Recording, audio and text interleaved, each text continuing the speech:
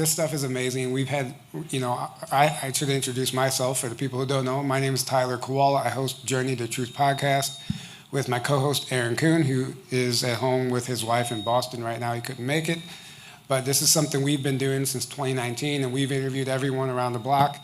And Mary comes in, and she, ruffles some feathers when she comes on our show.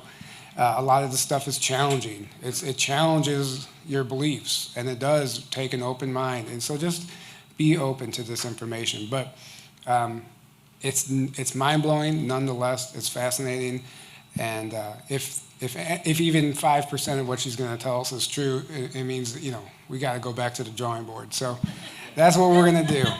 We're going to be rewriting history, and she's calling this the green door, opening the green door. And if anybody who doesn't know, the green door is something that is underground in the military bases, and behind the green door is where the classified programs exist, potentially stargates. Who's seen the movie They Live? Okay, so there's a scene in that movie that seems kind of out of place when they go underground at the end of the movie, where the Illuminati meeting is or the secret society meeting is, but they come across this Andromedan jump room. It's just a window into space with a teleporter, and people step into it and they go. That is so much more true than I think people are willing to accept and understand. Space isn't what we've been told. I'm sure there's a version of it that exists the way we see it in movies. But there are ways to access space that don't require a rocket or a spaceship even. And that's a Stargate system, or stepping through the green door, or even looking glass technology, stepping through the looking glass. So, and she's going to get into looking glass predictions as well. So there is so much that we're going to have to learn moving forward, because it's time. This is the moment we came here for. And each and every one of you is playing a more important role in this than you think, and that's why you're here today. This information, what you hear today, you're going to go home and tell somebody else, and it's just going to create a tidal wave, a ripple effect that's going to turn into a tidal wave. And pretty soon this information is going to be common talk.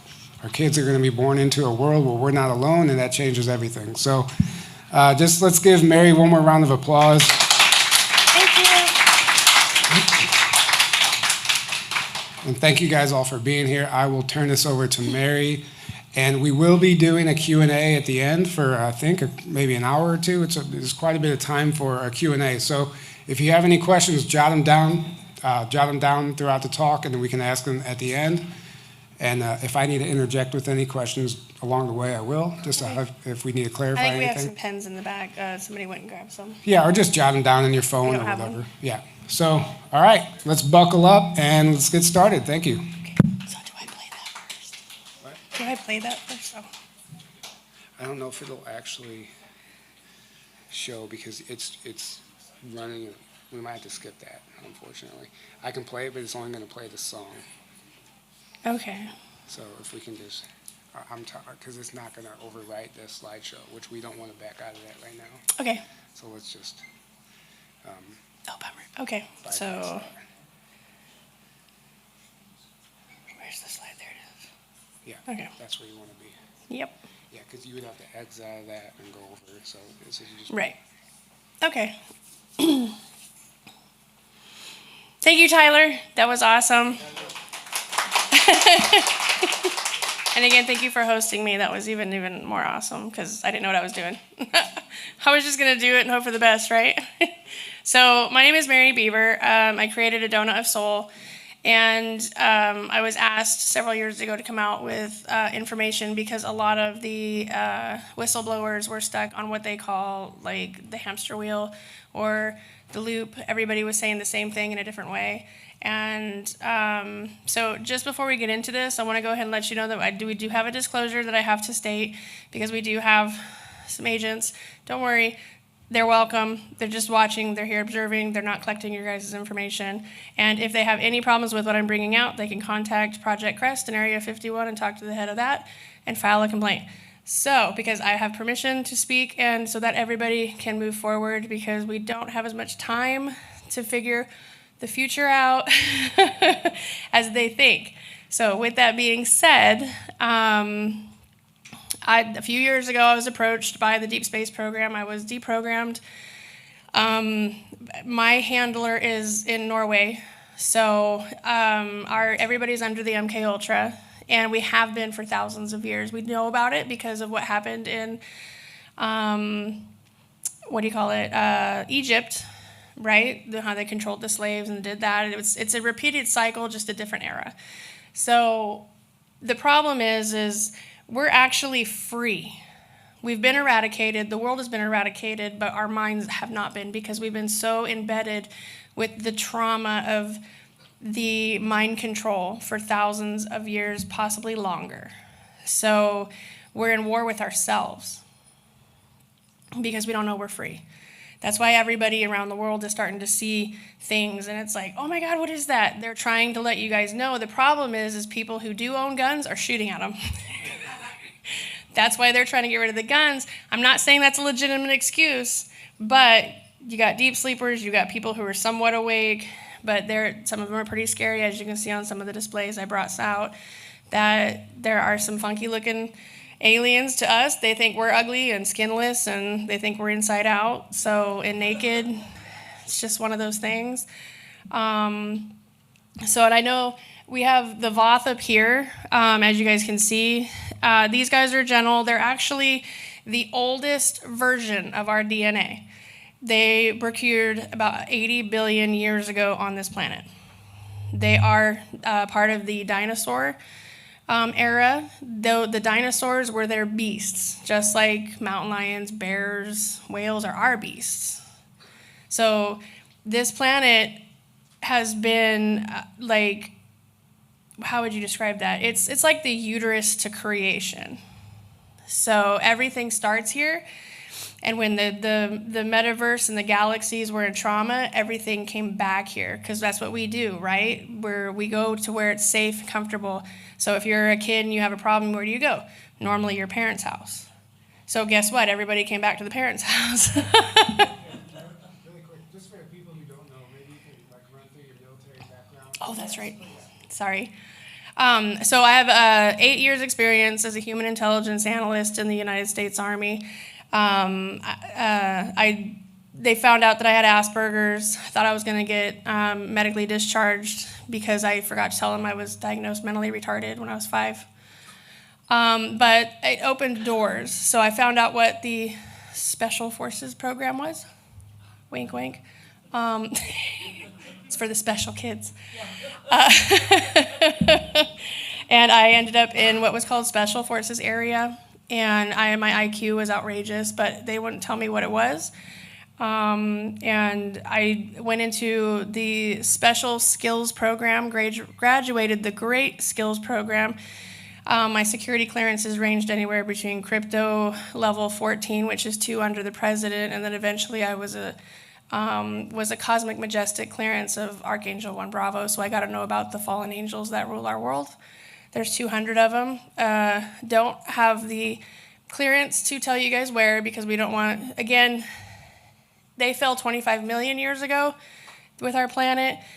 They're at that point where the war's got to stop.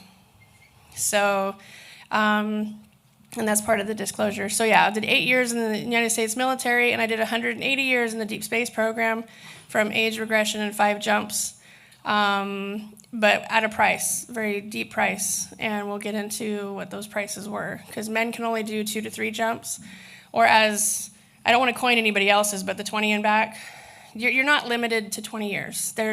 I did 100 year, and then the other ones were 20. Some people only go for 2. Everybody goes for a minimum of 2, because they have to scan you. So, because it's a deployment. It's like you're going to the recruiter's office, but for the space program. So was that okay? Yeah. Okay. Again, I could go on for hours about just one thing. So I know you guys are familiar with seeing him on Star Trek. I'm going to let you know Star Trek was one of the disclosures along with Star Wars. Star Wars was the universal war, which was real. And so was Star Wars. So you'll see a lot of familiar pictures that I brought up. But this disclosure is to let you know not all aliens look like these guys. So we share a common gene called the Noid gene, and it's been around again for 80 billion years. So these guys fled to the Delta Quadrant after the humongous Darth Vader-like ship called Meteor crashed here and took out the dinosaurs. Okay, I'll let you think on that. So these guys fled, and there were other breeds of them. Did you guys? I just want to give you time to read that. We can go through it, but these are their real names. I know you guys do see them on the movies, but this isn't makeup, you guys. This is a real Voth actor. They didn't have makeup back then. These were not masks. They didn't have the 5-second masks until I was in the military in 2001. So just a little eye-opening event. These were actual people. But they would, again, we have the illusion now to make you think that they put these masks on.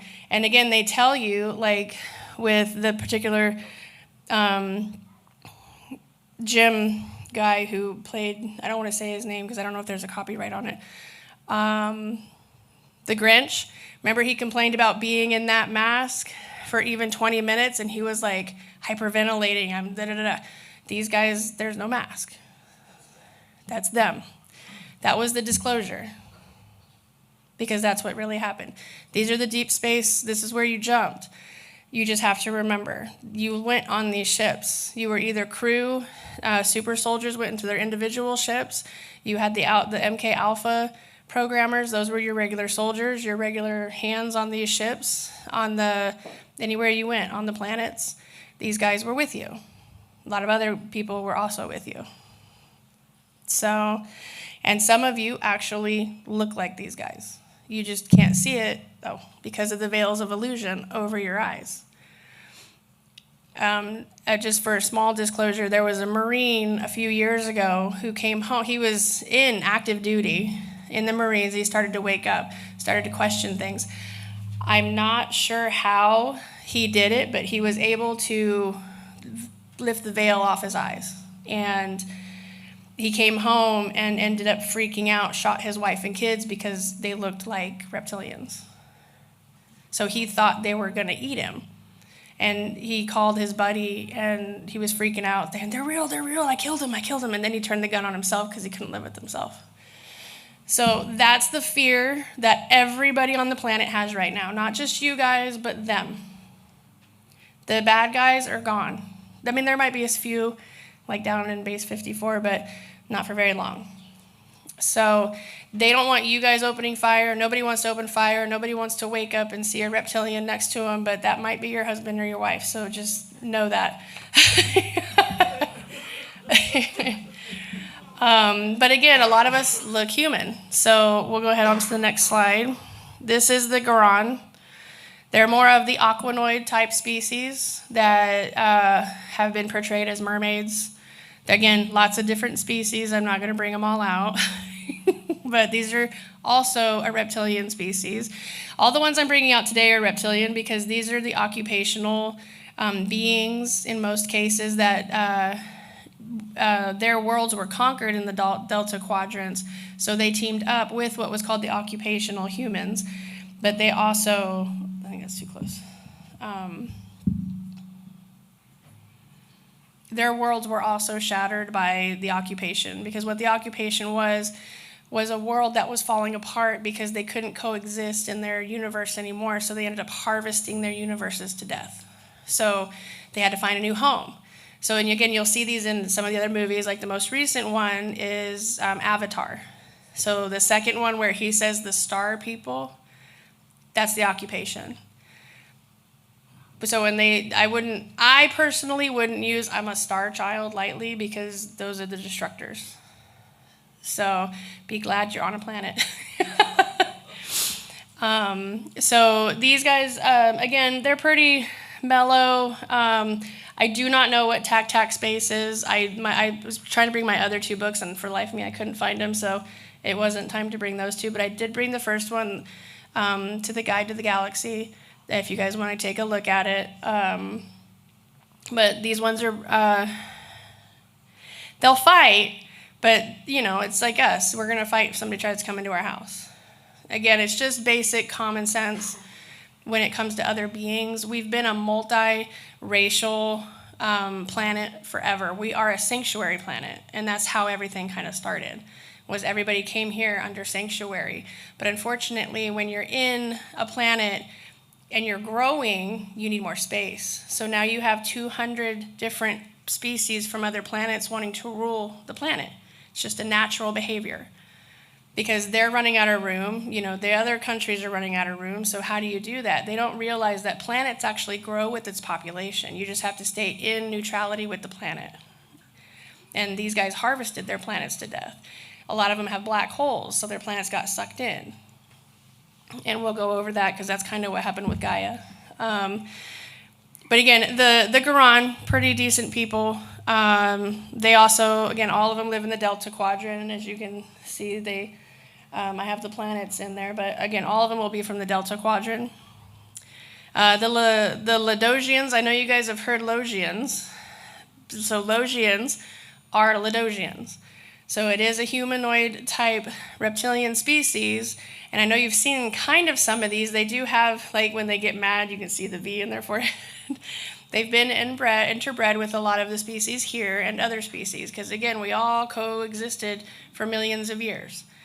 So this is not actually an ancient alien disclosure because there's nothing ancient about them still living here. It's just been a secret because of the wars that were taking place and the ones that could do the mind control. And again, kind of like what the CIA did with the mind control, it was okay to a certain point, but then when they thought they could stop the wars using mind control, and I think you see that one with, what's that movie? The Eternals. The one guy who takes half of that population and keeps them in mind control for thousands of years in the woods, and then the other ones are like, you gotta set them free, you gotta set them free. That's what they're talking about right now. And they didn't know where they were because they were all stuck in ancient times. So that's the downfall when you guys realize where you're at, how long you've been missing. It gets a little crazy in memory. So you can malfunction, you can have a stroke, you can have a heart attack because it's too much for the mind to actually dissolve. So they've done these things before since the 60s trying to wake people up, but it's been devastating. Large populations have died. So even the vaccine was a way to wake people up, and it wasn't actually what was killing people. There was a bad one. I'm not going to say there wasn't. The other ones were not. They were injecting people to wake up, and they died. The brain aneurysms, the heart attacks, and the strokes, that's you trying to wake up. I had 2 brain aneurysms and a heart attack because I had kill switches. And so when you break those kill switches and survive them, you'll get the downloads. But sometimes your handlers will throw too much at you, and your brain is still a soft tissue. They can't handle the amount that they needed to get into everybody. So the deaths that were going around the world were caused by the wake-up. So then they had to reapproach it in a different way using politics. So that's kind of what you're seeing right now. But they have to fast forward it now because they realized we don't have much time. So again, these guys, I think these ones were more the peacekeepers. No? Yeah. So these guys were peacekeepers. Okay. So the Atanians, not such happy people. These, the Atanians, and there's another one called the Lithians that were used for the mind control. They can actually explode your brain. Some of them can make you turn to dust. These guys are the ones that you see in some of those videos. They do wear masks or they wear illusional necklaces that can make it appear that they had human faces. So I'll let you guys read that real quick. How does that technology work that makes you appear? It's based off of the etherical energy, your DNA, and your level of consciousness. So, for example, I know everybody talks about the emerald tablets, right? So those aren't real, okay? They were made by the Masons, and they had some guy go out in the desert and, oh, look what I found, right? And it's in a language called Paleo-Phoenician. And Paleo-Phoenician is the language of the slaves. Hence back, we'll go to the movie The Mummy, where the guy's like freaking out, doing all the necklaces. He's got to catch the right one. And then he's like, oh, the language of the slaves. That's ancient Phoenician for the slaves. So what those represent are templates. Templates are like our phones today. It's DNA activated. You have to touch it. So I was asked a few years ago if I could come to the halls of knowledge with the Vatican to access the template, or he said the tablets, because again, your consciousness is, the green tablets, right? But there's purple tablets, there's blue tablets. It just depended on the bloodline you came from. Everybody at that time of the higher knowledge had different colored tablets. The green ones are the most important because it came from the Emerald Covenant. And that was the highest order on the planet at the time. So when I corrected him, I was like, oh, you mean the templates? And he was like, yes. Like, how does she know? So it's DNA activated. So the movie Dune, I think it is, Dune. You remember at the end where the guy was like, Your Highness, you're going to have to put your hand in there. It's DNA coded. It only opens for the heir. So everybody who belongs to that planet or any planet out there is an heir to that stuff. But everybody fled here because we had to. So nobody can access it. That's why the government's like, when they come to you, you're like, oh, you're so important, you're smart, you're this. They drag you into it, kudoing you, and then you feel, oh, the government's interested in me, right? Because they want you to open something. They need you to activate it. Yeah. I did not, because I am not allowed down in the Hall of Knowledge, especially for those guys. Because once they get... So what it is when you touch it, the knowledge books or templates, they download into you. So then they put you in their torture devices in order to bring it out into the motherboard computers. So I told them, I let them know that they, meaning the owners of the world, which sounds funny, will not allow me to. They'll rip my soul right out of my body if I attempt to, because it's knowledge they're not allowed to have. Because they'll use it against humanity, as they always did. Yeah. So the Lithians, there we go. Okay, yeah, it was getting stuck, sorry.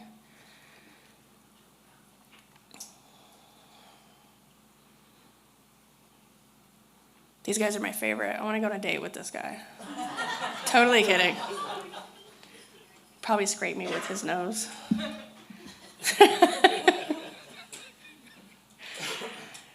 I was just thinking 2 deadly people in the same room who could mastermind the other. Now that's a celestial chess game right there.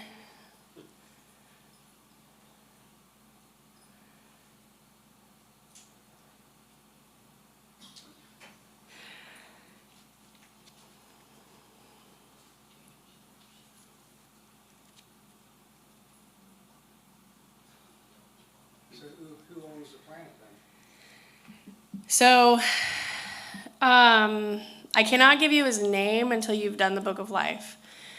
Because again, when you get into the movies, everybody that knows the name of God always carries a book. And they're like, I know your name. Right? And then they yell it, and then there's some catastrophe that doesn't allow them to say it, right? So you don't get to know the name. You have to be in the Book of Life to know the name of God.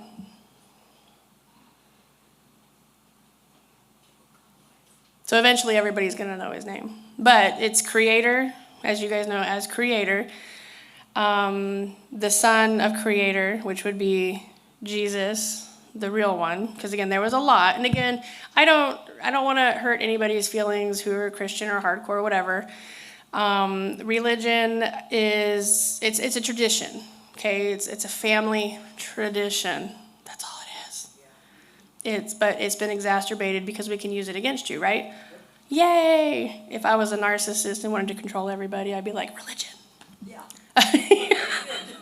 You're going to hell. And you know what? Luciferians are like, yes, because you can, don't get me wrong, angels, they can do some stuff. They fell down here to reproduce, and then the churches are trying to tell you they don't even have bits down there. Okay. They have more freedom up there than we do down here, just so you guys know. It's funner in heaven, from what I heard. Hell is more of, yeah, you can be a rock star down there, but it's a hell loop of your own malfunction. You create your own hell. But there is a place designated if you wanted to do it. So it's a dimensional. We're multi-dimensional. So the next people, these guys are my favorite because they interfered with our existence, period. The Ecosians, I know you guys are gonna love it.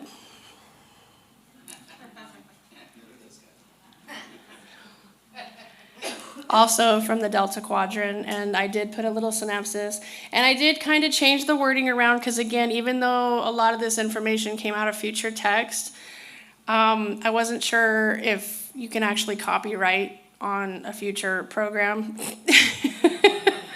So kind of put it in my own words, but I did use some of their words so that you guys would know that the Ecosians are a reptilian race, and that's why they said Hitler worked with reptilians. But they were human looking. They did not all have blonde hair, blue eyes. That was the niche that they wanted to breed into, their desired look of the species. Again, we're all a breeding program, kind of like with dogs. You know, you want to get that golden doodle, right? So we're going to mix it with a couple different doodle hairless dogs. Just so you know that the poodle is the most aggressive dog on the planet next to the wolf. Yeah. They kill their owners in their sleep. I don't know about the little ones, but I know the big ones do. So yeah, these are the poodles of the Delta Quadrant.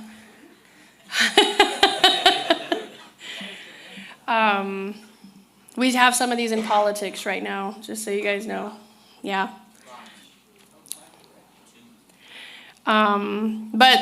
So actually, I'll go ahead and let you guys know about this because we are on the Ecosians.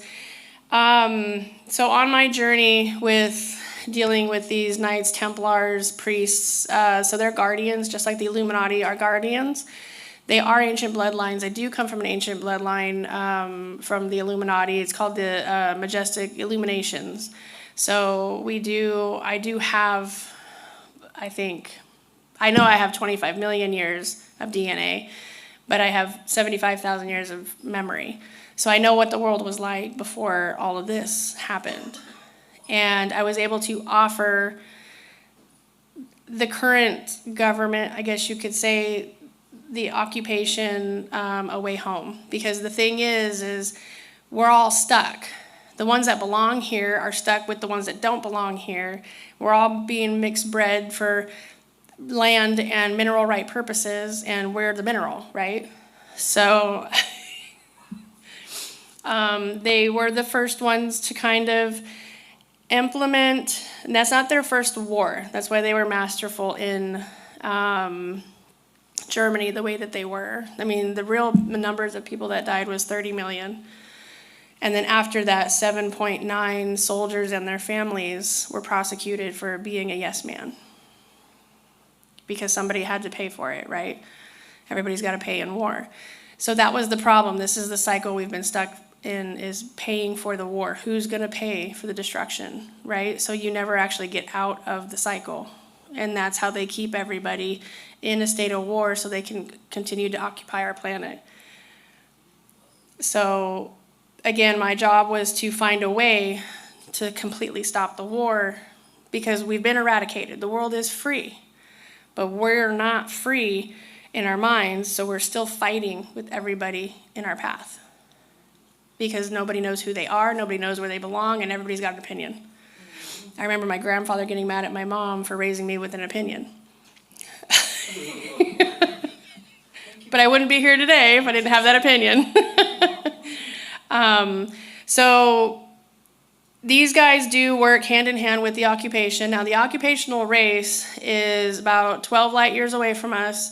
They are the rulers over the planet, coexisting and operating with these other species. We asked them to come down to help us with the reptilian, like the invasion of the reptiles, not the Reptinoids. So there's two different ones. So one's more of a beast, and we're more humanity. So they have a choice, the beasts don't. And that's where splicing comes in, and I'm going to talk about the splicing in Vegas, because I have the whole program of the splicing's genes.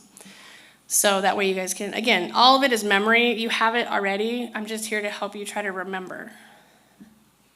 So I did talk to the occupation in April of last year, and because I sent in my documents of being an heir to this world, and I sent them to 3 different government entities, and I was called by a general who got 2 of my books, all 3 of them actually, but 2 of them had the offer in it.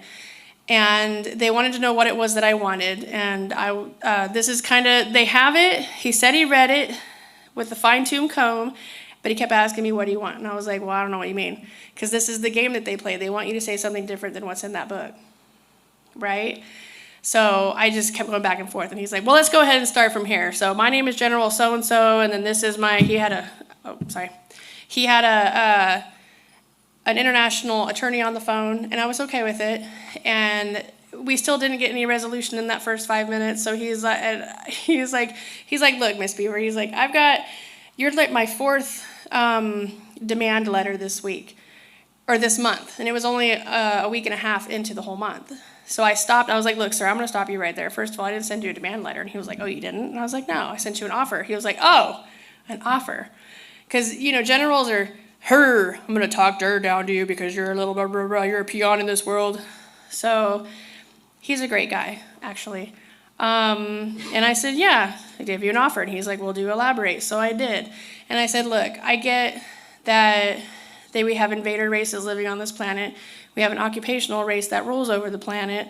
I was like, but you guys can't be here anymore. I was like, however, nobody else has to die to figure this out.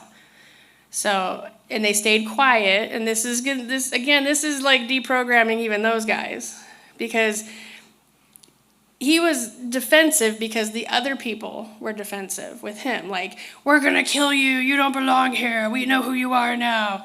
You know what I mean? And that's not gonna resolve anything. So, and I told him, I was like, I don't know who those other 3 people are. I don't work with them. These are the people I work with right now. I don't like to, but that's what I'm doing. My job is to let you guys know that there's another way. The space gates have been opened. Everybody can go home. I was like, but we got to find out who you are. I was like, I don't know about you, and you can call me crazy if you want. But he did say, he's like, I'm not going to call you crazy or belligerent. He's like, I read what you put in there. He's like, I know you're not belligerent. And that's where you guys are categorized. You're belligerent slaves because you don't know. So as long as they can keep you belligerent, you'll never know. So he clarified that. And I said, I know what it's like to be homeless. I've been homeless 3 times, twice with my kids. So I know what it's like to have to find and fight for a home that doesn't belong to you. I was like, I also know what it's like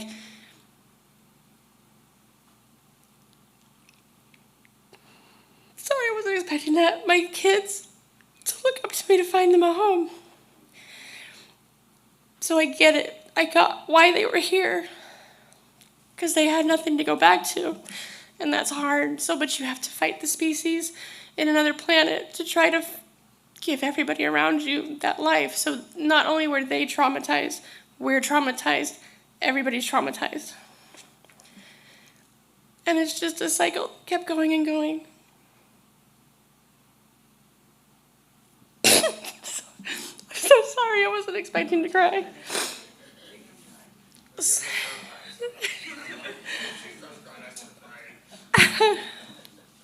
So that's what has to stop, is the fighting, because if it doesn't, none of us are getting out of here. And so I let him know, I said, the galaxies, you guys have been doing this for over 1 trillion years. Do you honestly think that your galaxies, your planets, haven't healed themselves in your absence? So they took the scopes and they changed it to where their planets used to be, and they found them. They're there.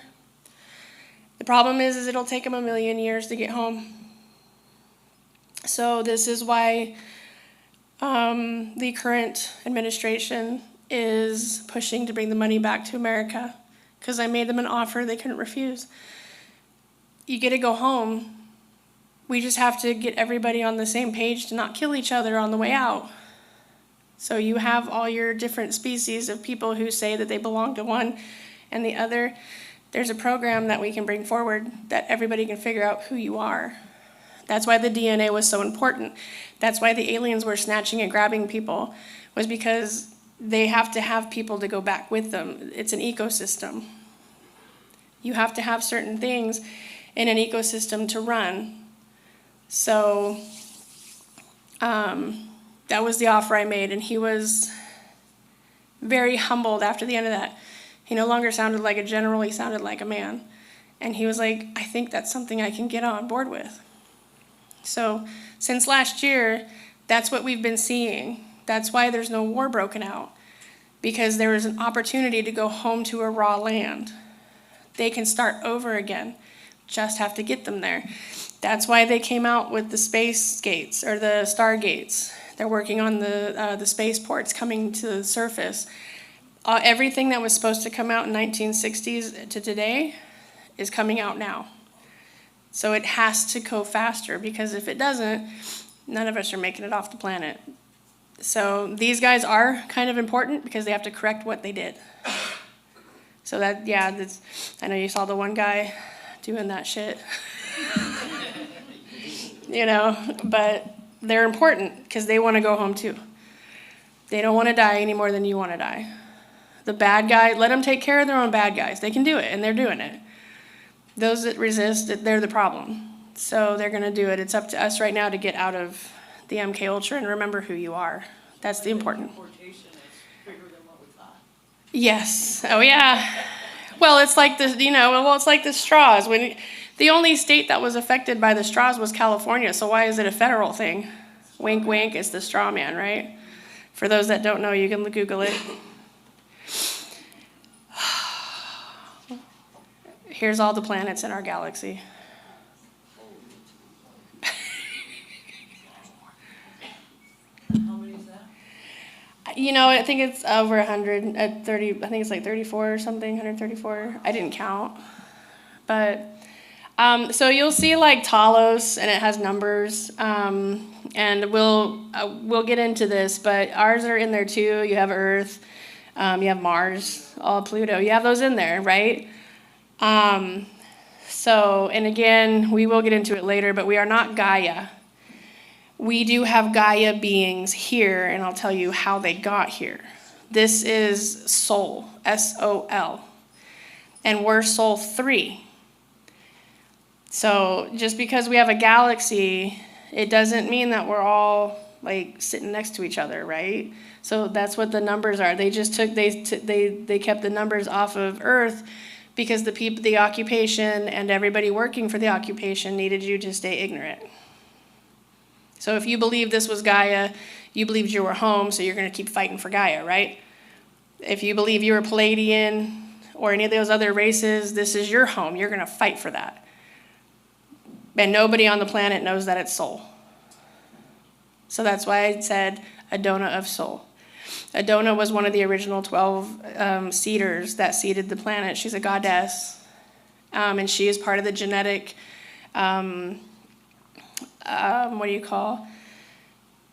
what's his name? Talked about we came from fish or something.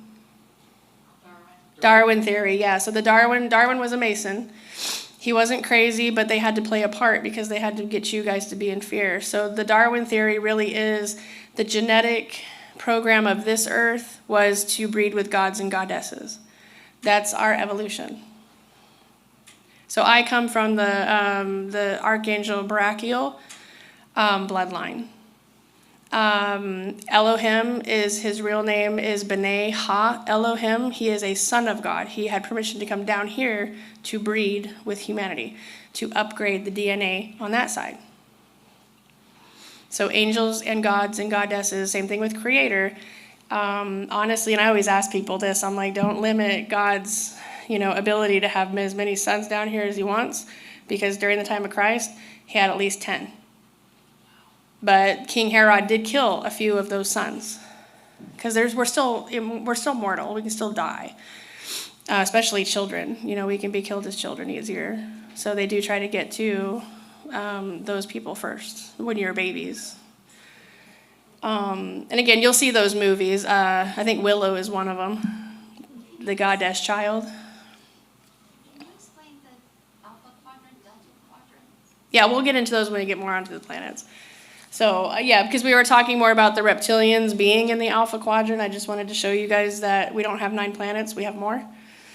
So, and you can you can save the names and Google them. Make sure you get the name right. And if you do look up Earth, do Sol 3, and it does come up and it'll tell you all the crazy stuff, like how it's been nicknamed because of all of the races that live down here. Sorry, I keep hitting that. So, Andromeda. Let's go to Andromeda. I know you guys are going to love the title. So, Andromeda, the earliest known photograph of the Great Andromeda Nebula with the M110 to the upper right by Isaac Roberts, 29 December 1888. Tell me we were reset without telling me we were reset.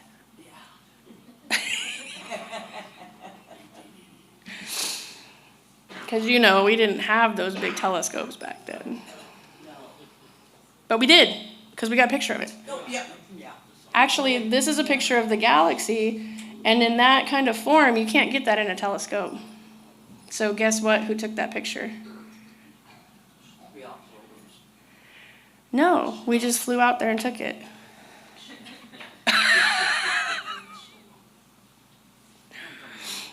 You know how you go on a cliff and you're like, let me get a picture of the ocean with all that in the background? Yeah, so that's what they did. They went in space and was like, oh, look.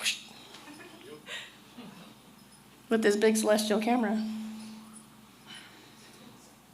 Again, you just got to remember, you guys were probably on the ship. I have no idea.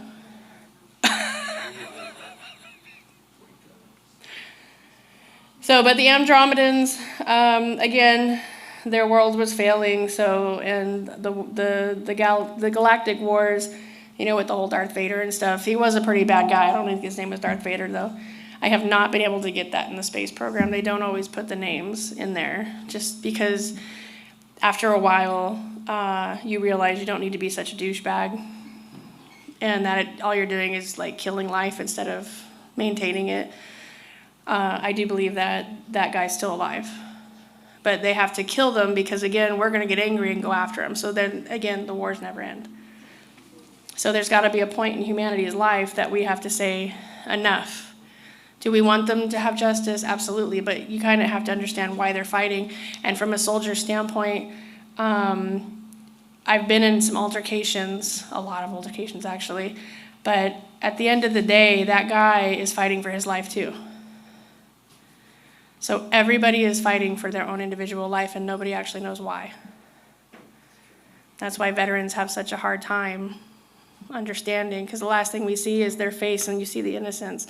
When I was in SEER training, not SEER training, I'm sorry, I went to the Choctaw Survival Defense Academy when they were contracted with the military to be a ghost soldier. And the first thing the Indians told me, when you kill somebody, turn them upside down. And I was like, why? He's like, well, that way you don't see their innocence, so it won't haunt your dreams. Because they can be angry and ugly at you in your face, but then as soon as that innocence comes back, it's like looking at somebody's child, and that's what it is that was somebody's father, son, brother,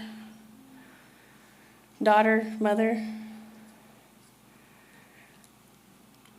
Oh, you guys will like this guy. He's my favorite. It's my second date. Oh, yeah. It's good night, guys.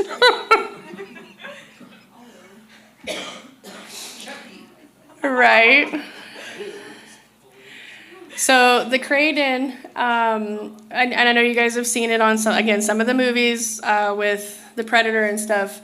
These guys are a little less aggressive than those guys, but those guys are warriors. The Predator-like ones, I can't remember their names offhand, but their whole world is full of these guys. Kind of like us, where we have different colors. They have like the different mouth and structure faces and the height, and so The predator-based ones, like these guys, those are the warriors. They're the gladiators, you know.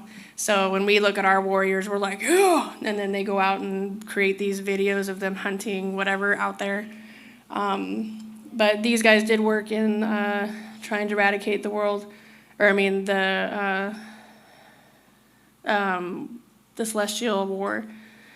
So, and they did come down here. There was a problem with them at one point.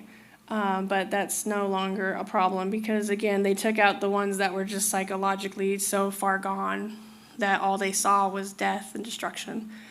So we're always good at taking care of our own people. If we got to get rid of some people, we can do it, right? We just call the military, and they're like, yep, we got a problem in the White House. Let's get it done. So they can do the same thing with their people. Okay, so bear with me. I don't want to cause any problems with anybody, but this is what happened with Gaia.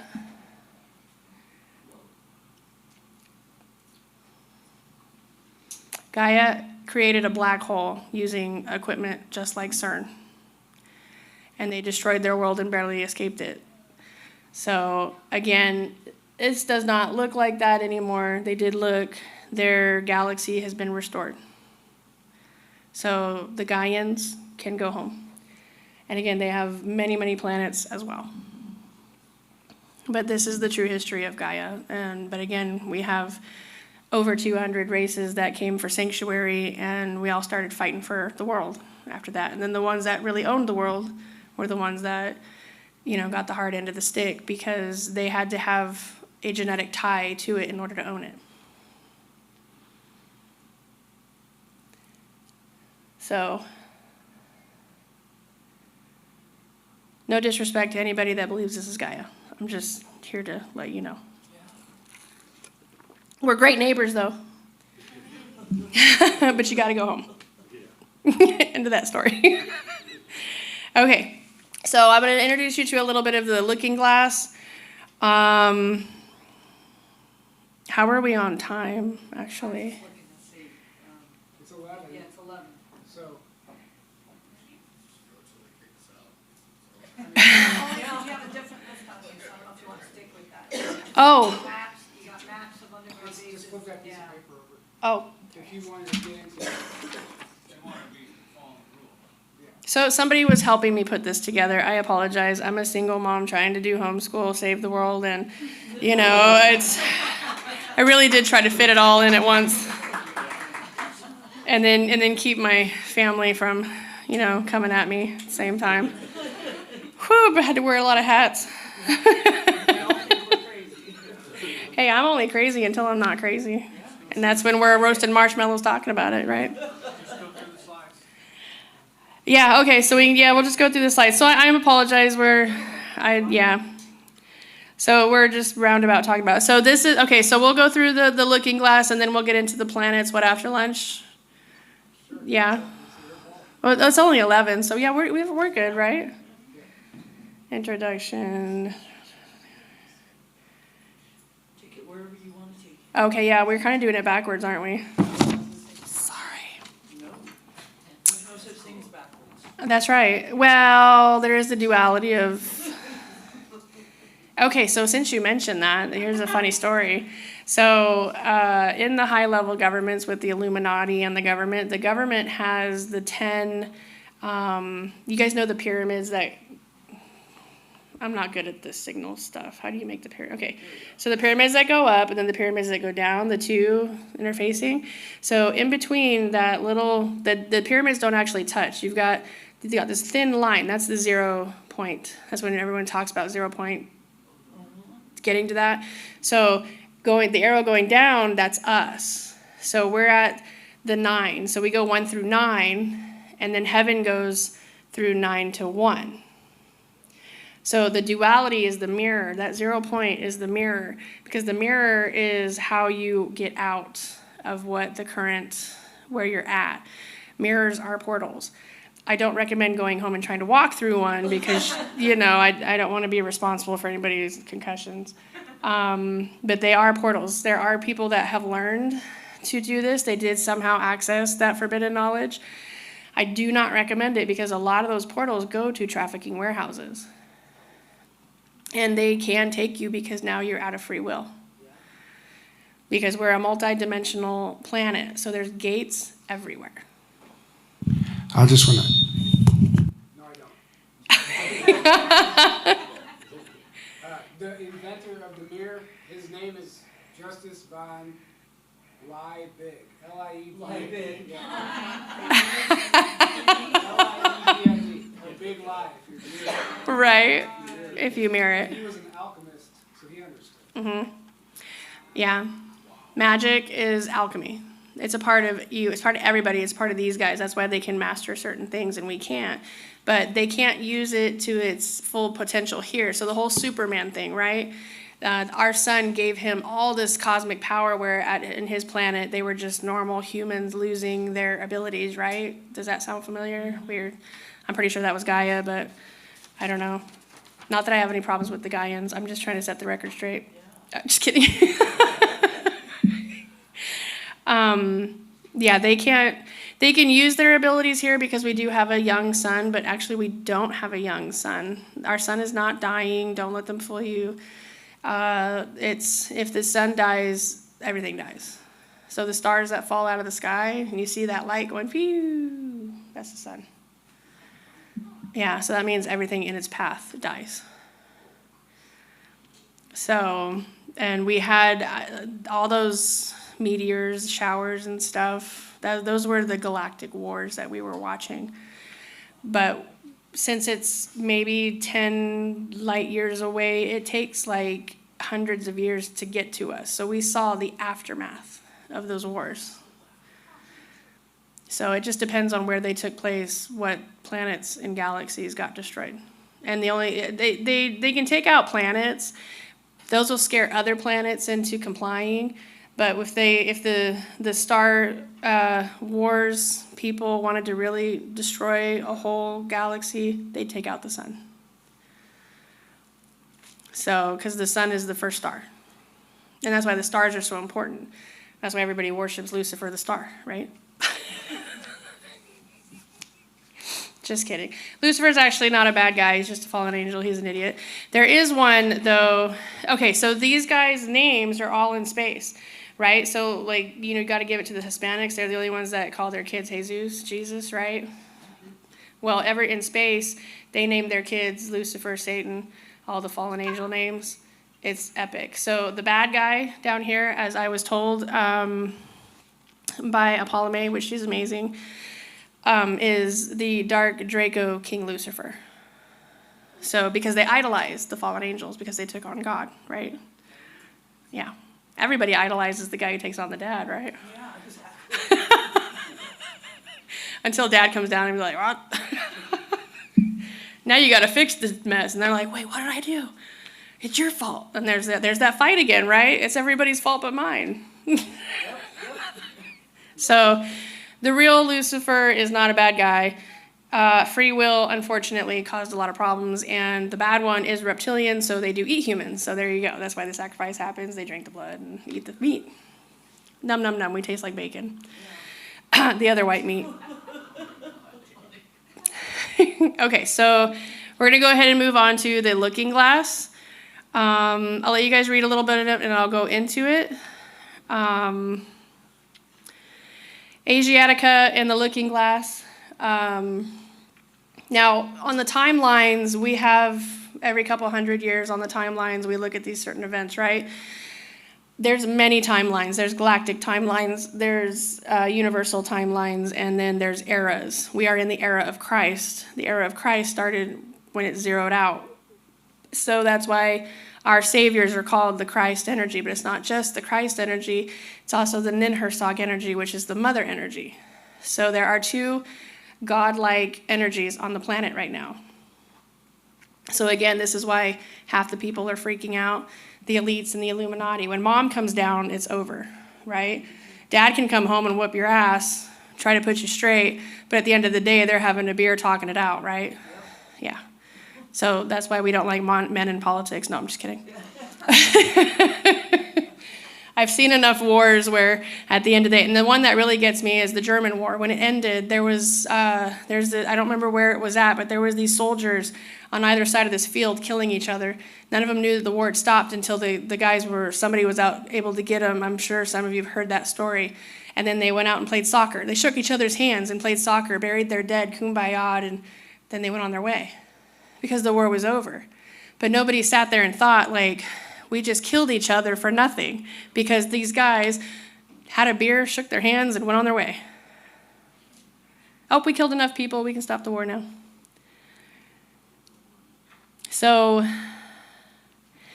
the event that is taking place, and there's going to be a little video of our famous resident alien coming up that describes what is happening here. But I would like for you to read it.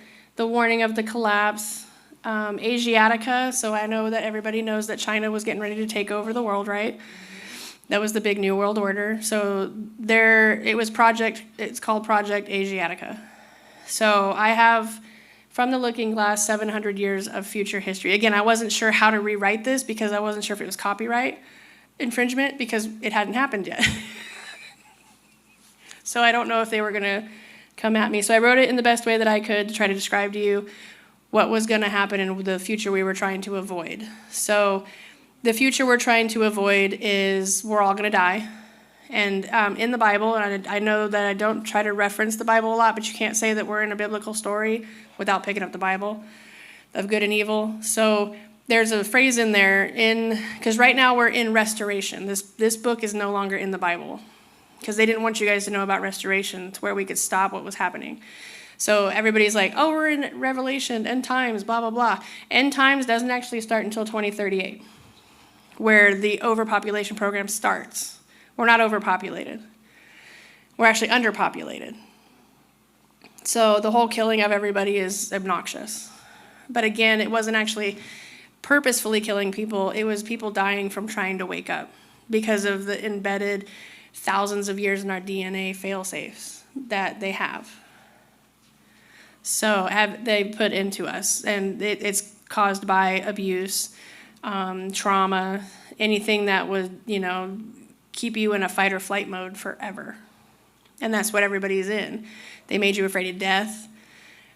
People would go out and just intentionally want to die. Like the Vikings, they were all like, Valhalla, right? Because they knew, I'm just going to come back in a new skin. So 2038 was the date. Asiatica was going to be the dominating Ascension program. Earth is growing. So in the Bible, I think it's, if I remember correctly, I just said it too. Doomsday time. Not restoration, Revelation. So Revelations, I think, is 12 or 14. It says, God stands before you and he has the two books. The one book that they used to say the book of the dead. Now they took it, they said the one book that nobody knows about, and then he said the book of life. And so he judges everybody by the book of life. So if you're not in the book of the living, you will die in the lake of fire. So from a standpoint, what does the lake of fire look like? Everybody's interpreting it as hell, right? It's not. So if you're a celestial being and you're looking down on Earth and you're locked in this centerpiece, our ocean is the lake. So the Earth is growing. She's going to grow. And when Earth grows, it turns into molten lava. That's how she sheds her skin. She's going to turn into a mega Earth. So they were trying to find a way off the planet where only the elites, and this is where the movie 2012 comes in, but they made you think it was a flood. It's not. It'll be the lake of fire because she's got to grow up. They just do it. Planets do it that way. We have fail-safes here. We have the arcs that can go and take us off-world, but they can't take you off-world because of what's inside of us. We're dirty. We have metals. We have detoxins, and we have parasites, and we can't leave with those. So, and we'll get into that more. I just wanted to let you guys know this. So I'm going to go to our local alien resident for his sponsoring opinion on this.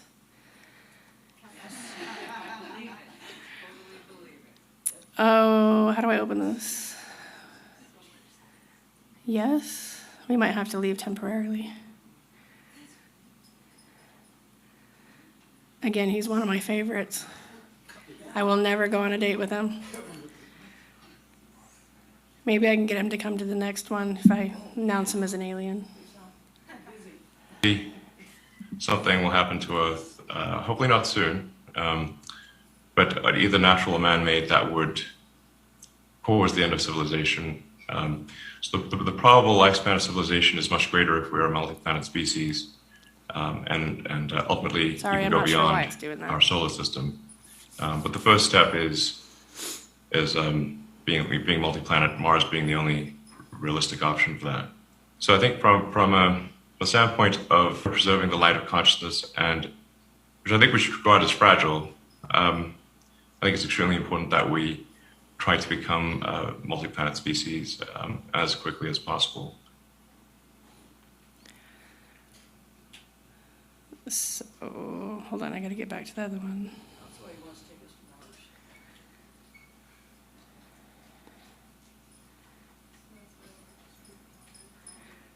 Okay, so here's the rest of that.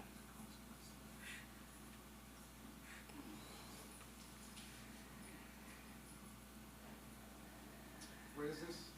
So this was the Project Asiatica, the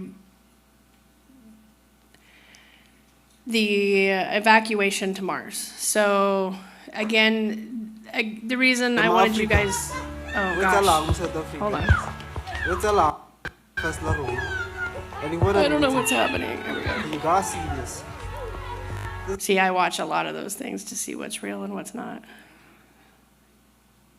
Okay. So in here, this is when they went to Mars, and of course in the history books they did admit that they misused the terraformers and other equipment like we always do. We misuse it. That's what we do. You put men behind something and they end up shooting each other. It's great. If you put a woman behind a knife, she's a deadly serial killer. But you give a guy a gun and they're hunters. I'm just kidding. There's always some truth to a joke. I come from a family of serial killers, so surviving it is the number one key. So the move that our alien resident friend there was saying is they have to make it sound like a disaster because of the sleepers. The deep sleepers, people who aren't acceptant of this information that's coming out right away, they may not actually wake up because they're young souls. And this could be their first journey here, it could be their second journey here, but they weren't here in a way to grow into their higher consciousness, because this was a planet, but not necessarily a prison planet, but it was a planet you have to be born 48 billion times just to get here. And the reason being is because you have God DNA in your physical form. So, and that's why we're such a delicacy to weird species that like to eat us or live off our adrenochrome, is because of that God DNA. And that's also why the angels fell, and we're not bowing down to these. So look at the whole story in the Bible where you had the 10 sons, and then the one son was going to inherit everything, and the oldest son's like, what the heck? Are you kidding me? I spent my whole life doing this and preparing for this, and you're giving it to the son? Well, that's where we were at. That's why the angels fell. They were like, what? You gave those guys the God DNA? We were here first. So they wanted to create their own without permission, and the secret knowledge that was given during the fall, for like the god or the archangel of war, you don't want people breeding with the god angel of war, because guess what happened? All his kids wanted to fight. And then you had all these other people with Archangel Baracula, we're all loving and, oh, let me give you blessings. And, they come in and punch you in the face. You're like, I don't know what to do, right? So there causes a problem. That was the forbidden knowledge. That's why you had to be selected by God to come down here, because you didn't want us to know certain things. Now we're all messed up and know too much, and then we know too little, and then You know, there's no balance. It took 25 million years for us to get to this point. With all that, oops, we disobeyed God. We came down and mixed the genes, and now it's on steroids with the God DNA. So you have half angels that are good, half angels that are bad, and bottom line is we're all angels. And then the galactic ETs decided to come down and get some of it too. They're like, well, holy shit, if they're doing it, we can do it. So that's where all the rape, the pillaging, and the slavery and the off-world trafficking came in. So everything that's happening here was happening out there. Millions of our angelic aquanoids, not just us on the surface. We're only on the crust of the surface. You've got the aquanoids who are in the space of water. You have the inner earth children. All of them got trafficked. So because we all had a certain gene that was desirable, they didn't want to wait that many lifetimes to get here. If the angels fell, well, open door. Same thing with the whole thing with everybody coming into America. Well, they said it was an open door policy, so we came in, right? So unfortunately, that project, there's already people up there. There's trees, there's water. The pictures they're showing you are of desert-like parts of Mars. This is what happens when a planet grows. The whole war, again, they keep trying to create a situation so that way it's not, they can justify why they're killing millions and billions of innocent people because they couldn't save them all. Well, we do have a chance to save everybody now. It won't even take that long as everybody gets together. And that was, again, our current administration. That's why they're talking the way they're talking. They're telling you guys, we've got the plan. We just need everybody to remember and wake up and realize that when you do get the veil off your head, that, you know, the squids aren't going to, like, really suck your face off. They just, I mean, you've been kissing on them all this time. You think they're going to eat you now?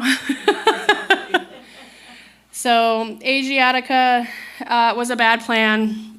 When the Earth, in the future, when the Earth became a mega Earth, it only had a population of 1.3 million and was heavily controlled by the Asian. I have all the future presidents' names, too, in that book because of the looking glass. But the owner of the world destroyed the looking glass. So they're giving us until 2083 to figure it out. That's when the real panic is going to start. That's when we have to get off world.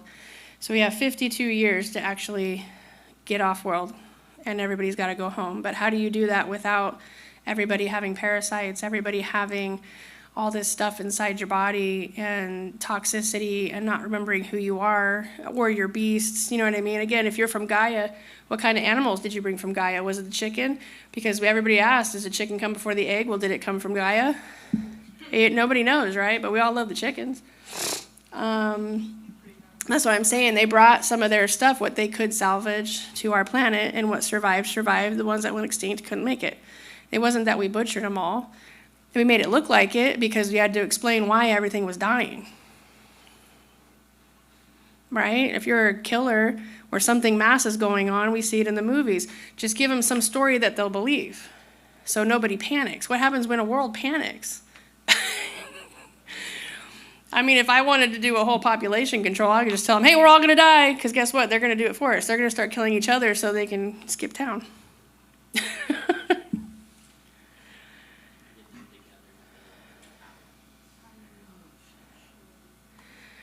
And this was the itinerary. It was at the end. So it's 11:21. Do we want to do a little bit of Q&As now and then do the planets next after lunch? That's up to you.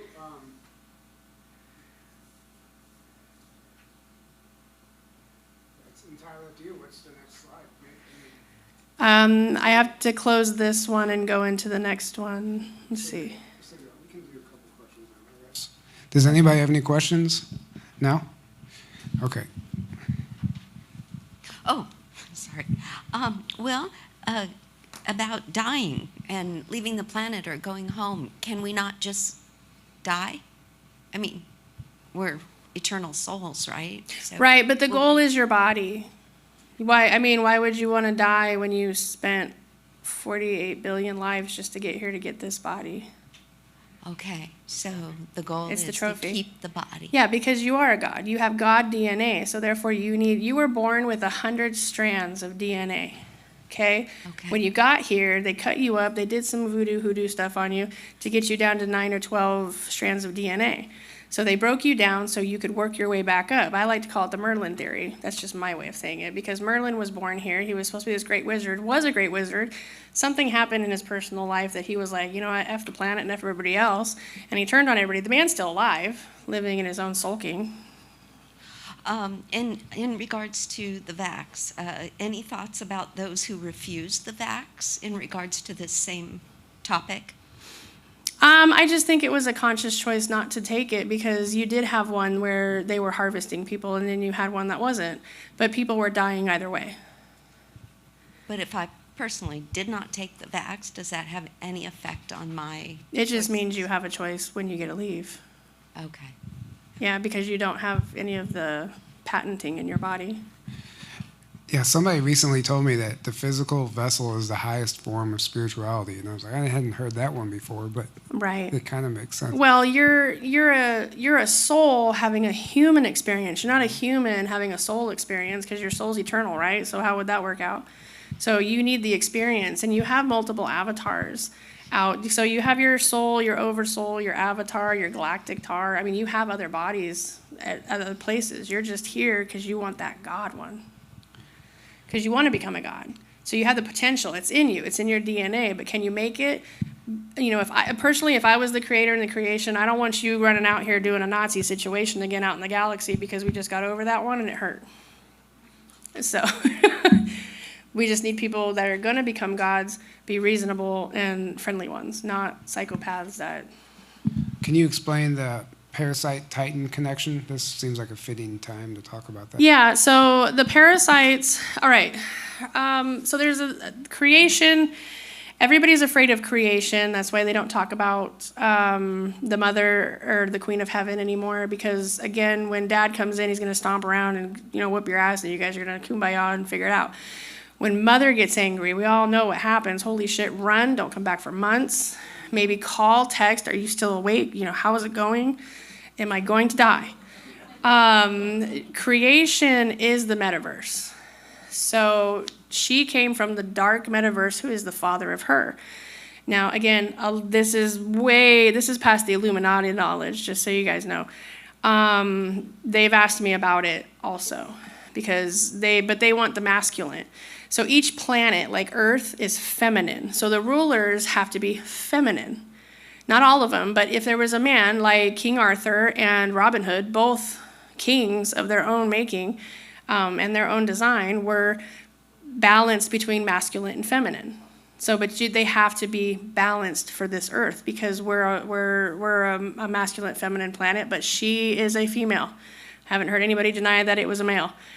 Nobody said, oh, Earth is so powerful. No, we're going to talk about like Saturn being the most powerful because it's so big, right? It's a male planet. Or Mars is a male planet. So you're going to take all these feminine rulers to Mars, and it's going to cause even more chaos, because now we're genetically and we're menopausing when we go to a male planet, because males are supposed to rule that planet. Females are supposed to rule this planet. The balance has to stay with the sequence of the planet. So when things become imbalanced, when a whole species becomes imbalanced, you have to do something with it. So you give it a chance to correct itself. The Titans were like level 1. First creation of creator and creation. They were the first ones born. You know how fish grow to their capacity? So did the Titans. A lot of these Titans, what they call them world eaters, galactic eaters, universal eaters, they didn't have a limit on their gene code of growing. So they were eating worlds and eating planets, devastating other creations. So if anybody in this room has children, you know you're not going to kill your own child, right? Not even a serial killer, a mother or a father to a serial killer can't do it. They have to have someone else do it. So here come the angels. So the angels came in, and that was the first war of heaven. It was the seraphim angels of the order of 9. There is an order of 10. They're a lot higher, but they were the ones that eradicated the bad Titans. There are dragons who are Titans, but they lived in neutrality and peace. There are other Titans, but they don't grow massively. It wasn't their fault, so you can't punish them for something that's not their fault, because they grew too big, they could never quench their hunger. That's why they were eating worlds, devastating planets and galaxies, because they were starving, because they couldn't stop growing, because there's no, like, what would you call that, container around them to keep them from stop growing, because the metaverse is unlimited, right? So what does that mean for the parasites in our body? the parasites in our bodies were casted into a shadow realm. They were titans, and instead of killing them, they were put in a shadow realm. And this is what happens when they called failed species, like the jinn. So the jinn are a failed species, genie in a bottle kind of thing. They failed because they were given all these cosmic powers. They were given the god gene up front, and they abused it. They wanted to take over the original, what I call them, mega gods, creator and creation. And you can't do that. So like the titans, they got thrown into shadow realms. When we fell, the angels threw us into the shadow realm. So that's where we're at. So, and some people learned how to, I guess, tap into the shadow realms. And these people have knowledge. So it's, I guess that would be described as what hell is. So if we fail as a species to get off this planet before it can grow, that's where we're going. That's the split of the earth. There's going to be a mirrored image of an earth that stays here. But we don't know we're alive. We won't know we're dead. We're just existing because that's where the soul goes. It got too corrupted that it can't ascend. So that's what happened to the titans. That's why they're in us. They're parasites. They're micro, tiny titans in a shadow realm. But because our earth is a bowl, they can't grow. But if we go outside the planet, guess what? Unlimited, they can just pop right out of us. We're the vessel for them. That's why we can't leave. So, and in one of the photos, I'll show you why everybody thinks we're in a flat earth.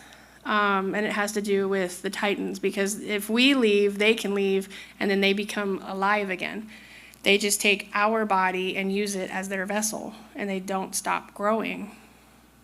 These are the ones that have to stay contained. But they're just the soul. The soul just couldn't get out of that physical body because it was so powerful. It just, again, it's hard to explain how that would feel. It's like their hell loop, if you will, but it's not really a hell loop because they don't know they're dead. They don't know they're not existing. They're just there, and that's what eternity is called. So you're an eternal being, but you can never be in a flesh body. So you're in a parallel shadow realm of your former existence. And somehow they leaked into our earth because of the fallen angels millions of years ago.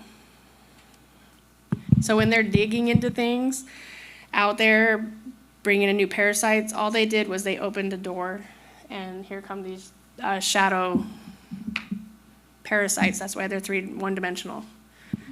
And then they can become more dimensional inside our bodies because they're taking our life force in order to become a physical. What do you know about the seraphim, and how do they fit into all of this in your perspective? Because you just mentioned them a second ago. So the seraphim were the first angels. Again, there's a higher realm to level 10. I can't remember their name offhand. But the seraphim have 6 wings, and those guys are like, excuse my English, loyal as hell to creator and creation. It's like, it's the kid that you know will always work in your favor. So when, little brother starts acting up, they're going to send those guys. So they're level 9. They were the ones that fought the angels. There was, again, different levels of different titans. So then level 8 came. Level 8, I don't have the angelic names, sorry. But so I know them by levels. Level 8's kind of like the tattletale brother, right? They're going to go tell, Daddy, somebody's beating up somebody. And then they're going to send level 9. Level 7 is what I am. I'm a level 7. We're the messengers. Jesus was a level 7. He came down to let everybody know, hey, get your shit together. It's going to get real ugly.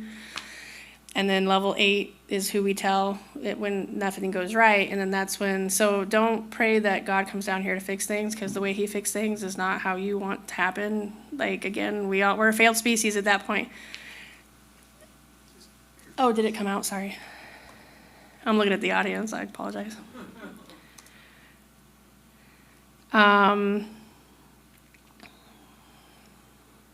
So does that answer your question? Okay. Any other questions? Okay.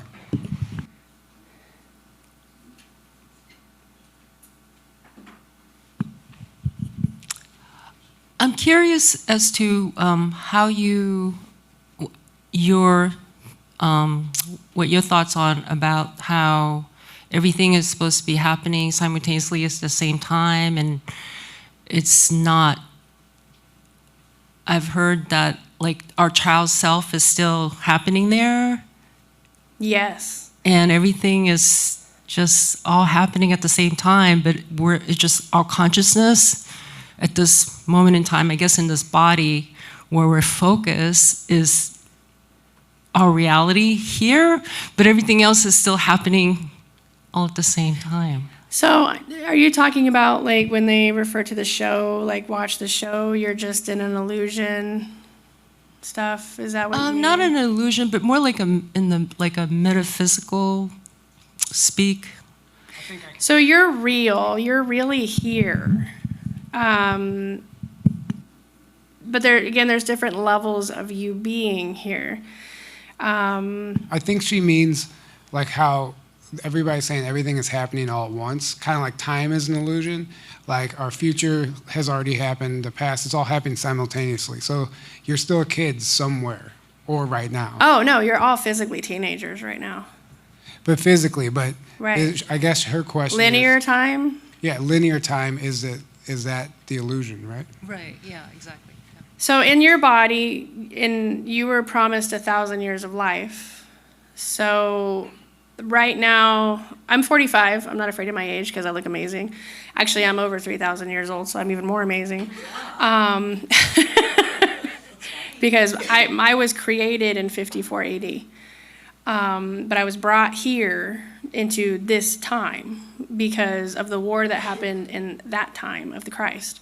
So all the children of the Christ were being killed because they didn't want the Ascension to happen then. So I did bring a Bible. It's called the Action Bible. It's like the only Bible you can find right now that actually has the war in it. So if you were given your 1,000 years of life, technically anybody under 70 years old is only like 16. Your cells are only 16 years old. This is why they say the children of God are being trafficked, because we're all kids. The reason we're born into sin is because when we hit this physical form that they've created us to age exacerbatedly, is because we're kids and are having babies. So the reality is we're still babies, shouldn't be having babies. It's like we sit there and look at 5-year-olds in other countries getting married to old men, right? That's what that is we're marrying each other and we're still kids. Because you're supposed to live 1,000 years. Some of us are supposed to live 10,000 years, which I don't know. I guess it could be cool if you want to, go see more of the planets. But your body, how do I describe that? So Abel in the Bible was 63 when he hit puberty. Okay, that tells you how delayed, that whole thing was. And he got married when he was 72. And he was married for 15 years. They had like 2 children. Women are only supposed to have a period like dogs twice a year. That's it. We're not supposed to have it every month because we got condensed. Our eggs got condensed, and the time and the illusion is us. You are aging yourself. They're not doing it for you because they made you think. When I hit 40, I was watching all those 40 videos. Oh, when you hit 40, this is going to happen to you. Well, guess what's happening to me? My back hurts. I gotta start my motor just to get out of the bed. My knees are going out, and I'm like, why did I watch those videos? I told on myself, right? So, and then I was looking at the 50-year-old videos. I'm like, okay, why am I doing this? Because it's funny. I want to see it. But then you psych yourself into aging. It was 2019. It was when I started aging.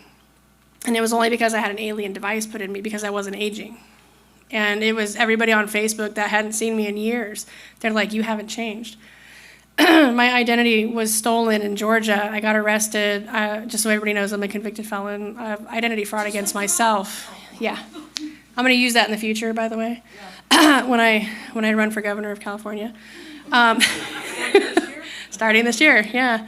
But they did. They took my identity away. So I was a ghost. I was ghosted because I started to question my stuff, what I was doing in the military, because then I realized at some point I was working for the bad guys, and I was helping them to take over the country. And I didn't know it until I started to wake up when I went after. I was an operative. It wasn't pretty. I did some bad things like everybody's done. You know, we regret it as we get older, but I was good at what I did, and that was all that mattered. You know, I was a weapon. I knew it, and I was like, hell yeah, you know. I was wanted, but growing up, I was hated and beaten and told I was useless and nothing, and I would never amount to anything. And so when somebody comes in like the government and they're just like glorifying you, you're like, oh my God, all right, well shit. I like these people, let's go hang out. And then we do things. And there was an operative I had to go after, like myself. He was seasoned, I was young, and I found out that's how they do it, because they sent someone after me. Go figure. And when I found him, he looked at me and he said, I'm not your enemy. And something in my head glitched. I was like, what? And then I heard this ringing sound. And I was like, well, why don't we go back to headquarters and figure this out then? Because they're saying you're a traitor. And he's like, I'm not your enemy. And he kept saying it. And I couldn't understand why. And then like a program, it came out of my mouth. I was like, great, let's go to headquarters and we can get this all cleared up, right? Just like the cops do. Well, let's go to the station and we can clear this all up, right? It's the same program over and over and over again. But it was glitching in my head at that time. Unfortunately, I'm still here, so he's not. Lots of regrets. That's why I was saying they tell you to put the face down so you don't see him die. But the information that he had was important. There's a program out there that goes after veterans because we know too much. We see things and we actually deprogram ourselves. Some of the MK Ultra programs, I think it's called MK Gamma, or it's one of them, but it's a suicide one. That's why a lot of veterans are committing suicide, because we're programmed to commit suicide. Yeah, because we start waking up, we start realizing what we've been through, what we saw, and then we have time on our hands to think about it now. So we're like, oh man, you know, that thing, what was it that we did over there? And then you're like in the jungle and there were these eyes, and then it's all clear now. You're like, dude, there was other people, right? But the war stuff will come out soon. I don't want to get too much into that, only because we do have some lovely guests here today. So that's kind of where the mind control stuff comes in, and then your body comes in.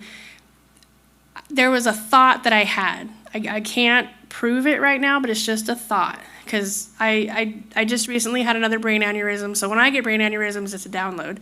The heavens do like this ball game in heaven, and they just shoot the shit down in my head, and it rattles me for a minute.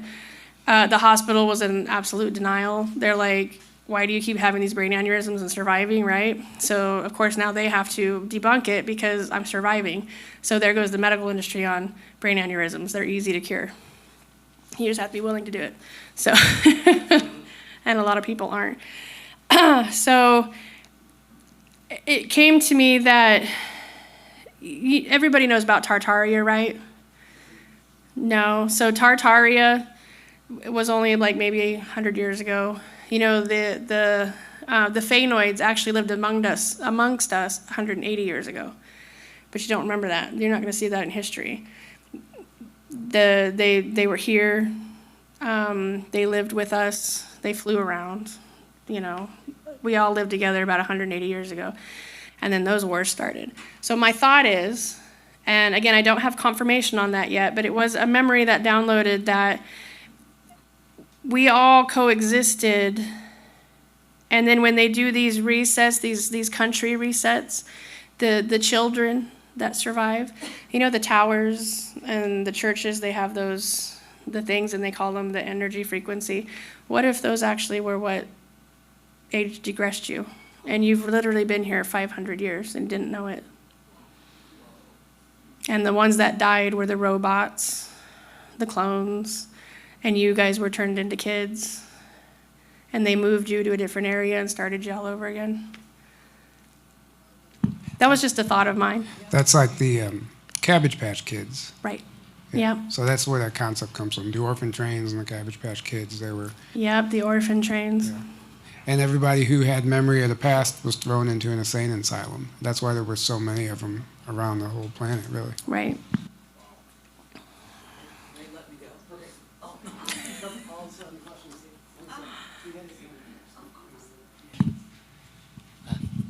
Thank you. I guess, well, my first question, 1A, 1B, it seems to be a little bit more popular, shared in videos and whatnot about Lucifer not being bad or being neutral or maybe even positive from, people on shows and whatnot. So my first question is, with if you have more information on the positive and or negative of Lucifer, and then also kind of secondarily, what is the distinctions on bloodlines or ancient bloodlines? Like what will classify a particular bloodline valuable, non-valuable, or one or over another, and if those are connected or not? Thank you. So I'll answer the second one first because it's faster. Your DNA, that's why they wanted DNA tests done, because they wanted to find who was in the Christ bloodline, the Mary Magdalene bloodline, because everybody was bred during that time. So again, there was more than one Christ on the planet. Shauna Dean talks about that mix. I had a little more information than her because I was brought in by the military to transcribe ancient Phoenician documents. And so 2 months before when I did that, she was allowed to talk about it. So the Illuminati and the military took my information of the transcriptions, and they have this telepathy that they can download it into other people. So I'm not saying she's not a benevolent, messenger, but they were able to manipulate some things and they changed some things with her.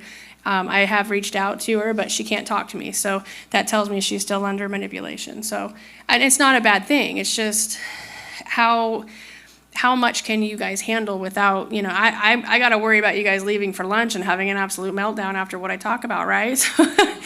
I had a friend ask me, she's like, are you guys going to have paramedics here? Because again, you're going to remember things and you're going to start seeing things. And when you know things, the veil starts to lift every time. So, and you just got to be humble about it because everybody's trying to wake up. That's why I called it the Matrix Rehab Tour, because we're all in rehab from the drug of illusion, right? So what's the best way to do that? You gotta be a support group. You gotta understand. And then those people who are freaking out, you just be like, whoa, bro, you need to find Jesus, and walk away. That's it. You're only crazy until you're not crazy. And no, everybody on this world is crazy because we've been lied to so long. So the DNA is important. That's what they need to figure out, because if you're 51%, well, for example, if you're 51% Gaia, you got to go back to Gaia. If you belong here and you're 51% angelic, aquanoid, any kind of noid gene, you have to stay here because this is your world. You're not going to make it in those other worlds. You can try, but that's why they had to breed with us in order to stay here. Does that make sense? That's why they can body jump. And I don't know how many times I've been born. I think 8 times on this planet. But again, I was here 75,000 years ago as a messenger right before the fall of Atlantis. I do remember it. But again, even then they didn't want to hear it because, we're just going to keep mixing people with beasts and whatnot. 63,000 years ago, Atlantis fell. So this time they're not giving us that span of a couple thousand years before the fall because the Earth has to grow. She decided she wanted to live. Planets commit suicide all the time. Think about it like a little kitten infested with ticks. How do you save the kitten? You got to take those ticks off. You might have to do a blood transfusion, so that's what we have to do. There's too many non-planetary species here that the Earth is suffering. But it's not their fault. And so back to the Luciferian thing. Lucifer, Satan and all the other ones. They're all different angels too. Satan is the soldier. He's a level 8 or 9, I can't remember. Lucifer, is the actor, and the devil is the lawyer. Okay, so they do have lawyers in heaven. Go figure, as in heaven and on earth. They're just not as shady. They got rules up there. They only have 10 laws, and we've got 40,000. So an older story that'll tell you the different types of gods that roll down here. Azazel, and I recommend listening. What's his name? Nathan Reynolds. He can go into it more because he did take an oath into the Illuminati families. I did not take my oath, so even though I know a lot, I did not go into it. I am considered a white witch, and I'll have these dark witches come up to me, and they stare at me. They're like, "Oh, you're a white witch." It's so creepy because I have a mole on my face, and if the mole is clear, that means you're a white witch. So I'm a master alchemist. But I did not go into the dark. When they're dark like that, those guys are, I'm not saying everybody, I mean, we have moles and those moles are parasites, but there's certain types of moles that turn dark when you're a dark witch. So, and I was always around the dark witches. They're in my family. So, but mine never went dark because I never took an oath, and I stayed away from the dark magic because it's nonsense and it's garbage and you have to take in order to get. And in the white magic, you just have to be in balance. So there's no reason to take a soul from a plant in order to elevate a rock. It just doesn't work that way. So when the angels fell, they fell. God didn't punish them. He punished them by having to live with us. I mean, yeah, so Big Brother had to go live with Little Brother, and until we got along, we couldn't go home, right? That was the justification. All they did was give us the ability to abuse free will, because their job is to prove we're not worthy of the Father. That's it. That's all it is. Because, they're not going to bow to us until we prove we are worthy. So when I was in the military, I was a female, when females weren't accepted. So I had to prove every time I went to a new station that I was a soldier and not a uniform bunny, which I know some of you know what that means. If not, Google it, because I'm not going to talk about it. And I was tested vigorously. So that's what we're all going through, is are you worthy for the angels to bow to you? We can control them. If you ask them a certain way, they will give you what you need. The limitation is yours, not theirs. You stop yourself. So there's those levels of consciousness, but you have to come in with the physical also because you're an alchemist. So how do you get Big Brother to come down and help you? Right? You don't have to pray vigorously. You don't have to pray out loud. That's where the religion comes in. That's where the occultist comes in. They want you to sabotage yourself. So the angel that did get punished, and he was a level 9, it was Archangel Azazel. Now, that story is no longer in the Bible, but I think you can Google it. Azazel was sent down here, I think, with Michael and Gabriel to take out, what do you call it? The ancient city that fell. Babylon? Huh? Babylon. Babylon, yeah, Babylon. So the 3 angels came down on the order of God to destroy the city. So they went through all the tunnels. Azazel was supposed to be on the inside. Michael and Gabriel were going to do the local villages and other stuff. They were like military strategics, should assess the area so nobody escapes, right? God gave you an order to take out everybody because they're all corrupt, they're all evil, they're all doing bad stuff. They're a failed species. So they came down, and Azazel's inside. He was in a brothel. He stayed there. Again, they're going to be there for 3 days. And there was a girl that washed his feet with the hair in the story. And he smelt something, and it tingled in his body. He's like, what is that smell? And so he leaned in on the girl, and he could smell the essence of God. So he was like, what is this essence? And he didn't do anything to her at that point because he was still thinking about it. But then he was like, oh, on task. Okay, go out, assess the grounds. So he assessed the grounds, came back, went to sleep, woke up, same thing. Girl's washing his feet. He's eating, whatever. And he smells it again, and this time it's drawing him in. So it was driving him crazy. So he left without his feet getting finished. And then he went out, and a woman ran up because they knew the angels. They all lived, and they worshipped them, right? So she brought this basket of goods and blessings and all this other stuff and thanked him. And out of control, he grabbed her, and he drank her blood. And then he threw her body in one of those man-made water things. And he got powerful, and he was like raging with the adrenochrome, with the god DNA. So he was the first fallen angel. It wasn't actually those other guys. So he was reported back with the other two, and he was standing behind Michael and Gabriel, and he was staring at them with this possessed likeness. And he's like, well, if humans give me that rush, what does another angel do? So he bit, I think it was Gabriel, and he started drinking him. But see, he was so powerful, Michael couldn't pull him off. So Michael did the horn sound, whatever that is, to call on God to send down other angels, and it took an army of angels to pull Azazel off of the other angel. And then God commanded that he rip him apart because he's immortal and bury his body 1,000 feet under the ground in different parts of the world. So when we talk about the angels that are here, they only got kicked out of the house. You see what I'm saying? We have the free will to do that other stuff. Now, unfortunately, we also have the free will to be idiots. And Azazel's body parts, because they're immortal, eventually after the flood, because remember, they were underground, the flood reshaped the lands. And so the body parts weren't that far under, so they grew their own limbs. And that was his curse, that he couldn't come back together. So they grew heads, they grew legs and stuff. And who's that scientist in the wheelchair that can talk through a computer? Stephen Hawking. Stephen Hawkins, he's the head. That's Azazel in a bodysuit.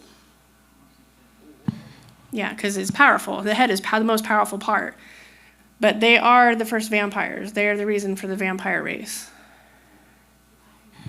So, did anybody have any questions? I know a bunch of hands went up. Did you still want to say something? I just wanted to add to it. Hi, thank you. This was really wonderful, Mary. Thanks. My name is Eric the Healer. I worked with you in Vegas last year.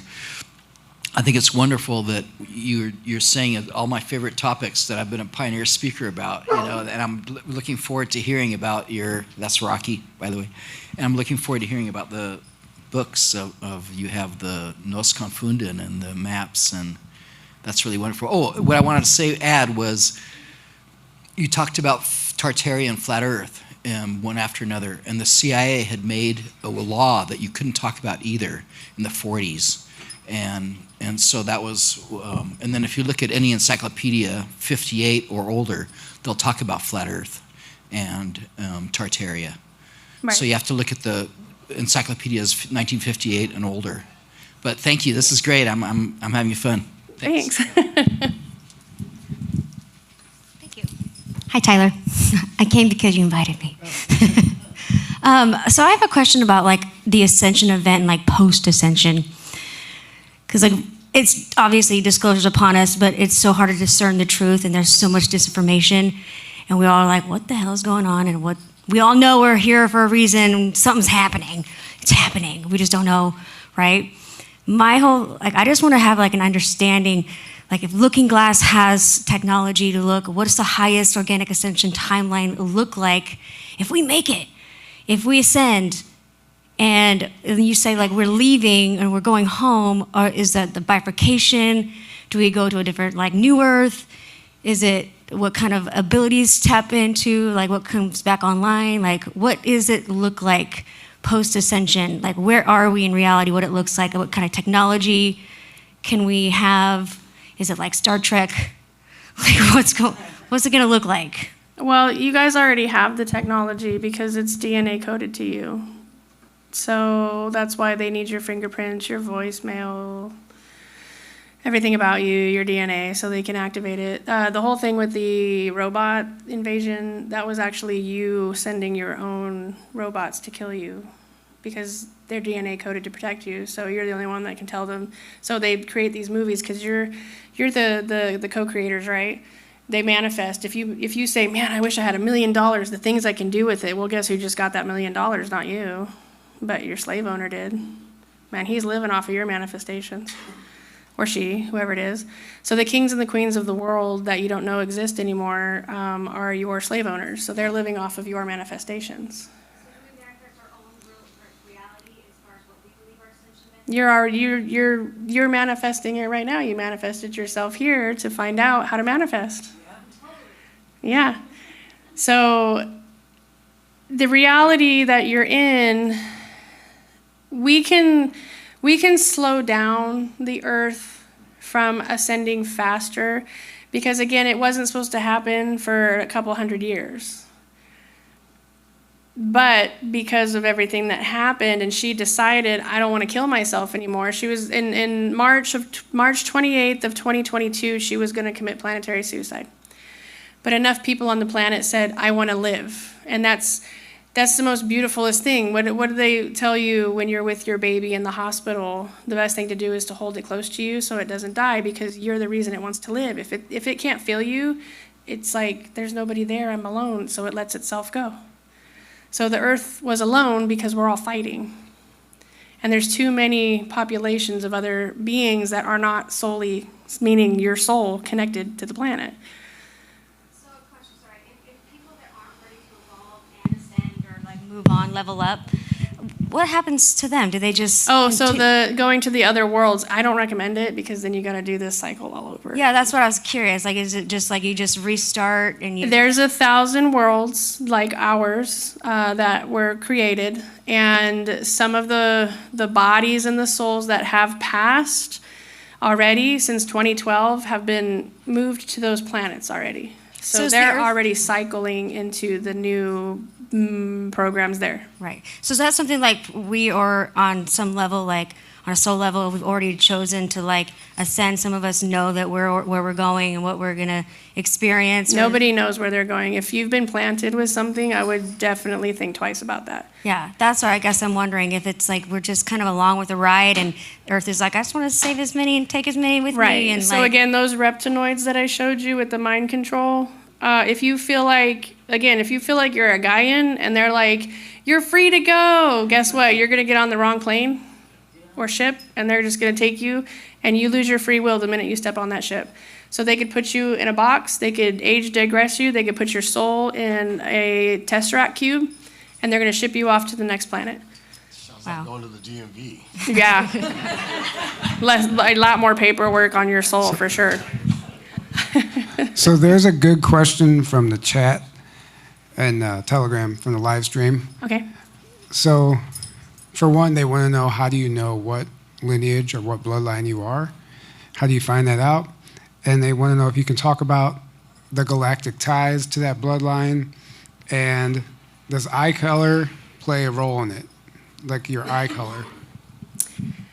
It can, the eye color. So how I found out, I already knew I was from the Illuminati families because I was being groomed to help take over the world. It was just a thing, and my mind was not as swept as your guys's was. I did get mind swept, but if you watch Men in Black, they have the levels. You hear him go click, click, click, click, click, click, click, right? He's like doing a complete reset on somebody's mind, and I didn't get a complete wipe. So I have some memories already from that, but I was also supposed to be taken over by a powerful soul after somebody died, and that's called the soul jumping. But they can't take your body without your soul splice being in it, so they imprison your soul in your vessel, and then that bigger, darker demon will come in and take it over and drive your ship, if you will. So 2 years ago, how I found out about my lineage was I was approached by the Knight Templars, and I had to do what was called the Master Exit. But little did they know that I already had a copy of the Master Exit, but it was from the Masons, and that one was talking about the trust, so which is your straw man.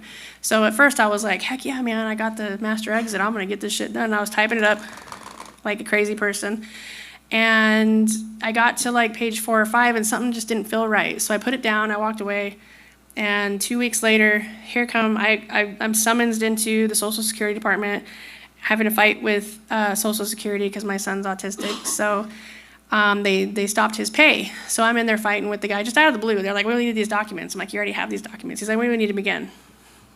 Okay. So here we're going back and forth. And finally, he's like, oh, I have something for you. Hold on. Comes back 5 minutes later, and I saw the envelope. It was an inner office government envelope, right? And there's these Illuminati, not Illuminati, but Templar stamps all over it, seals. I mean, this thing's been around the world and back. So I took my purse and I shoved it in the window. I was like, I'm not touching that.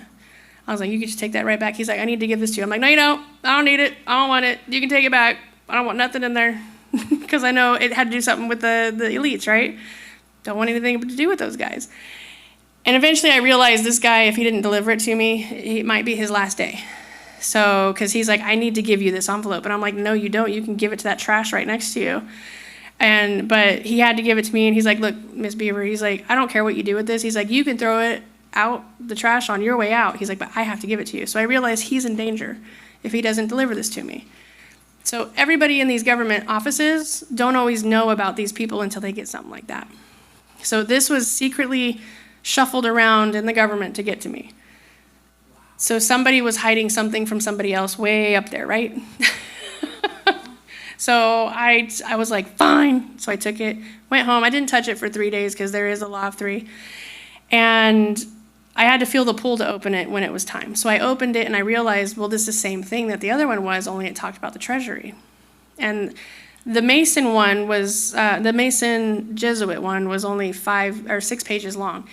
The Templar one was 19 pages long. But the first 5 to 6 pages had the same thing on it. Only one talked about the trust, one talked about the treasury. So I finally called these guys, and I don't like talking to these people. I'm very mean, like psycho comes out of me when I get on the phone with these because I can feel their demons. And it triggers my SSP to want to come out, and I don't want to break my phone. So they apparently got poisoned, and they're hundreds of years old, okay? They're not thousands of years old, but these guys were a couple hundred years old. And they live in the other countries that nobody knows exist. So, and I call it the bat numbers because, you know, on the movies, they have like those numbers in the hidden drawer, and you just punch a number and it goes straight to the bat phone, right? That was those numbers. So that's how I know that they've only got like 6 or 8 digit numbers, and it starts with either a pound or a star. So weird, right? So I contacted them. They said that they wanted me to do a revenge story for them. And I was like, first of all, I don't like any of you. I hope you die. I don't want to do anything for you. And that was just how our conversation went for a long time. And then finally, the heavens were like, listen. And yes, I am connected to the heavens. It can be exciting in the beginning, but it's overwhelming. Just so you know, they never stop talking to you.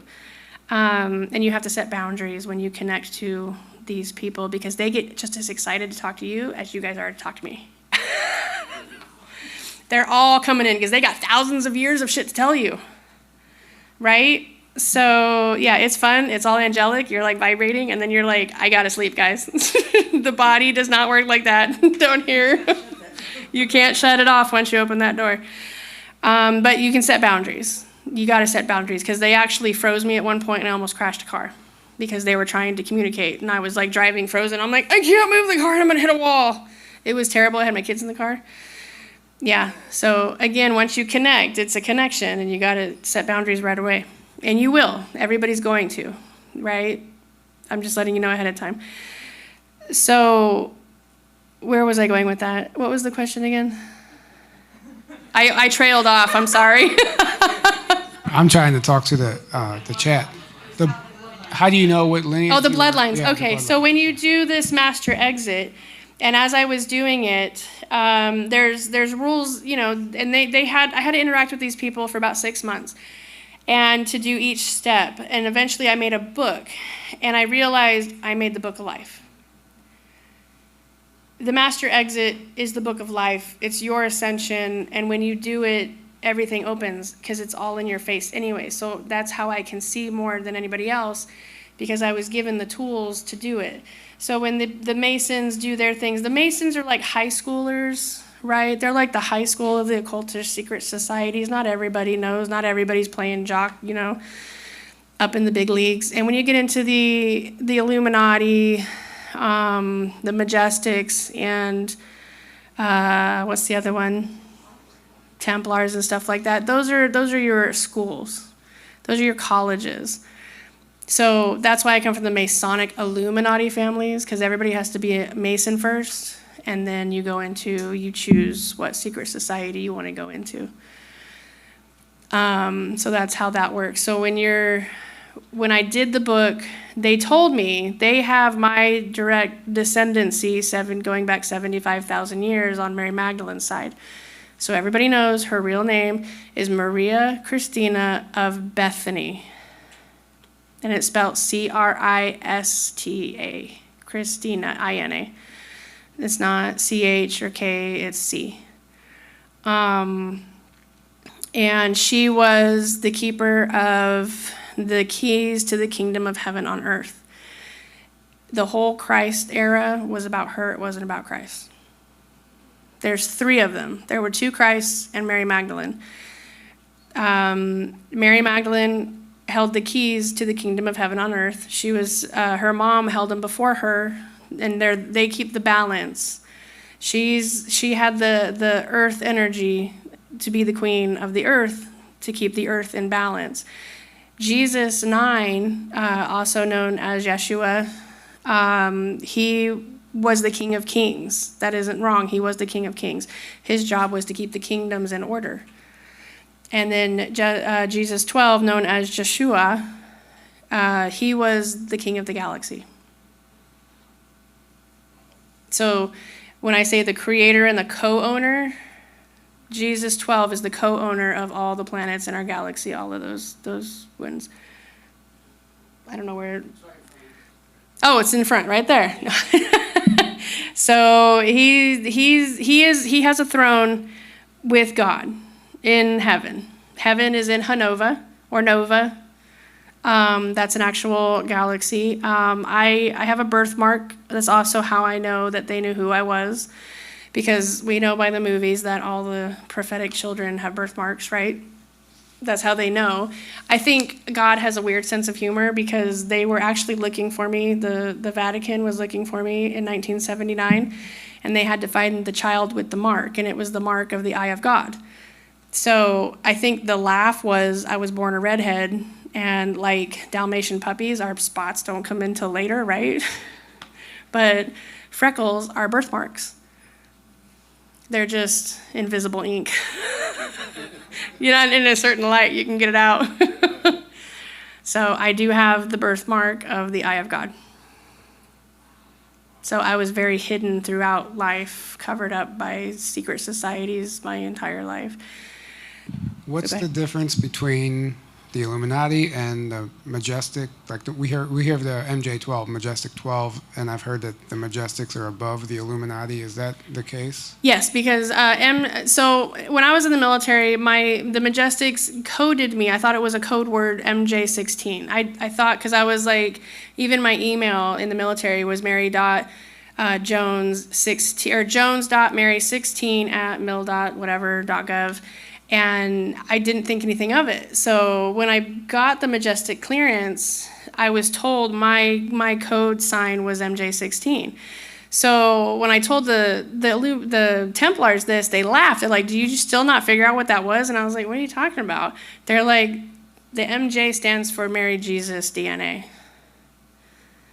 So as of right now, I'm the DNA sequence 16.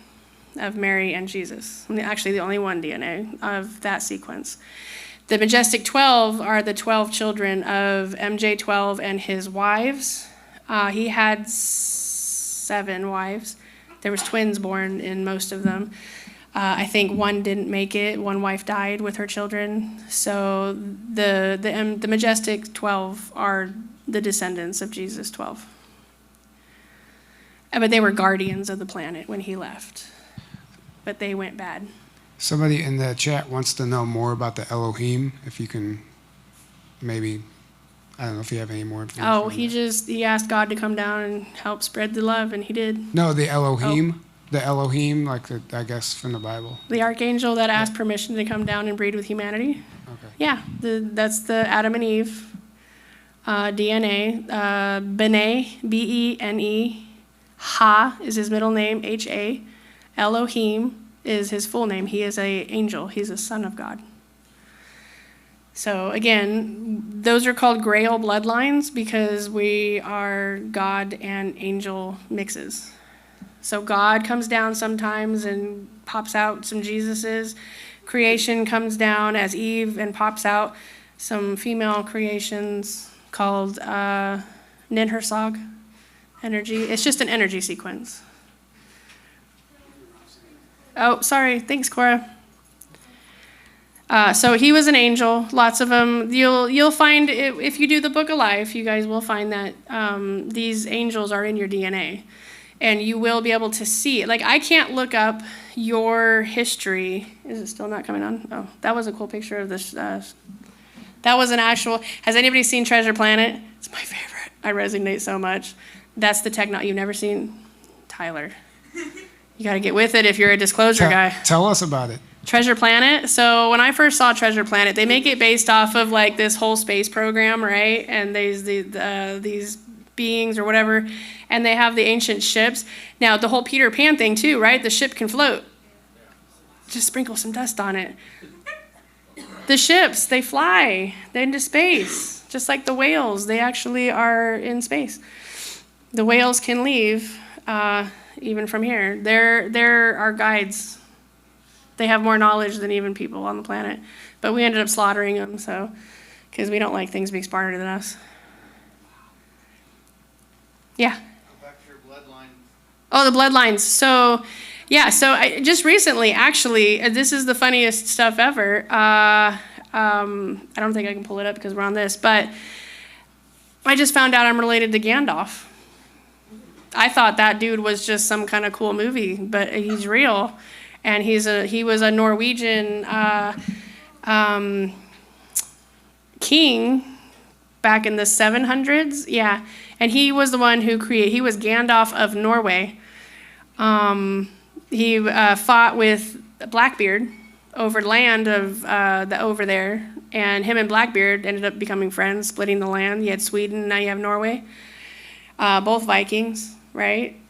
And he had 3 sons and a daughter. The 3 sons, after Gandalf died, ended up attacking Blackbeard for the land because, they wanted it back. Russia, Ukraine story all over again. And so Blackbeard killed 2 of his sons, but then he got killed by one of the sons that survived in revenge for killing him. But they kept the states separated. So I don't know what the whole point was. Again. Hi, forgive me if these questions seem a little basic. I'm new to all of this. But I have some questions about like the planets and black holes and whatnot. Okay. So how is a planet that has become a black hole restored? Think about it as cancer in your body. Oh, okay. Eventually the black hole will seal up. You can get out of black holes, but they're hard. They're just dimensional vortexes. Okay. Yeah, they don't stay open forever. It's a long time. It can be a couple million of years, but eventually it closes itself up.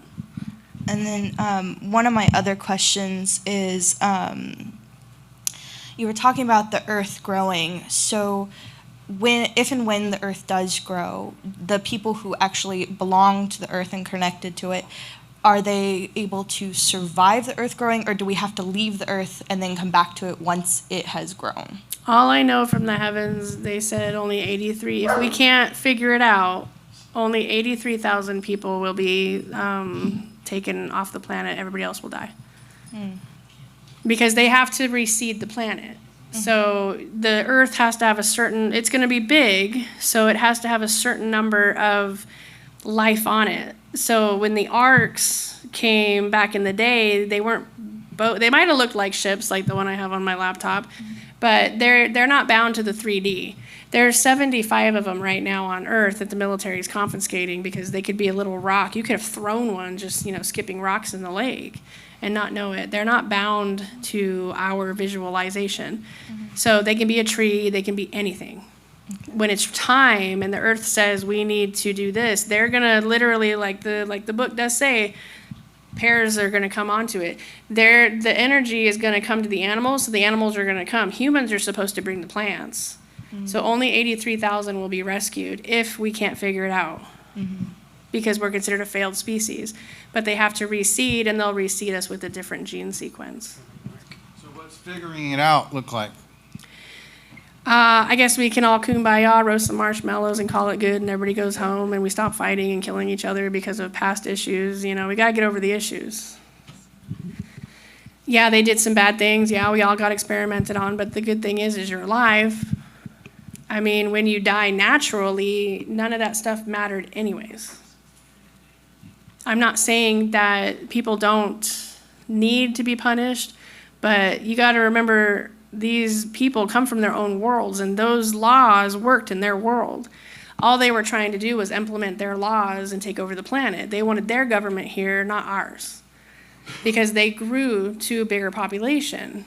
Like, we can pop out stuff like rabbits, right? Reptinoids, how many babies do they lay eggs? We don't know, right? So they could have like literally just overpopulated in the land we gave them. Here, you guys can have this land, there's plenty. So much to go around, but they might be the overpopulation. We have no idea because we've been, dumbed down to all of it. So now we don't have an understanding of what's around us. And I always look at trying to understand something like seizures. I was diagnosed with seizures, which is actually an MK Ultra thing, just so you guys know.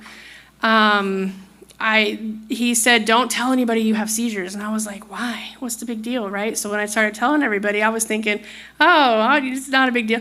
Everybody ran away because nobody knew about it. They were scared for me to have a seizure. I was going to choke on my tongue. I was going to bite my tongue off, all this weird shit. What do you do? I even had a nurse tell me once, because I asked her, what do you do in the event of a seizure? She's like, we find something to put in your mouth. And I was like, why would you do that? We got to keep you from swallowing your tongue. I was like, well, if that's the case, I'm going to rip yours out and smack you with it. There's a reason they cut it out back in the day, because it's attached to the back of your throat. Common sense will tell you. It's just the lack of education. We live cohesively with these beings. Like the book, Guide to the Galaxy. The movies they made, Guide to the Galaxy. If you don't want to get eaten, don't go to that universe. Don't go to that planet. If you want to hang out and learn technology from the reptilians, go to the ones that don't eat you. Right? You just got to have the brochure. They have brochures to travel in space, believe it or not. Again, everything that's here is out there, just intensified. She has a question, but really quick, can you elaborate on what you mean by Caesars or an MK Ultra thing? So now that we have so much people, your handlers they've got millions of people under them. So when you get that phone call and you got to do something, but if you start waking up, the reason the abuse intensified was so that they could put the fail-safes in your brain or somewhere in your body, your liver failure, heart failure, something fails in your body. But that's a fail-safe for them to abuse you to recomply, and they don't have to physically send somebody at you. So when I started to deprogram, they had to physically send somebody at me, and he was half reptilian, and it was a fight to the death. Because they have to beat you back into submission so you'll stop forgetting. So seizures are actually your own trauma. So you start to comply, so you can't wake up. Wow. Go ahead and ask a question. Only when I do stupid things. Yeah, I did have one last November, but I was detoxing. So we have parasites in our brain, and a lot of time you can't detox those out because the minute they glitch, your brain, you can die. There's only like 10 people without going into, they're not the med beds, it's the celestial chambers. Those are the only ones that can get rid of the brain parasites. Yeah. I'll make it quick because I know it's lunchtime. In one of your other videos, you talk about the wrinkle in time. Uh-huh. And that's Madeline Lingel's time series. In one of the series, or the books, Many Waters, the book is about the two Murray children going back in time. And they come across the seraphim and the Nephilim. And in this book, the Nephilim breeds with the females, and the seraphims are obviously not. So I'm just curious, Madeline Lingle, she wrote a lot of great books. Is she connected to like getting that kind of downloads where she's educating the people about, like The Wrinkle in Time, and then the other series? I can't think of them right now. I would imagine she's a Templar. Okay. Thank you. You're welcome. So we have 8 minutes left until lunch. We're going to take a break for an hour. We're going to play a Deprogramming the Mind documentary. If people want to just stay in here and eat, you can watch it. If not, it's going to be on the live stream replay. So did you want to wrap this first part up with anything before we move into the fun stuff, the maps and the underground bases and the spaceports and all that stuff in part 2? Yeah, I'm not really good at that. Okay, so maybe one more question before lunch. Are you using CBD oil for seizure?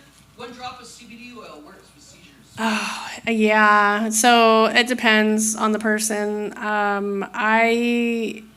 So I'm like a really crazy window shopper on any kind of hallucinogenics. Yeah, it doesn't work on me.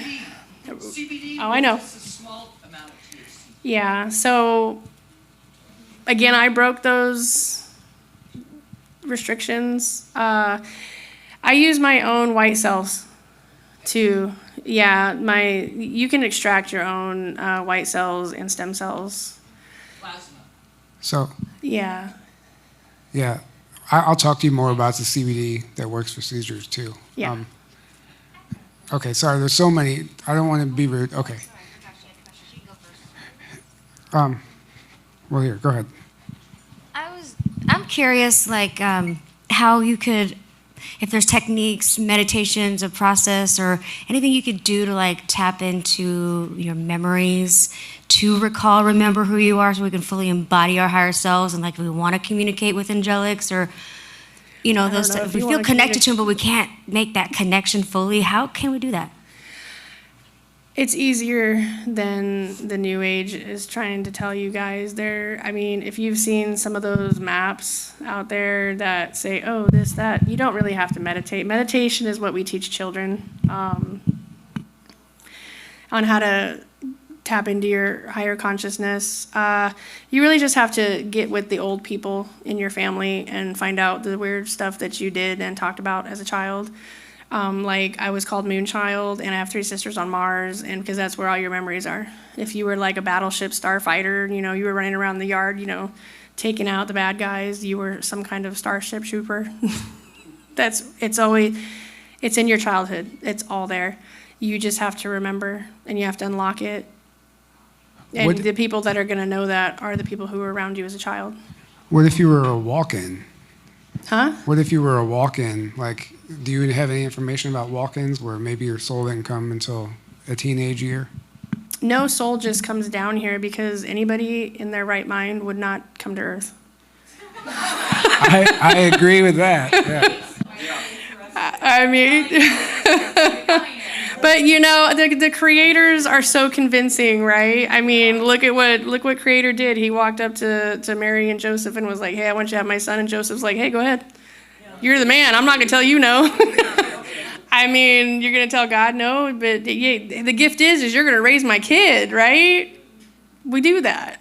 So I don't know what deal everybody made with up there, but I do know that the Hall of Fame of heaven is way better than the Hall of Fame down here. The Hall of Fame down here comes with way too many blood and sacrifice. There was a long list to get here.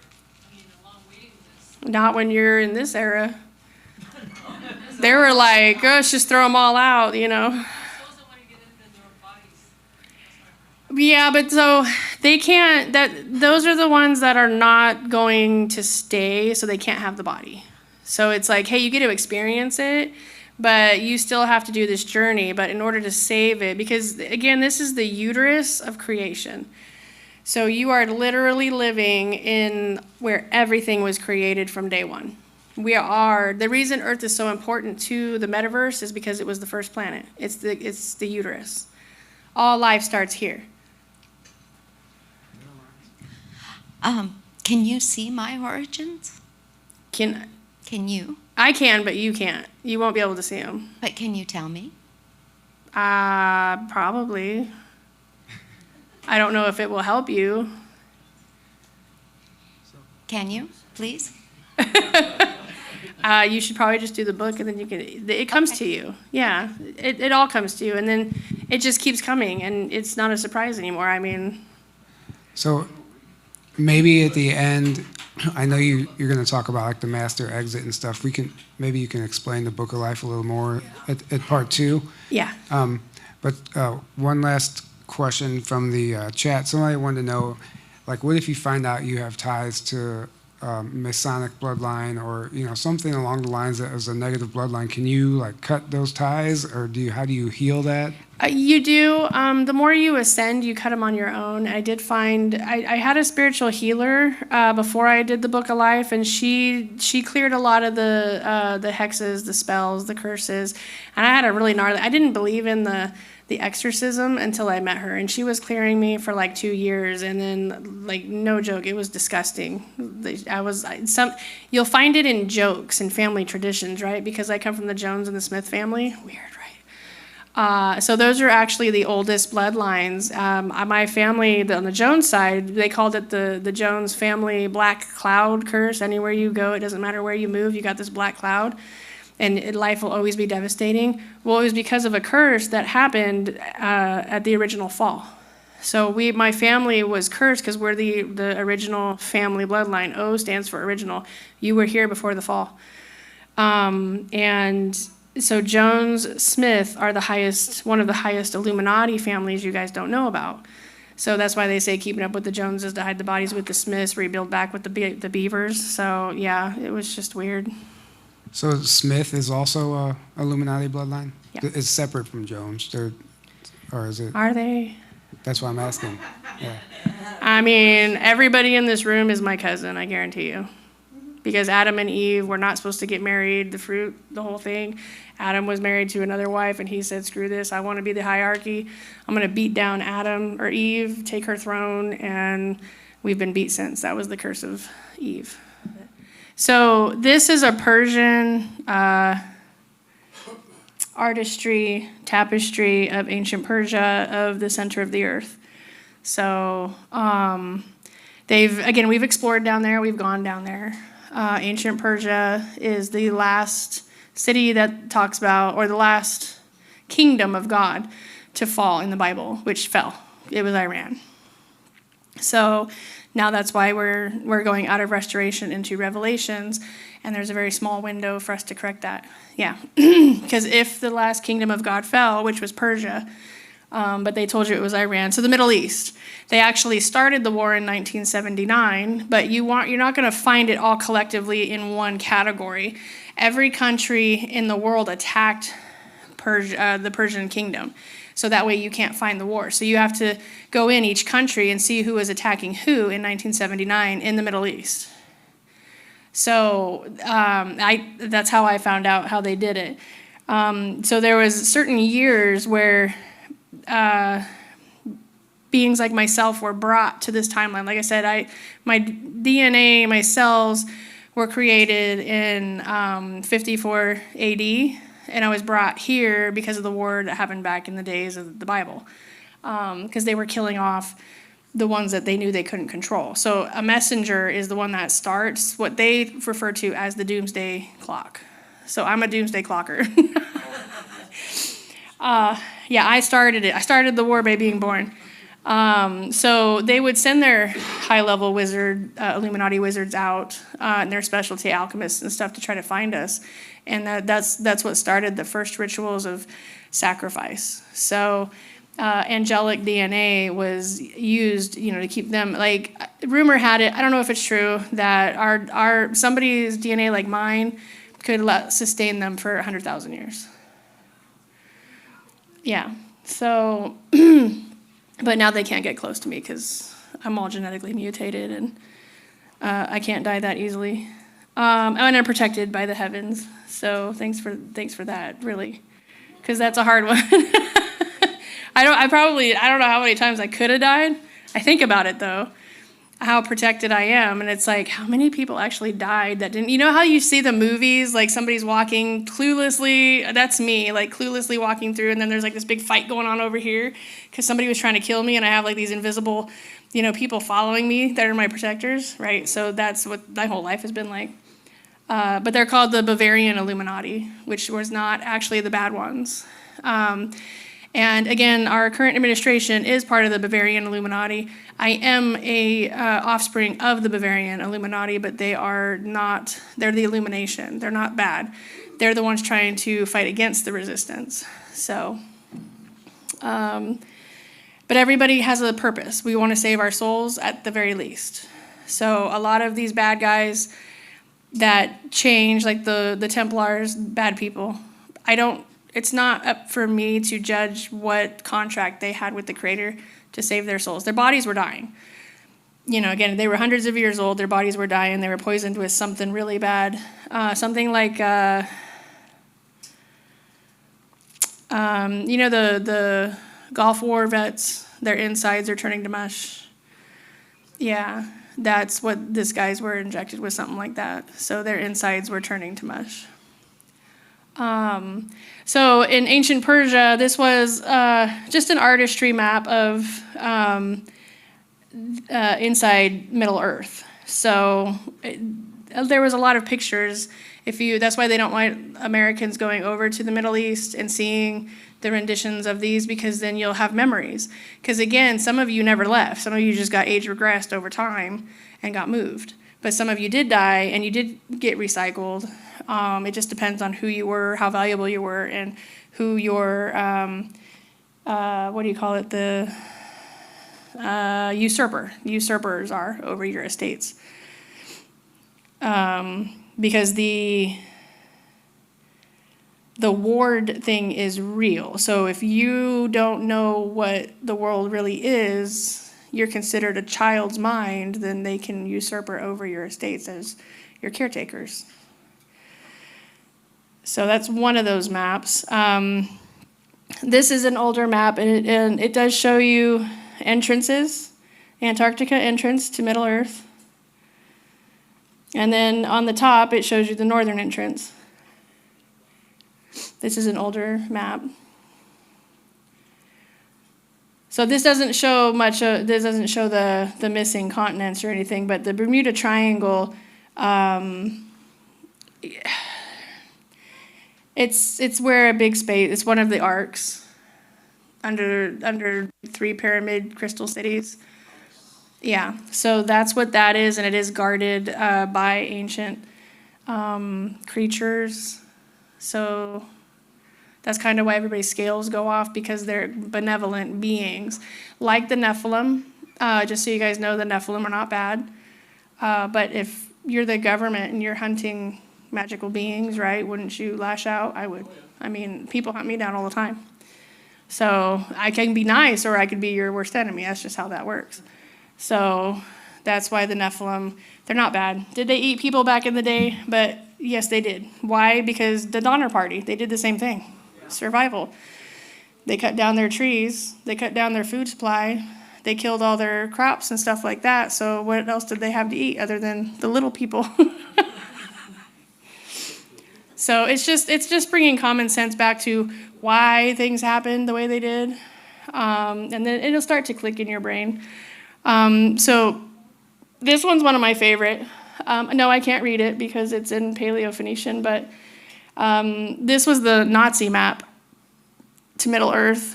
And this was how they invaded the continents that they invaded. And the Nazi Aryans succeeded there by getting through the Summer Gate. So it wasn't that they found entrance to Middle Earth. They went through the Summer Gate, and then they found the relics that got them into the Northern Kingdom. And that's where they disappeared. That's why they went down to the Panama and hid down there, because there's a gate there that can shoot them up to the Northern Gate. So a lot of portals down in South America. So yeah, this was their map, and they did go to war with Middle Earth. They did go to war with a few of the other dimensions. So if you imagine, well, let's go to the next slide, and I'll show you. This is the map, the internal map of Middle Earth. So these are the continents. Oh, whoops, sorry, I jumped ahead. So this is a map of internal Earth. These are the continents.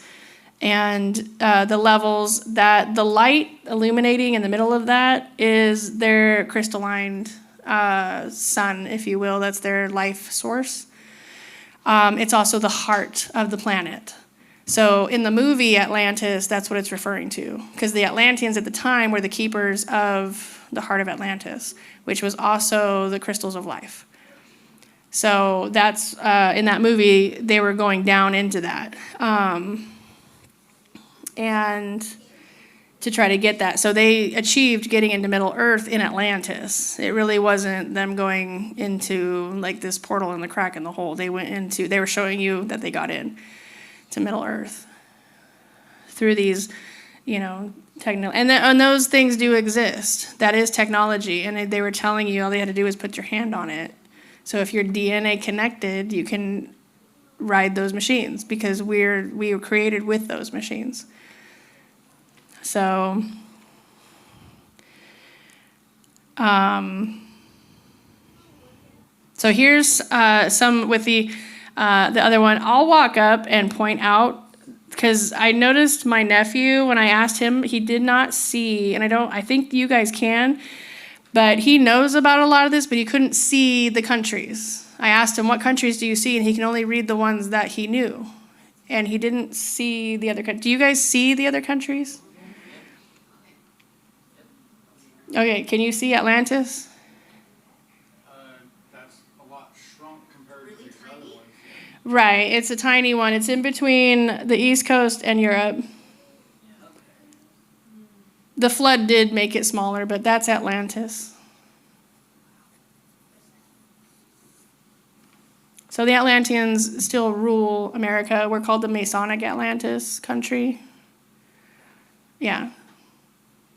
And all these other countries are ruled by, this is where the elites live. So when they leave, so you remember going to the circus when you were little? Yeah. So when's the last time anybody went to the circus?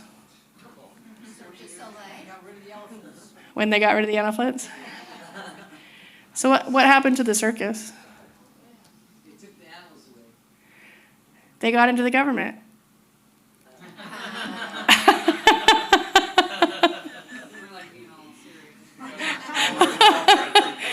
Oh no, but it's serious. The circus got into the government. So when the Majestics, or whatever they call them, the elites that live in these other continents that we don't get to know about, there's 75, by the way. There's still some missing off of these maps. 75 other continents. They when they say they come here, they talk about coming to the circus. Okay. You know when you go to the circus and you get your tokens and your little things to ride the rides, right? What do you call those? The little tickets. Yeah, that's our money. So when they come in, they bring in gold and silver, and they go into the military and they exchange it for tickets to come hang out with the circus, because we're the circus. We're the entertainment. That's right. Now you know where they go, right? Yeah. That's why I always tell people I don't watch those, because shit, mine's more epic than what you're gonna watch. I'm the real, you guys are the real players, and they find it quite amusing. So this is just a green version of it, so you can kind of see the more names. The other one was more like territory, who owned it, stuff like that.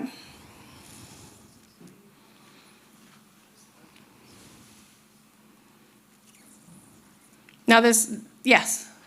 You know, my question's gonna be, where's the island of California? Oh, I didn't get that map done yet. So it's along California, Oregon, and Washington and Mexico. Mud flood filled it in. No, it's still there. The only ones allowed to retire on it is the Navy generals, because there's multiple stargates there. Well, there's seashells in Nevada, and so when I looked at the maps, you could see that the mud flood came down and then filled in between the island of California, and it's still separated in the lower part. Baja California is still an island and separated, but the mud flood filled in the upper part. Right. So have you ever been to Australia? Yeah. So when you fly, which direction do you go? You go to the East Coast, right? Well, it's going to be actually north. But it's only 6 hours to get to Australia going the other way. So why don't they let you go that way? The missing islands. You're going to fly over it and you'll see it, because they have lights too. So even at night, you'll see cities in the middle of the water. So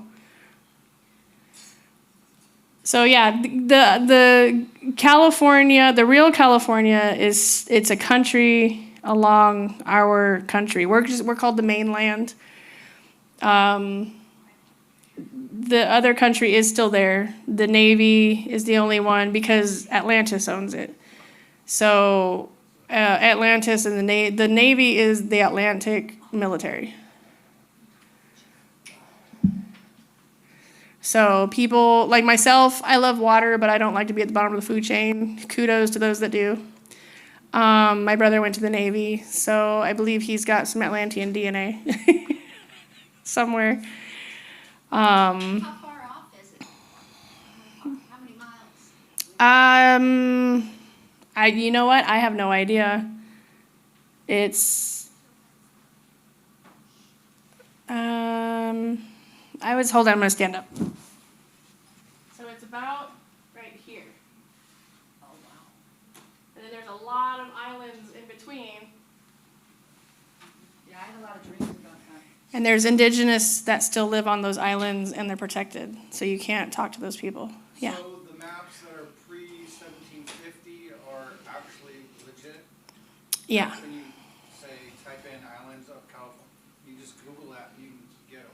Yeah, they're still there. They're just, you can't, it's heavily guarded by the Coast Guard. Like, they will shoot your boat down if you continue to go there. So they're not hidden, like, behind the Some of them are, but if you can just put a military crew out there, to keep you from getting past them, you're fine. Because everybody's radared, right? Every boat that you have, everything has a chip on it, so they see you when you're coming. That's why they show us their Doppler radar. Beep, beep, beep, incoming. That's a good day for them. They're going fishing.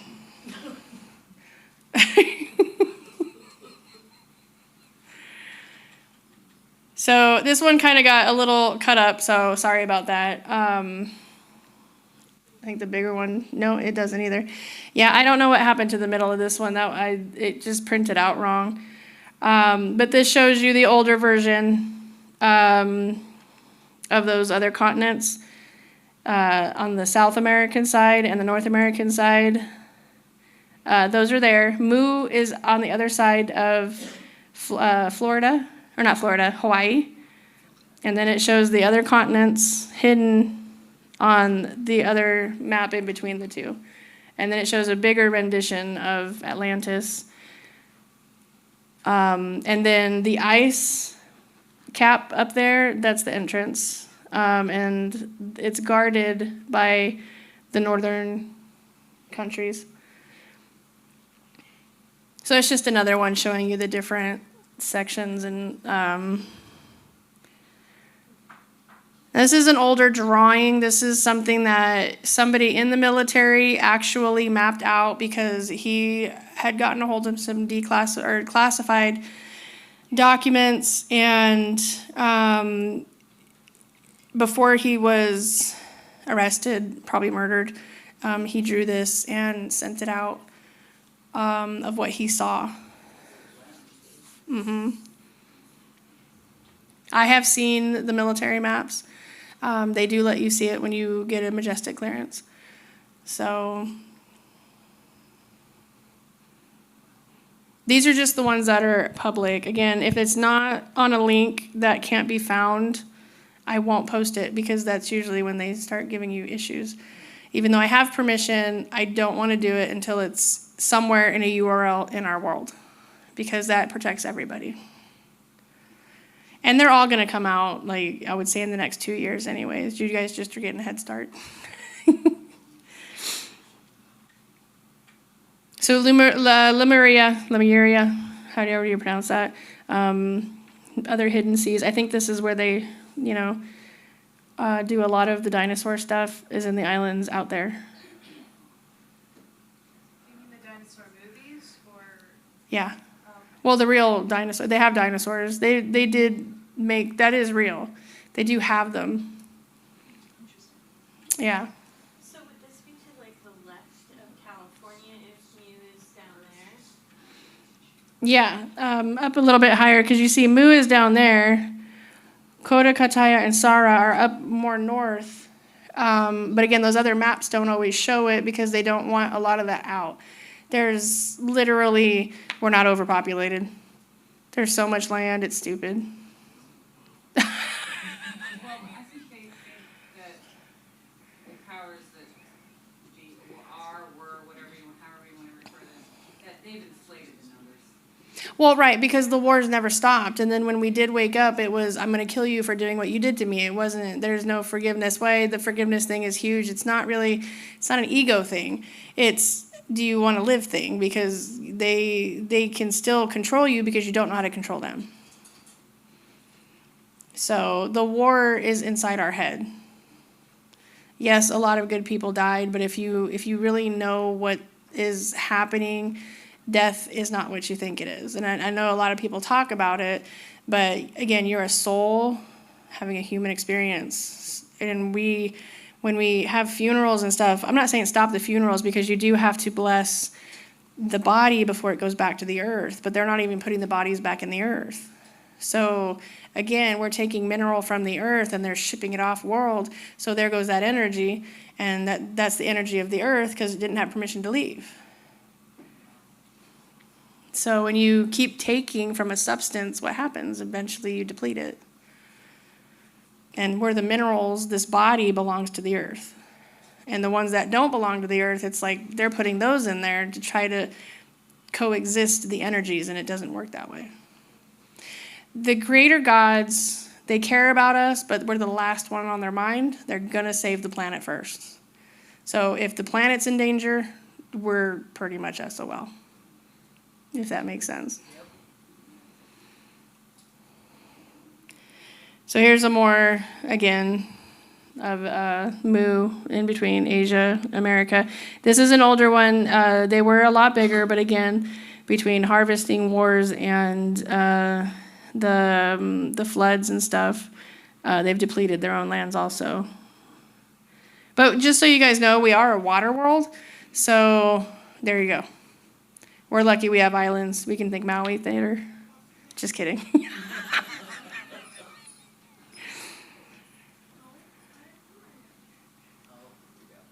Okay, this one, deep underground. Okay, so yeah. So I like the close-up of this one because obviously you guys have seen the other ones too, but the reason I like this one is because California and then Arizona. They didn't show Arizona in this one, but my father was part of the train that went to from Area 51 to Alaska. So he was an engineer that did help in that, and he did start a resistance because of what he saw down there, and he learned that they were going to take over the world and kill us all, blah, blah, blah. He ended up losing his mind later and becoming just a real bad guy, but that's kind of what happens. We malfunction if we can't keep our stuff together, and a lot of it is where people don't believe you. You feel trapped, and like you're the only one. So then they have their players out there, like the Matrix guys, that police you, and they're like, nobody's going to believe you, nobody's going to believe you. They did it to me, and I was like, the funny thing is they will believe me, because I can prove it. Because I can show the evidence, and that's where they malfunctioned. So it was a battle of how are you going to do this without killing each other. So And I always say Dr. Government Frankenstein creates monsters sometimes that they can't control, and I was one of them. It's not that I had a hard-on to go after anybody. It was more like, we got to come to a conclusion here. And then that's kind of when I was being deprogrammed. I connected to the heavens, and I was told I would be one of the ones that, would be saved, but I had to do his task, right? There's always some kind of, if you do this, I'll treat you kind of thing. That's where we get it from. And but again, if we don't get it right, I'm part of the breeder line. So we're the breeder, well, it's like chickens. Think about it, the farming complex. Okay, you have the military complex and you have the corporate complex. The one they don't tell you about is the farming complex. So in a farm, whether it's cattle, chicken, goats, you always keep your breeders, right? The ones that you really like, you want to enhance that gene. I'm a breeder. So that's what they've been calling us. Even though that's not what we are, in their world, we're the breeders.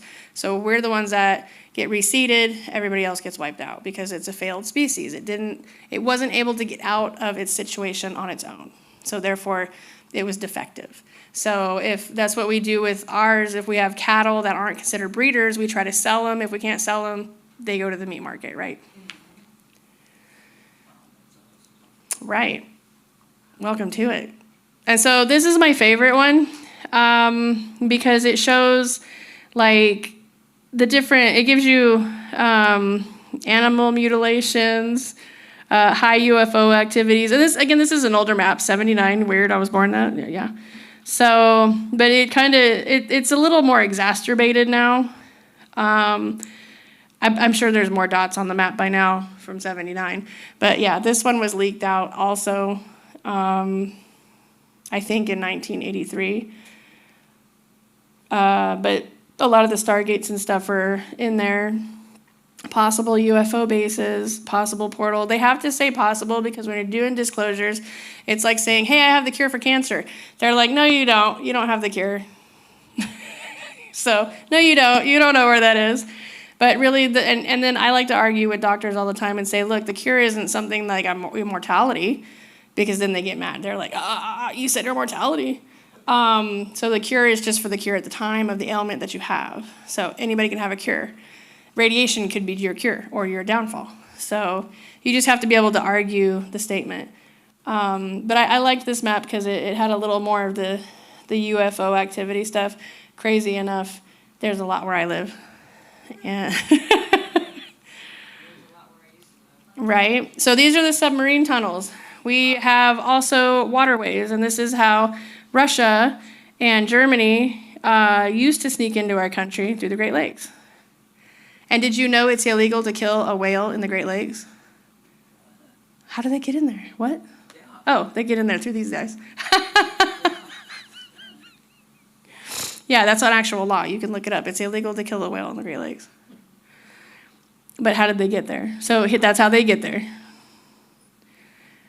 So this is how they get around the world, and they do the trafficking through there also. I did take a video when I was flying to Washington, D.C. It's the first time they took me around. Because normally when I flew to L.A., we would go just straight out. This time, they did a detour over the ocean. And so I was like mesmerized looking out the window, right?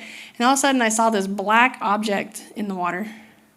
And I was like, am I tripping? So I was rubbing my eyes, right? So I was like, it was a ship under the water. My phone actually caught it. And it was huge. I mean, you had those carrier ships out there from the Navy, and it disappeared under the Navy base at the bottom. So, and I got it on film. I was like, that's crazy. But the trick is, don't go through those things because they have scanners, and it gives you a veil of illusion so you can't see everything. I was told that by Brigadier General Walter Smith because he was the general I was under while I was in the military, and he said, when you go through the airports, don't go through the scanners. I was like, why? And he's like, it's just to blind you. And I was like, well, how do I get out of it? I mean, TSA's not going to let me just walk through. I refuse it every time. Yeah, he's like, just tell them you have seizures and they don't want the liability. He's like, as soon as they hear liability, I was like, oh, okay. which isn't untrue. I had seizures. He knew it. The military didn't know it because, they don't like to know those things, but they only know what you tell them. But he was also my great uncle too, so family perks, I suppose. So here's one of the entrances off of Google Earth. Submarines go in there all the time. Military submarines. There's a photo of one of them docked. I don't think that guy's alive. I do believe he was Hispanic, the one that got that photo out. They take a lot of Hispanics to the underground. Yeah, because the ones especially that don't speak English. I've actually talked to a few of the illegal immigrants, and they're told not to talk about the aliens because their country knows about them. But they said they'll be deported if they tell us about them. Right? So these are just more closer views of like where the tunnels are. Some of them do collapse over time. You'll see a lot of those on the news where they say like, what do they call them? The sinkholes. Yeah, those are actually tunnels that collapse. Can you, so I don't know if you are aware of this or not, but those are in the shape of constellations like Orion, and a few different other groups. They specifically laid the bases out also as a planetary grid to align with the constellations. Like you're literally looking at the Orion constellation there. It's even drawn out when you connect the dots. Right. I didn't know if you were aware of that or if they told you anything about that. I forgot. So there are some children on the planet that have constellations on their bodies also. So yeah. Yeah, you probably know more about that part. I did hear about it, but I didn't study it enough. I think the only thing I can tell you guys about those is you see where the alien aircrafts are? Those are the ports, the space ports, and then the ones, I think, with the bigger circles with the star, those are the star gates, because they don't have it on the legend here. But yeah, what's that term? There was a guy in 1920 something who said it's 5 steps to the moon, 8 steps to Mars, and 21 steps to Saturn. And that was posted in the New York Times.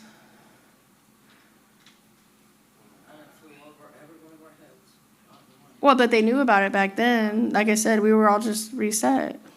That's why they're killing off our grandparents. Or age regressing them, I have no idea. Depends on the program they're in.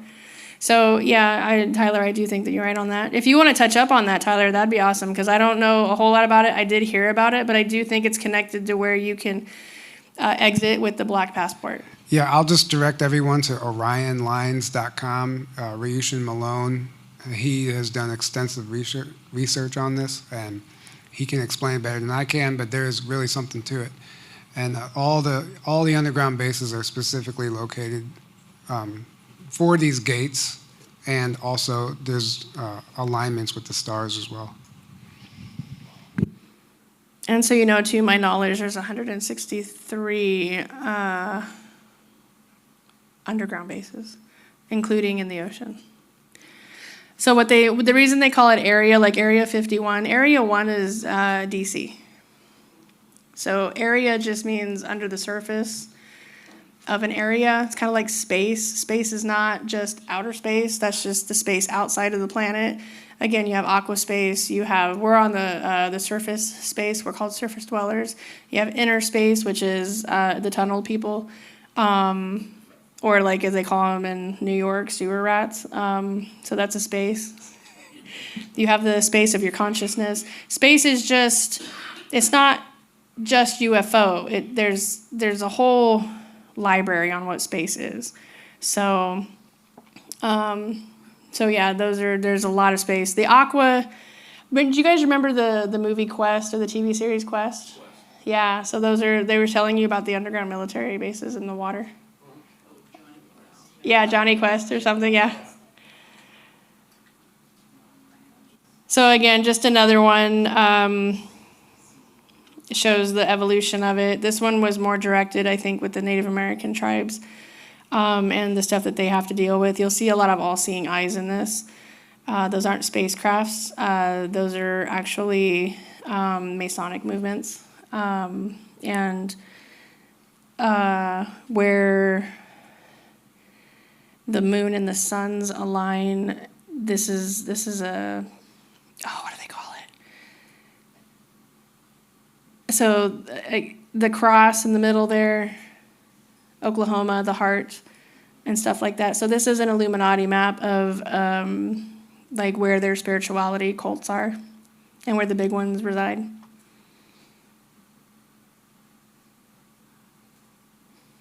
The Native Americans are involved in all that. They don't know they are, though. Because, and again, if you guys go to Nathan Reynolds, he talks about where Azazel's at. He's in, the reason nobody can really go down into the Grand Canyon is because that's where he resides.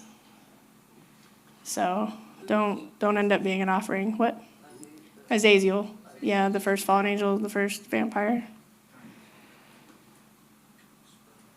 So this is just another government one showing the dumbs and the tunnels. A lot of those have been collapsed, but you'll see they're kind of different from the other ones, and you'll see where most of the trafficking took place.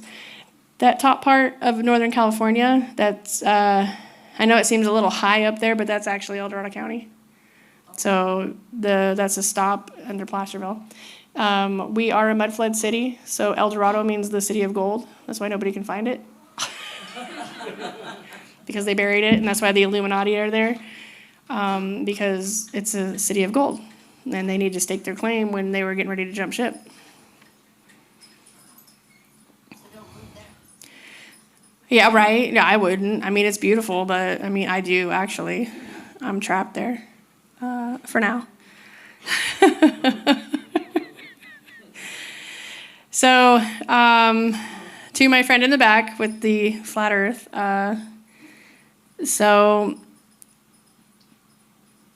I do have memories of being outside of the world. It would literally malfunction half of you if I showed you a picture of what the world really looks like.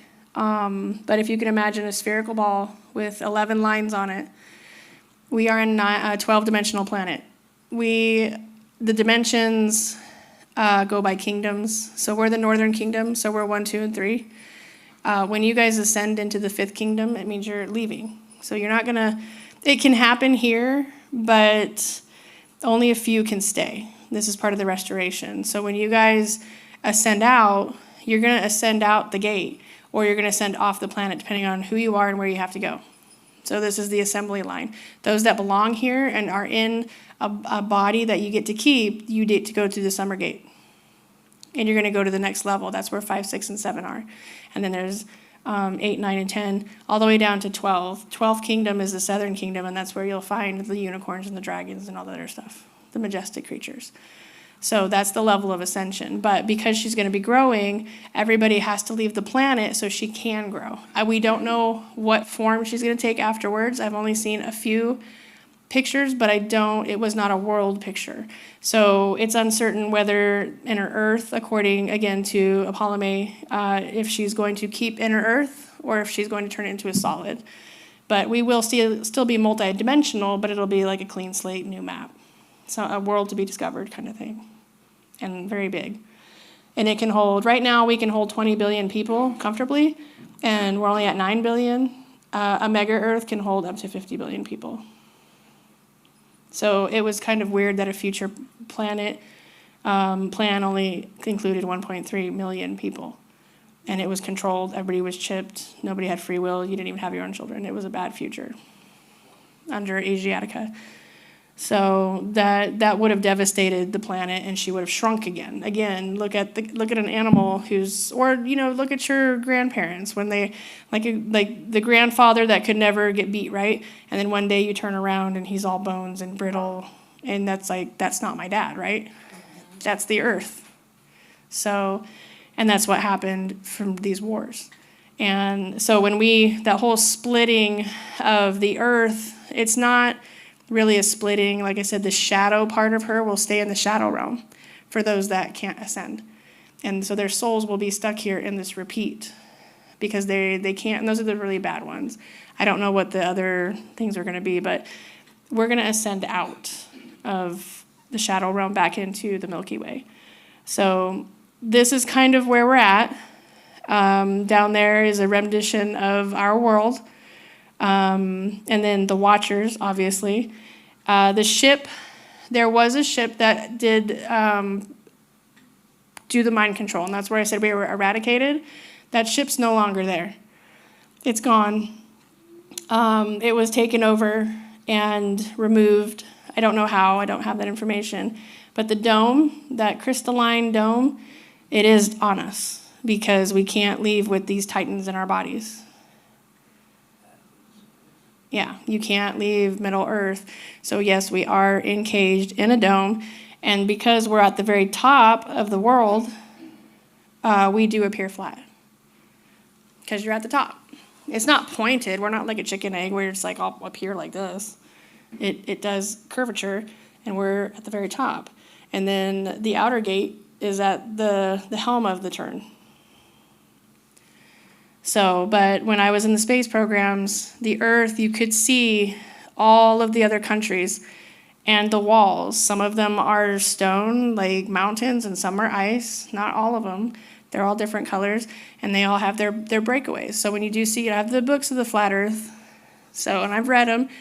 I've talked to the Illuminati that created them, you know, to fool everybody. But it's just a sorting. You're all being sorted like chickens and cows, breeders. You know, if you're a breeder, you get to continue. If you're not a breeder, you go to the other planets. You know what I mean? It's one of those things. You got to be reseeded, or you get to go home and try again, because if you're part of the invader races, you don't belong here. So therefore, the heavens view it as you shouldn't be punished for something that wasn't your fault. Does that make sense? And now that your planets and galaxies, not directing this to you guys, just the whole, anybody watching, like if you believe you belong to these other places, you probably do. But we've all been mixed, whether fairly or unfairly, whether you've been taken, injected, or like me, spliced. Thank God I was spliced with the animals here, not something from somewhere else, like the movie Species. Woo, that was a mess up. That was crazy. So yes, we are under a dome, and how they test you, if anybody ever walks up to you and says, is the sky blue or black? Just know that is a really high-level individual that was sent to test where you're at. Anybody want to take a guess? Give us a hint. It's black. I was gonna say, well, the obvious answer would be blue, so that's obviously not there. But it's not the sky, it's the dome. Do you see how it's illuminating blue?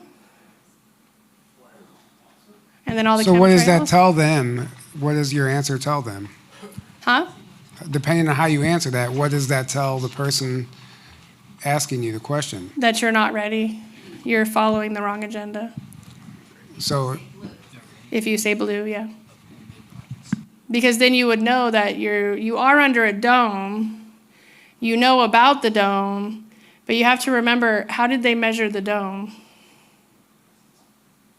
I mean, how did you get that calculation if we can't even fly out? I also heard that up until a certain point in time, nobody referenced the sky as blue in history. Right.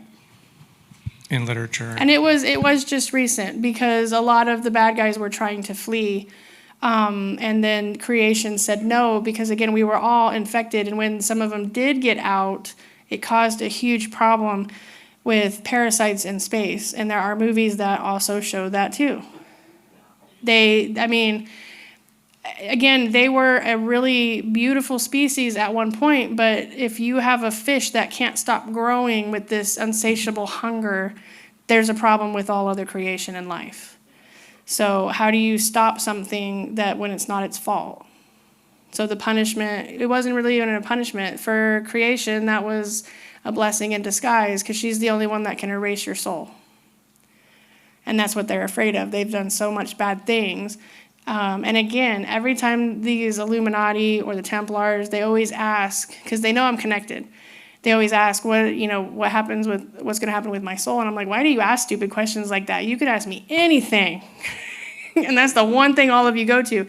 The heavens will still give them that option because they're children. It's like your children. If you have a child that's all engulfed in drugs and out and gambling and doing bad things, and they come home, I want to get cleaned up.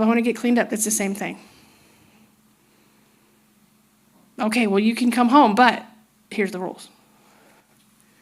And they would rather walk away from it. And they've done it a lot. I don't even know why they asked that question. I even asked them, really? So, but they'll walk away from it. It's like they won't let go of that fight either. But again, it's down to where mom got involved, creation herself, and it's not even creation. Again, you have to remember, she came from the dark galaxy, so her father stepped in. So again, you've got this huge celestial family fight nobody remembers. And it does go in order, as in heaven is on earth. It's actually all over the galaxy. Every species does the same thing. Call out your dad, but if you don't make amends somewhere down the line, you're going to get cut out. And if you harm the father, because he really is benevolent, and then you have Baal, the one that's ruling it, who was born from Sophia, he did this whole trickster thing, and he's the one that really locked us in the mind control, but he used the aliens to do it. So, and then the war continued because it was like, well, you're going to do that? Okay, I'm going to do this. And it was just the whole back and forth, and we were all the ones caught in the middle. So it's like, really? Can we move on, please? So here's some of the, I think these are local galaxies.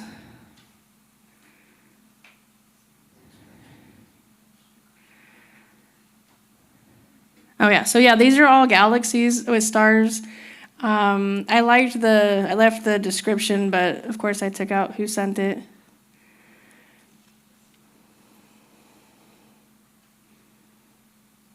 So these are our more closer neighbors. This is more kind of what you would see when the dome's lifted. You can actually see Mars, you can see the real moon, very close. It is like all those kind of weird pictures with the movie Guardian of the Galaxy when they're on a planet and they're looking out and it's planets and stars. That's the real sky.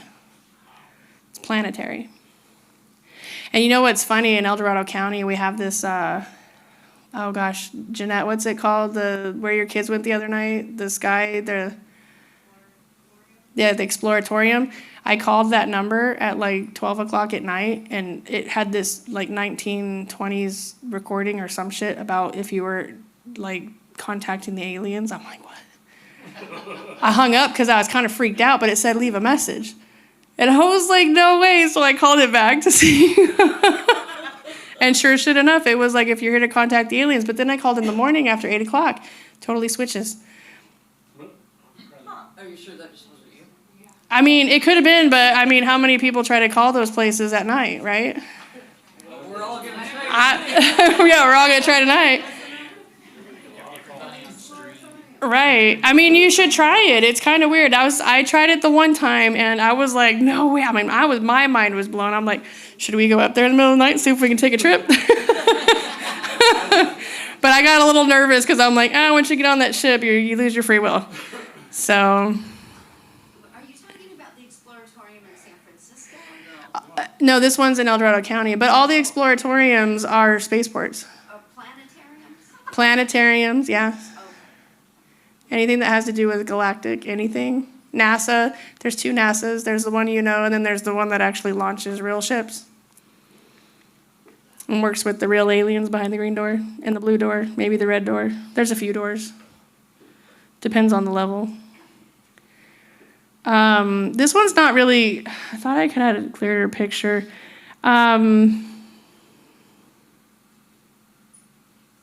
This is Hanova. So this is the galaxy of Nova up close. Because I wanted to see the different planets that were in it. It's very hard to see. Land of Light. This is where the angels are from. That's where the kingdom of heaven is. So if you guys know anything about the Luciferian telescopes, they watch that galaxy because they want to know what the heavens are up to. Yeah. Yeah, the Vatican and NASA has one, the Lucifer 1 and Lucifer 2. Yeah.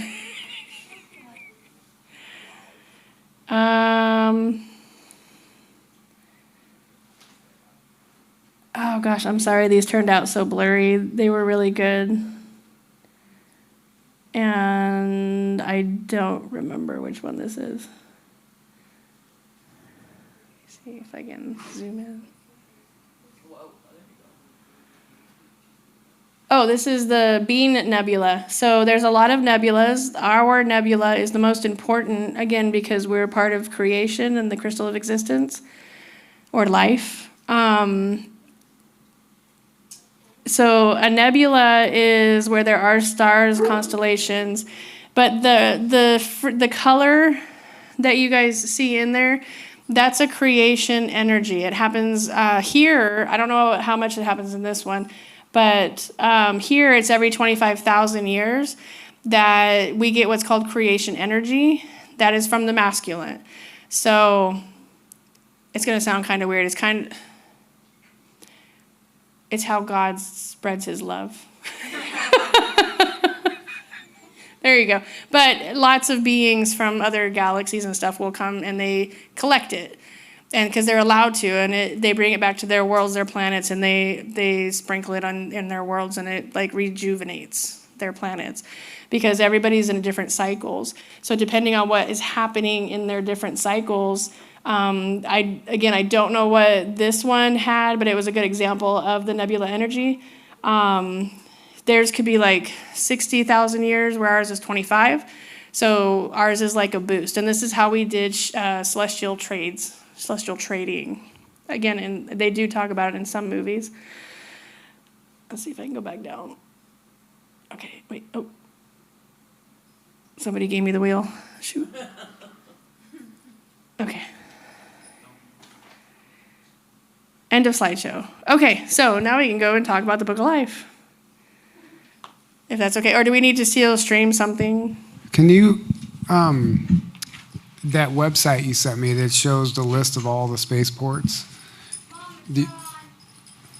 Yeah. I know, Cora, hold on. Do you know what website I'm talking about, and can you talk about that? Can you tell us about the giants and what role they play in this while I'm looking this up? Like the giants. Didn't you see one in an underground base? I did, yeah. I was in Area 51, or 54, I'm sorry. And they had a giant in there, and he wasn't chained or anything, but he was laying in the fetal position in this big underground like container of some sort.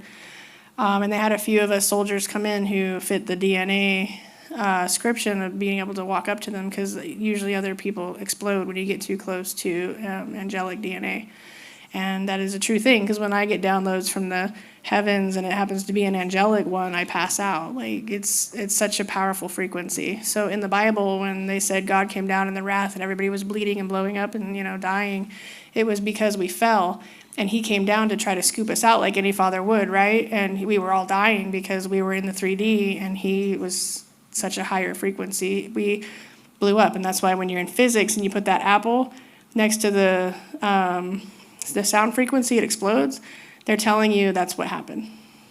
God's energy is too strong that we just end up exploding. So it really wasn't the wrath of God. He was trying to save us, but we had fallen down to the third dimension. So we can't really get next to angels. So the Nephilim, they live in the underground and in inner earth. So they have other tunnels that can come in and out. They can come here, but not without consequence. So the ones that they capture, special forces is usually, like I said, it's a special program for all the special ed kids, right? It's not that you're special ed, it's you have special abilities, special gifts, special DNA. And again, Nathan Reynolds goes into it way better than I can. And he talks about those certain DNAs that can get next to the Nephilim. So I was part of that. There was a few of us that got to go in there. And again, he wasn't bound, but he was drained. And there was this reverse engineer Tesla technology cage that was over him, and it was literally draining his essence, pulling it up into containers. So they were slowly draining this poor man's life away. So he's not alive anymore, I don't think. So this is an actual web page, and this is the map that I was trying to get done, but it's a little more difficult to print that one. And then basically in each one of these underground bases, is there a Stargate system that takes you to certain planets? Is that what you were saying? These actually aren't underground, these are above ground. Colorado Airport, Air and Spaceport. Yeah, so here I'll zoom in so you can see. So Sachs of Vorday Space, these are where we jumped from, like just like regular military. Again, when you're in the MK Ultra, they took everybody from the 1960s to at least be scanned. It was a deployment. So it was like you were going through the military, but as a kid, and you rode the Magic school bus to the bases, and they made you think you were on a field trip because of the veils of illusion. It wasn't difficult to do it back then. And it's like when you went through Disney, like if you went to Disneyland or something and all those gates, those are sorting gates. That's why they would be like, oh, these people with me, come on kids, line up so we can go through the gate, right? So there's the sorting gates. The zoos, the same thing. You have your certain people, and they separated you based on your aura. So when you went down there as a child, you glow a certain aura. So they knew genetically kind of what gate you needed to go through. So they would scan you with these gates so that they knew where to put you in the program. Because they were getting ready for the war of this time. So everybody spent a minimum of 2 years in the space program. And everybody was progressed, to either 17 to 22 years old, depending on what they needed you for. Some people were doctors, some people, you could have been a lawyer, you could have been supply, anything. It's nothing different than what we're doing here. So, but they were, the ones that died of SIDS, unfortunately, they're the ones that didn't come back from the war. That's why they couldn't explain the death. So this happens at what age for everybody? Between the ages of 4 and 7. And yeah, the Magic School Bus, by the way, I just watched the first episode of that TV show. And you'll blow your mind. They're just telling you exactly. The kids get on the school bus and they go to space, but at the end of the episode, they talk about this weird time dilation, time travel aspect of it. And I'm like, this is a kid's cartoon. They're telling everybody. Right, yeah, most of them are in the cartoons because they can give you a better visual. Because then they have to be, instead of bringing out the real ones like, you see here, because those guys they're more expensive to pay. So if you go on the read on that website, it actually talks about the bases being used to transport personnel. It's the operational spaceports and which ones actually transport personnel, which is interesting because we're not supposed to be doing that, to few the astronauts that we know of, but they tell you, it's all there. Right. So there was a gal that I think you asked the question earlier about time and time travel. You're time traveling all the time, you just don't know you're doing it. We actually got rewound. That's considered a time travel. I got rewound a few days ago, so everybody else did too. So if anybody felt like a Bujade or a deja vu here and there, stuff like that, like I know that I've been here before, but it looks different. So what happens is we're traveling back in time because something failed that needed to be not failed. So they'll rewind us. We've actually been in this war. You guys think it's 5 years. It's literally probably been about 15. We've been around so much. Welcome to time traveling. How did you feel? Anybody else get whiplash? I know I did. Like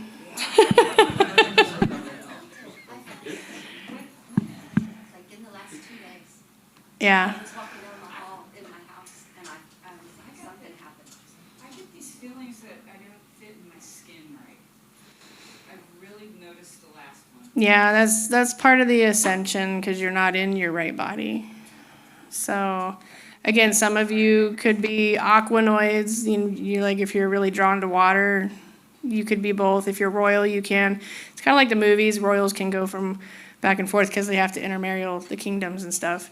And that was the natural order of breeding and being how not what the Anunnaki did. That's a mess. They played God in the wrong way. So the Anunnaki are not good people. So the actual, I'm just reading the website now. So it's focusing on the major sites that are sending satellites and passengers into suborbit, orbit, and beyond. And then if you scroll back to the main page and go down, it actually lists them all in order. Oh. But anybody who wants to go to that website, visualcapitalist.com. Yeah. And it's a real, you can look up the DUNS number and everything, and they're all, I know, right? Okay, so with the Book of Life, mine is bigger than anybody's because I had to take on a lot of people. So I'll tell you about this master exit first. I probably should have brought the other person's, but it still has their private information on it.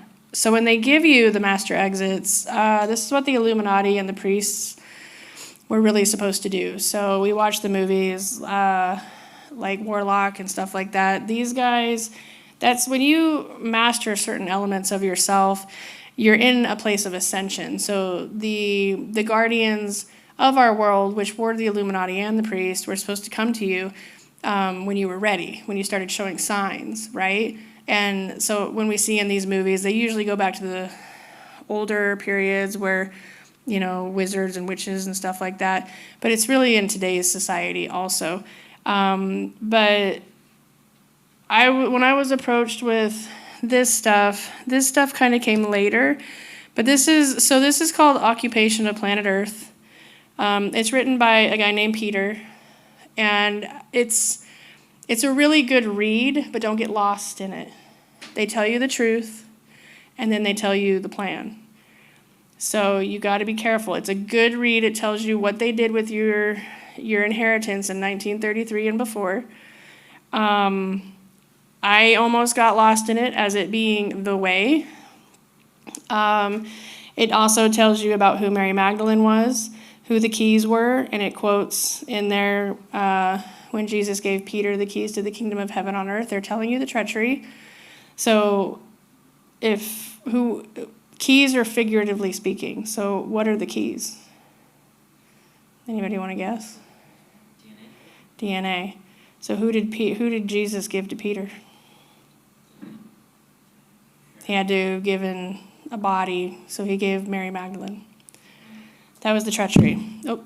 So Mary Magdalene, again, held the keys to the kingdom of heaven on earth. She was the Passover. Mars also had a great king that was chosen by God before it fell. So each planet has a one ruler, but they're in sync with creator and creation, which are the owners of the planet, the real owners, not the false gods. Baal is the false god, and they've all got their minions, which is cool. We got our minions too, right? I gave birth to all three of mine. Just kidding. And really quick, while you're talking about Baal, you know the two things that they're spraying on us with chemtrails, barium and aluminum, and on the periodic table in order, it spells out Baal. Baal, yeah. Baal, yeah. Yeah. So it's just the indoctrination of what they're trying to do. This is straight and narrow. This was the first version of this. Now, the occupation of planet Earth is telling you who you're being ruled by. And I didn't catch on until after I figured it out when I did my addendums 1 and 2. I was like, holy shit, the occupation is the military. The active duty military, which is fine. They're not bad. Again, they're all in the same position than we are. We just need to figure out who we are, and the elites are the only ones that know. So this book, Notice of Claim, is part of it. There's another book too, I just don't know what happened to it. It's like you're half in, half out. And they do it this way because 60 to 100 years ago, when I was told that the Illuminati got everybody together, all the secret societies, and they wanted to stop the ascension of this time. But they didn't realize, they thought they had 1,000 years left. They don't. Because the owner of this world can exacerbate anything. He just has to be in sync with the earth, right? And she was like, well, I'm going to blow myself up. And, you know, there was a lot of therapy going on between the planet and God.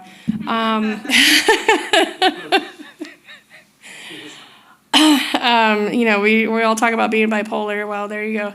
The planet was pretty bipolar at that moment. That's why we were all bipolar, because we're frequencies of the Earth, right? So we have a shared energy. And when these guys got together, they took the Book of Life and they split it in half. They let the Illuminati go on one side. Not the Illuminati. The Masons and the Templars take the straw man, and the Templars took the treasury, because they're always after the treasures, right? That's their logo. And you can look them up. King Alexander, look that guy up. He's a hoot. So I was approached by these guys that helped accelerate those guys into position, and with the treasuries. And then it was funny, after I got all this done and we were coming back from Tennessee, my friend Jeanette got me onto a movie or a TV series called Rediscovery of Witches, and it's about the Book of Life. And I was like, stop. And I was like, man, if she goes into the past and gets pregnant, I'm done. And then all of a sudden she goes into the past, she got pregnant. It was a funny story, because it literally follows a lot of your story. I really don't know if we actually watch the same thing, if you think about it.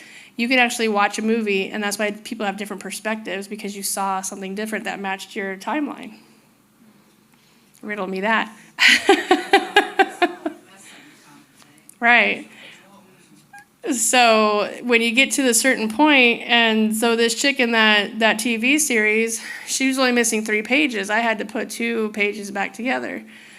So that's what it was telling you, was somewhere in history the book was hidden, but there was 3 pages torn out, which meant the secret societies broke the book apart, but they just put it in their own twist. And there was some time traveling going on. There was a child brought from the past to the future. It was a big mess. So talk about mind-blowing just for somebody who's like, that's kind of weird. So that's what they did. This is the halfway house. The halfway out. Again, we're all in rehab, guys, just remember. So you can get half out, you can get 100 million for your birth certificate, but you will stay a slave. But you get to go up as a higher political slave if you want.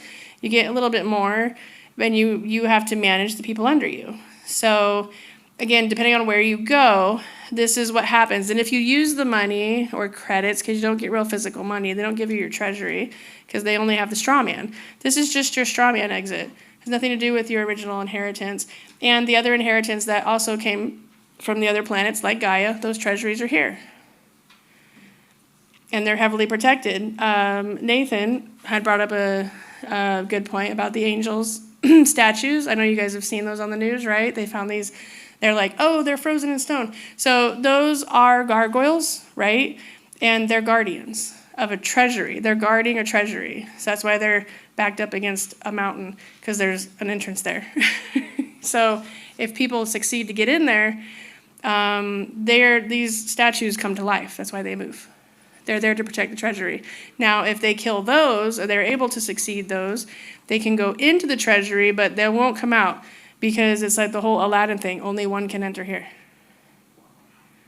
And there's gold statues in there. I don't know what they look like. It depends on who you are. They could be dragons, they could be angels, they could be dogs, could be anything. So the only ones allowed in there are the heirs. So if you're an heir, you have a treasury. And everybody's an heir. You just don't know to what, though. So you could be an heir to this planet, you can be an heir to Mars, you could be an heir to any of the 100 and something planets that are in our galaxy, because everybody fled here. Everybody came home. That means all the royals, everybody that was meant to be lineages in those other planets are here, because everybody got afraid, and you had the occupation and these other not so high level, I would say, beings that wanted to be high level, but they weren't quite on the chart yet. Because you have to experience things. And how do you experience things? Where do you start? You got to start in the mailroom and work your way up to being a CEO, right? So there you go. That's all it is. That's what the up and the down is about. That's what the triangles are for. They let you know the direction in which you're going. And if you have some of the maps and you have the all 4, sometimes you got to go this way, come back, go back up, come back down. That's all it is. It's a road map. Those are the directions. The Illuminati and all the secret societies tried to make it something it wasn't.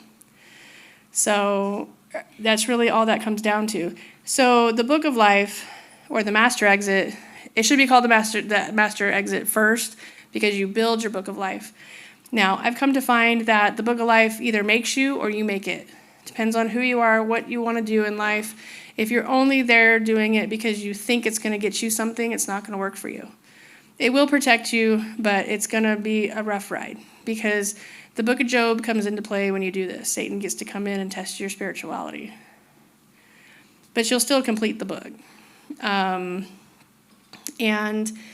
I think it tested way more than my spirituality. My sanity was like on the rocks at some point. And I had nobody to call because I was the first one in 60 to 100 years. And, you know, calling these Templars wasn't a good thing because I just screamed and yelled at them and just, you know, wished them nothing but death. Because, again, I know what they do. I don't like what they do, and their energy sucks. But, yeah, I would call my friends there. I was like, can you look at this? Make sure I'm doing it right. They're like, what am I looking at? And I'm like, I don't know. I just need somebody to make it. Just tell me it looks okay. So my book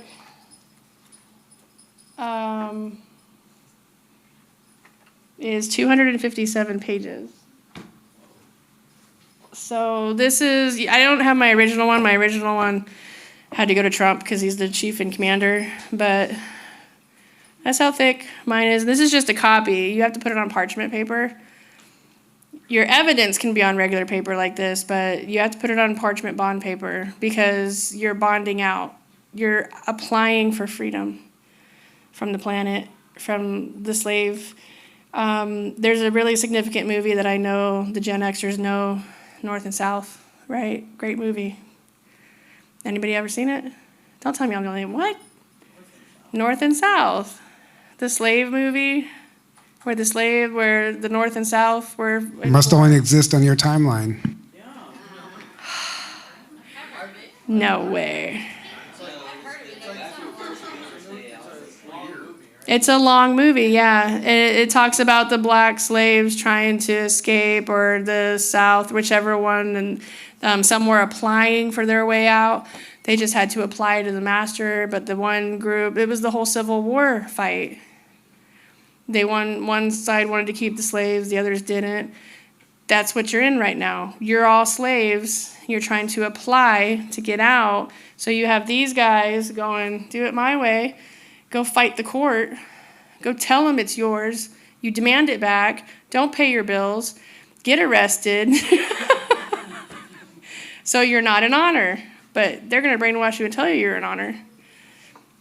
And this one says, hey, you just got to apply, follow the rules until you get out.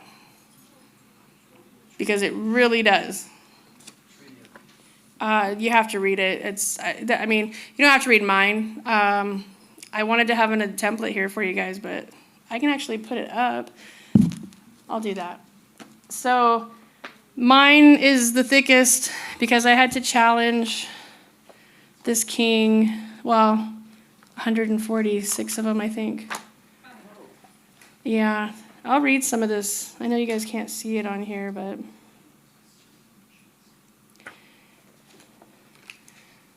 There's one of them. Well, I had to challenge all these guys. He's one of them. His name is His Royal, His Highness Emil Shikakakaka, whatever. Something. I'm not racist. I just don't know languages. This is King Alexander. So he's the one that rolls over the planet right now with the Atlantean king. That guy looks funny as fuck. I mean, shoot. I mean, he's silly looking. Yeah. So, yeah, and he's part of the M1 financial stuff, so I wouldn't invest into that. It's a Templar. Right.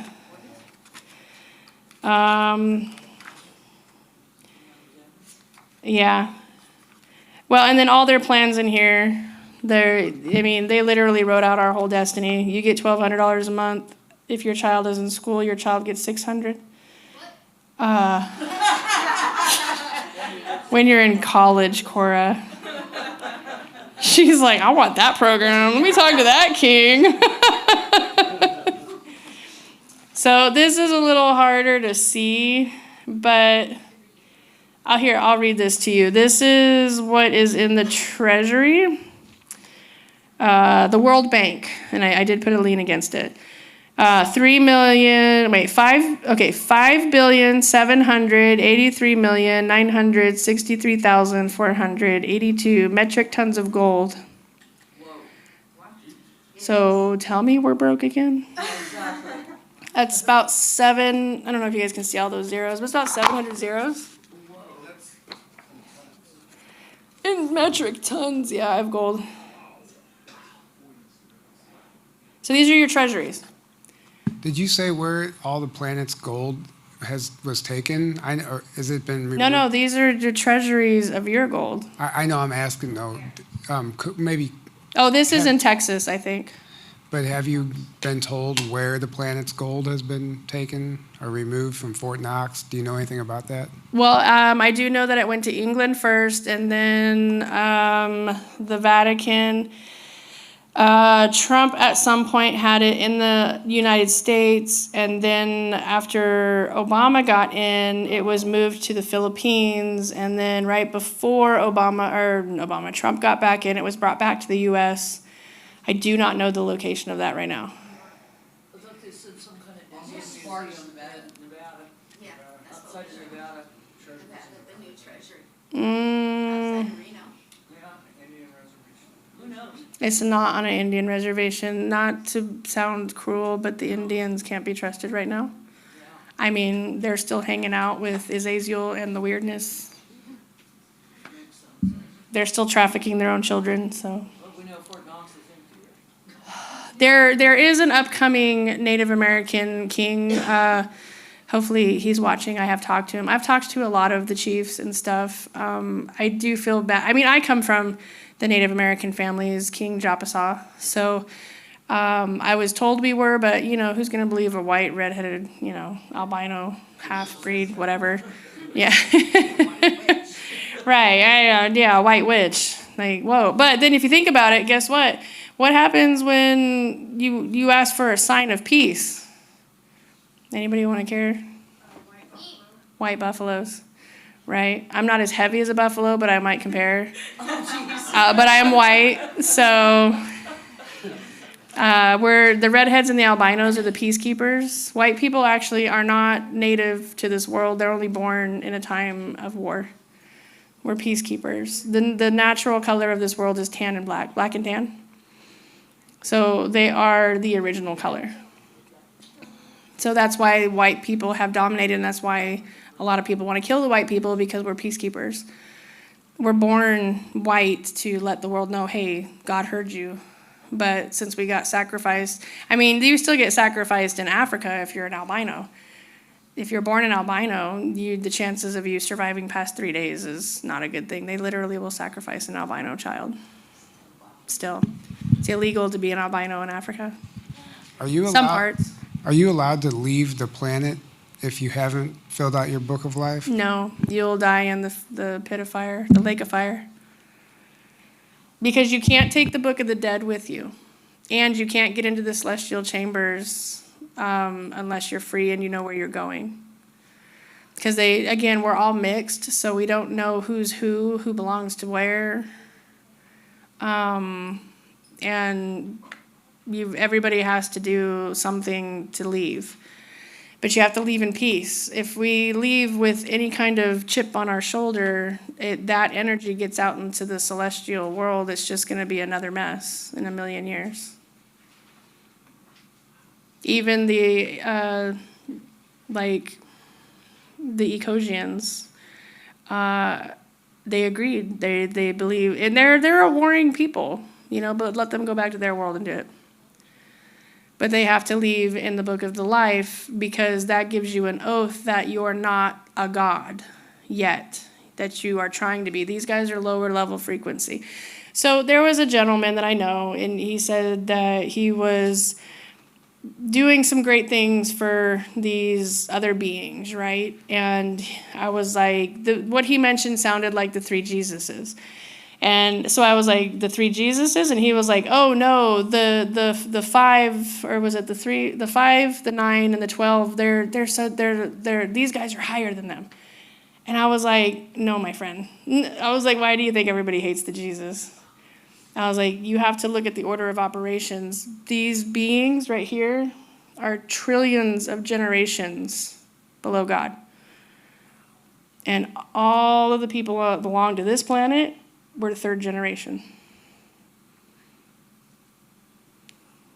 Riddle me that. We're pretty young to this point. Very. So that's why the angels have to bow to us, because we were put above them in the gene pool.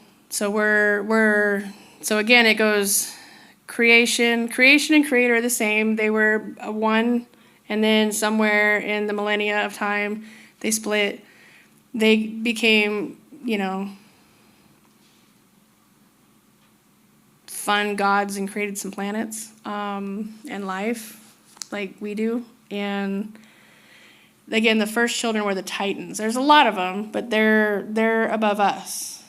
So and then the angels were formed after that, and then the promise was given to Lucifer to be the ascending sun. But then here comes the Jesus sequence. And the Jesus sequence was considered to be perfection. But it wasn't just Jesus. Again, it was Ninhursag. It was a trinity. There was three. And those three were going to rule the separate metaverses. I don't know what the mega gods are doing, if they want to retire. It's been a while. I don't know. It's a lot. I try to put it into perspective to show you guys like how this might work. Because what's in my head it's not something I can explain, but you will remember, it will come to you. When you start to download, the first thing you have to do is believe, right? We got to believe in the fairy, and she comes back to life. So that's telling you believe in yourself, and you'll start to remember. But if you have to struggle with it, talk to people that were around you as a child, and that triggers those memories. Oh, thanks. So when I did the Book of Life, or the Master Exit, it turned into the Book of Life. The bound copy, again, was beautiful. I didn't want to get rid of it. They didn't tell me I had to send the original to Trump. I do believe that he is using that book around the world because it's the promise of God. And it's the promise that everybody can be saved. I'm not trying to jump the Bible stuff in here. Believe me, I was Bible beaten growing up, so I am not a hardcore Bible thumper at all. But again, you can't say this is, a heavenly movement and not believe that the Bible has a big part in this. So it's a map. I just want to say that just recently, for the first time, I heard Trump in the last week mention God. Really mention God. Yeah. Talk about him being in his life. So I don't know if that connects with what you're saying. Well, you gotta remember the original fall. What was it about? Again, why do you fight with your parents? Why do you fight with anybody? Because there was a level of unfairness and you thought that wasn't fair. I get it. The youngest son got the inheritance and I now have to bow down to the youngest. I'm going to kick that little shit in the head. Yeah. I mean, but if you're the youngest, it's great. I mean, I'm a middle child, so I have middle child syndrome. I think everything's unfair.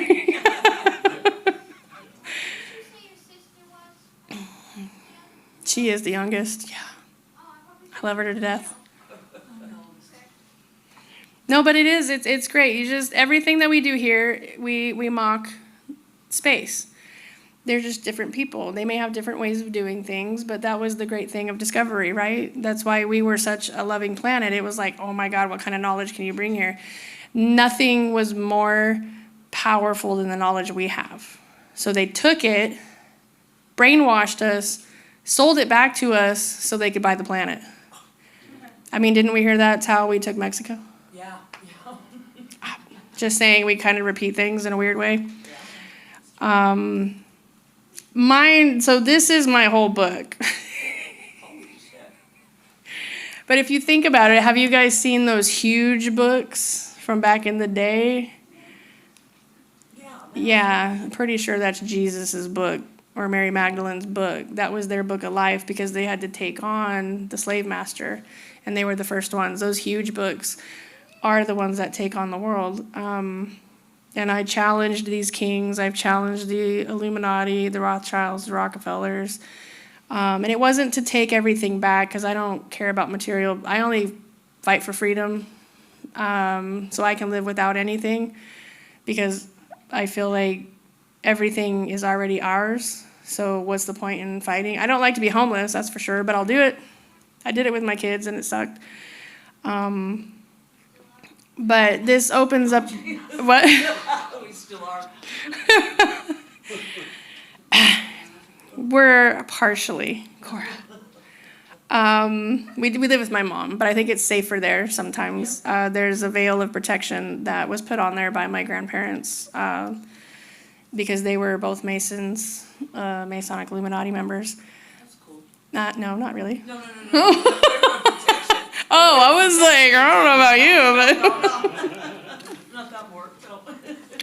No, I mean, it was, and it's funny because I see people drive by all the time, and because I'll sit on the porch and there's our road is way up here, and the people will sit here, and you'll see them pointing out the car, and I'm like, can they not see anything?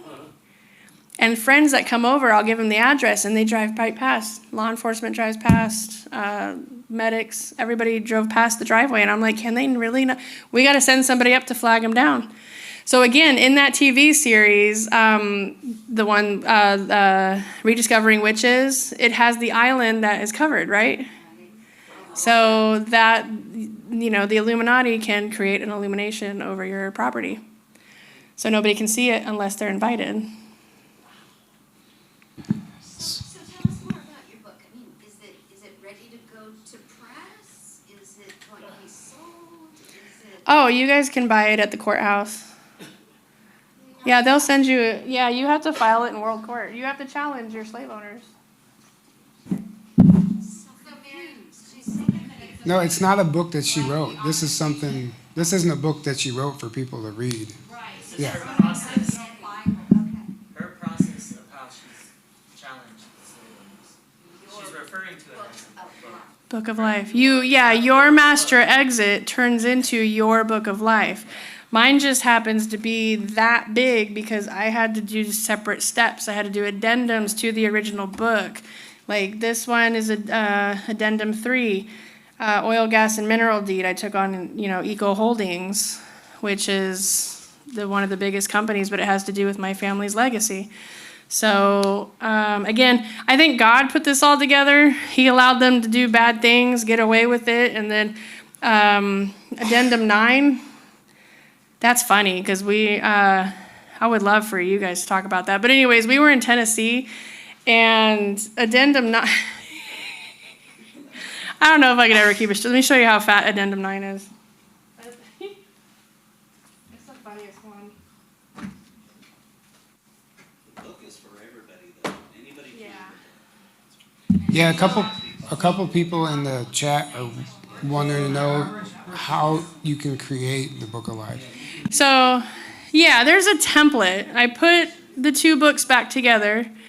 That's what took 6 months. So this isn't my book. It's not my template. It wasn't even their template. This was the contract that the fallen angels had with God for us to be proven that we were worthy enough not to be shitheads out in space.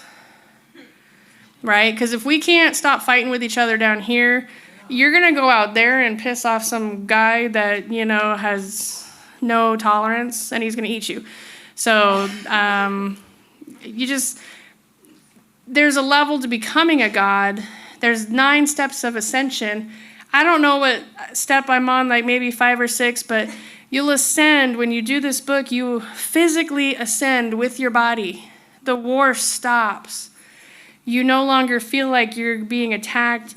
Not even when we were in Tennessee, it was kind of cool, calm, collective, and everything just fell together. So this is 300 pages. That's one addendum. And it's full of all the corporations in the world. That was a fun day. Yeah. You're kind of blowing their minds with, people are thinking, they're going to have to write that many pages. You don't have to write this. I did this all for you guys. The template's about 27, correct? 27 pages. This is my evidence that goes into my book. So the addendums are a part of the book, if you want to add those. Go ahead. Any idea, like the background of these corporations or our slave owners? Are we talking like umbrella corporation, like stuff that's like involved with SSP? Is that involved with this, or is that a whole different? Well, for my inheritance, it's everybody's inheritance is different. So let's put it this way: everybody has a usurper in kingdom. Some dude or chick in the royal family is your slave owner, right? So if you are really important, you're going to be attacked a lot. Okay, like I was. It was obnoxious. If I shaved my head, you'd probably all cry because I've got so many scars from childhood trauma, military trauma.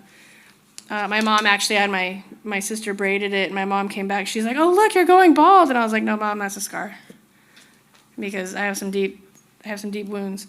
But I got a hard head, that's for sure. So the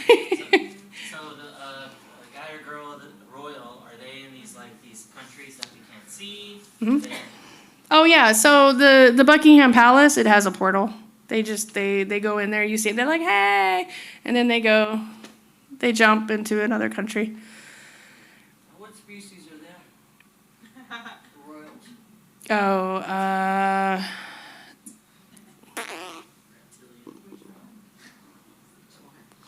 Probably. yeah, reptilian. it is a type that does eat humans. They might be spliced with actual reptile DNA, which isn't reptilian, because they do eat people. No, actually, they don't really shapeshift. Like I said, most of these guys are human-looking because the ones that had to hide used their offspring to do their work.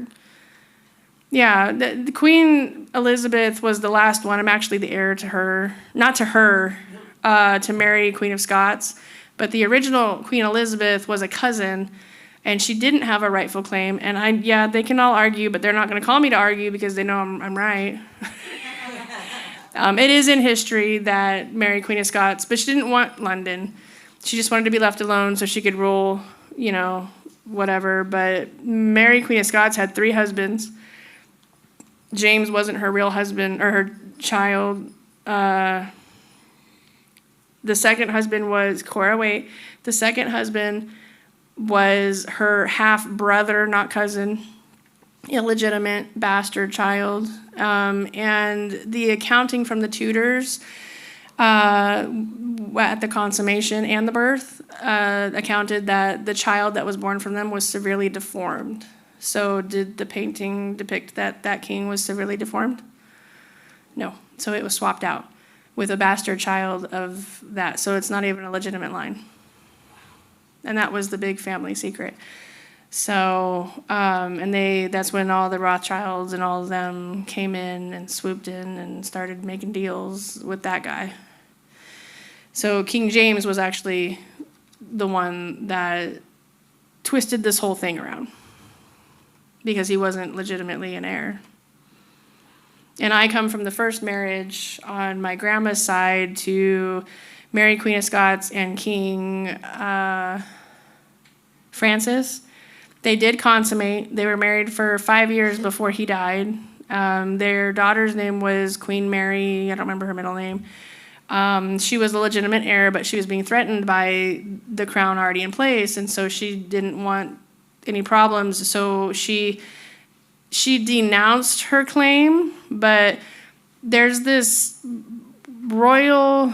it's a tongue twister, World Royal Administration. They watch the royals, and they take children. Like Princess Diana, they had a daughter. I don't know if you guys know, but they took the daughter as a failsafe, and you only know about the 2 sons.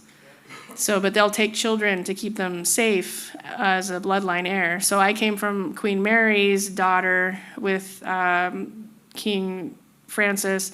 And on my dad's side, I come from Queen Mary and her 3rd husband, who was the sheriff who locked her up. And she thought if she married him, won his favor. They had like 5 kids. And they were put in the Jones family because they were Windhams or Windheims or something like that. Because Queen Elizabeth was going to go and kill the children. So they were hidden also. So I come from that side as well, so I have 2 claims. But the legitimate claim was between France and London. So that's why these Templars approached me and told, because I wasn't the first one though. There was 3 others before me, but they died at World Court, right before World Court. Their security killed them. So, yes, Cora. Oh. Blue's a good color. There we go. You guys can look at the flying ship. It's black. Look at that. That's the background. That's what the sky really looks like. Oh, yeah. Is Diana married to Trump? Is Barron their child? You know, I have no idea how that weird circle is working. I try not to get into people's craziness. You do remember these people are hundreds of years old. Trump hinted at that recently. He's saying about how old he was. He said something along the lines of, he's much younger than I am, but he was talking about a guy that was almost his age. And he's like, but I don't want to have that conversation yet. Right. Well, I mean, he could, honestly, sometimes I think he's Merlin, because Merlin's a couple thousand years old, and Merlin got in trouble by God doing some weird stuff. So again, everybody has a chance to redeem themselves right now, because when your soul is on the line, that's when people start behaving. Because it's not about your physical body, because we know that's just going to die one day, right? Might be millions of years in the future, or a couple thousand, depends on where you're at. Is there a link for the template to fill out your book of life? I'm trying to get it uploaded on my web page. I just got to get my guy to put it in back on there. So it will be available on there. What's your webpage? adonaofsoul.us. Yeah, I have business cards over there too. But my journey's been a long one. I had the feds running with that big one. That one was hilarious. They ran outside and they were screaming at each other on the phones, and Nathan was inside with me, and yeah, they were trying to not give me the documents at all. So yeah, we had them pretty scared at that point. And then I found out in September that, so it's Lord Abbott, which are 2 different Illuminati families, Abbott and Lord. They just made the company Lord Abbott. But they are all tied into my family's legacy. And I think Creator had his hand in shuffling those cards around. So what they did, we were there on the 27th recording this stuff, August 27th. And then I had to leave on the 23rd because I feel like somebody had compromised our location because something didn't feel right. Well, what that feeling was all the elites to that company were flying in because I had filed a public record in World Court denouncing their claim. So what they did, I think it's in Addendum 10, is Lord Abbott's people, the company Lord Abbott, again, they're 2 different people.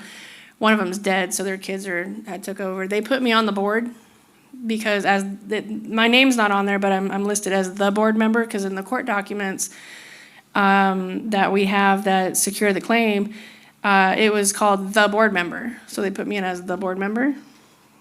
And oh gosh, is she not in here? Did they leave, Jeanette? Kimmy? Oh, yeah, they did. Oh, they did? Oh, okay. Anyways, Kimmy and I were looking at it, and they talked about how they were going to kill me through poison or physical death.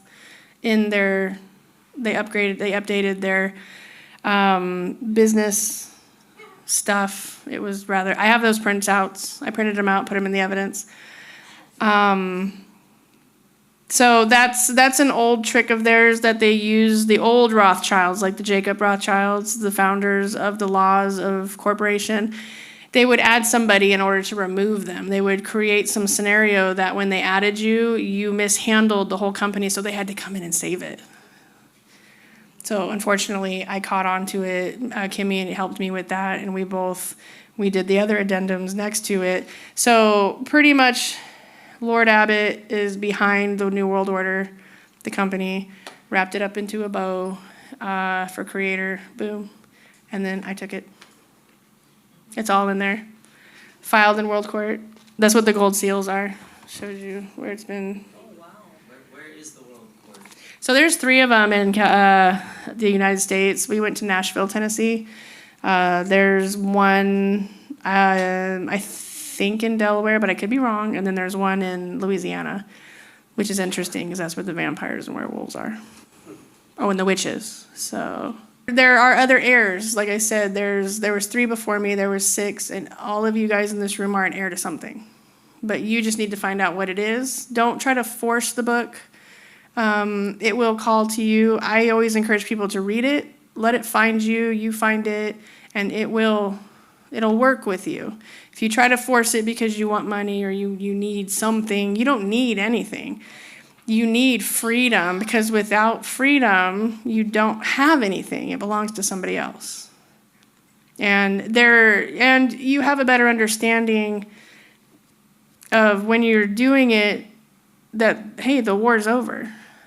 I'm not belligerent, I'm not a fool, and I don't need to kill everybody that made my life a living hell, because I'm gonna leave that up to the big man. That's I don't get paid for that. Let him go. Let them go, let the military do it. And that's what they're gonna do. Like right here, this stack, this is the newest one. I had everybody running with this. Legal memorandum for the deputization and military mobilization for the immediate state, federal, and international deputization for formally and legally execute all writs and applications for injunctive relief and declaratory relief, and application for damages and return of patent rights and all assets incurred ab initio, and application for the final termination of the Global Digital Compact, Global Compact for Migration, Global Compact for the Future Foundation for the Global Compact, UN Global Compact Trust Fund, New World Order 2030 Agenda for Sustainable Development, and assign subject, call to arms, and raised with the Universal Militia. It's not that anybody is going to die. It's just I'm going to freeze the world banks so that you guys can come back and get your inheritance. And I believe Trump has my book. I know that they're waiting for these final documents. They have them. I have sent them over. We did get Office of the Comptroller of the Currency tried to close my claim several times. And I was like, nope, sorry, not today. I'll just send it to everybody else, show them what you're doing. And now we got Doge involved. So everything I've done, and this is the same thing that happened back in the time of Christ. This is what they did. That's why their books were so big. They just had different type of paper. But that's what those books are. So these have been recorded and filed into the World Court. And they had 60 days each time I filed to dispute my claim, and they didn't because they can't. And it's just because I want peace, and that's why that general called me and said, what do you want? And I'm like, what are you talking about? Did you not read the documents? Can we all just kumbaya, roast some marshmallows, and call it good? Yeah. Why do we gotta fight? I get the people that want, punishment, but we're never gonna get out of this vicious cycle if we keep fighting each other. They've lost, we've lost, everybody's lost, so why keep losing? Again, I go back to that one day of the Germans and the Americans. They shook each other's damn hands after they shot each other, and they buried each other's dead. What is that? Yes. Somebody in the chat asked, does she think the financial reset is part of getting the money back into the hands of those who were supposed to inherit it? So like if a light worker becomes rich, is the plan working out? Like maybe we'll get our money back in the form of, it won't be in the form of an inheritance, it'll just come in other ways. So again, the world's already been eradicated. You need to free your mind from the war. And the way you do that is one or two of these exits. If you feel pulled to stay a servant, you're going to do this guy, the Peter version. And Peter is a fallen, he's not a fallen angel, but he did betray Jesus. He's not a saint. He's a bad saint. But I mean, equally important, God uses both good and bad. So that's the balance, that's the yin and the yang. So with the financial reset, the money is going to go into God's bank. There is a commission that is actually called God's Bank. It's Commission 41. Whether I'm able to get my hands on that one or not, I don't care. We can always build a new one that's called God's Bank, and that's where everybody's treasuries will be placed. As of right now, it's supposed to be in Las Vegas, Nevada. But again, that could change. It depends on if people want to be greedy or they want freedom, because you're playing with tokens. It's not real money. Gold is real money. You can't use the dollar in space. You can use gold. Treasure Planet, you guys should watch that movie. It's totally cute. It's very telling. But so I know a lot of people are going on to Jasara. Just so you guys know, I literally put a lien on it. Just gonna tell you ahead of time. If I can find it in here. That leads to my questions, because they're trying to get us into another digital system called the quantum system. Right, and that will work, but that's space money. Yeah. It But never it's- works down here. It's still going to be a digital system that can be used in a wrong way eventually, right? No, because it's worked before. It just stopped working here because of the wars and everybody wanting to have and own everything. Again, you can't, if you're a royal, then yeah, you'll have an imperial ship, right? And you'll have everybody that works for you, and they'll be happy to work for you. It's like bees. You have your queen, and then you have your monarch, and then you have the worker bees. It's designed that way. So depending on who you are, you will find out when you do the template, you know. And again, you might not be a royal here, but you'll be a royal on another planet. I can tell you right now, you know, what is that guy? The alien resident, he's got his eye on Mars, but pretty sure he doesn't belong there. So he needs to do a book, you know, so he can go back to wherever his planet is. And he can roll over that, chip everybody's brains over there, you know. It'll be good for him. You said you put a lien against Jasara. Yes. Why? What's wrong with that plan? Unless you guys want to go talk to Obama, he owns it. Yeah. But it's not for me. It's not. So that's for the farmers. It was to set everybody free in America, which was a great plan. But then Obama was like, "Do you see how much money's in there? I'm going to put this in an infinite loop and never being dropped off." James Rink did a video on it. It's a pretty accurate video. I did look up the documents. It's true. It never gets dropped off. So, but these liens are not, like I said, if it has to go to one person, let it go to a person that's going to give it back. They're not mine. The land, the world isn't mine. It's just mine to give back to you. Because I like my soul, and I definitely don't want anything bad happening to it. So if the big man upstairs says do this, I'm going to jump.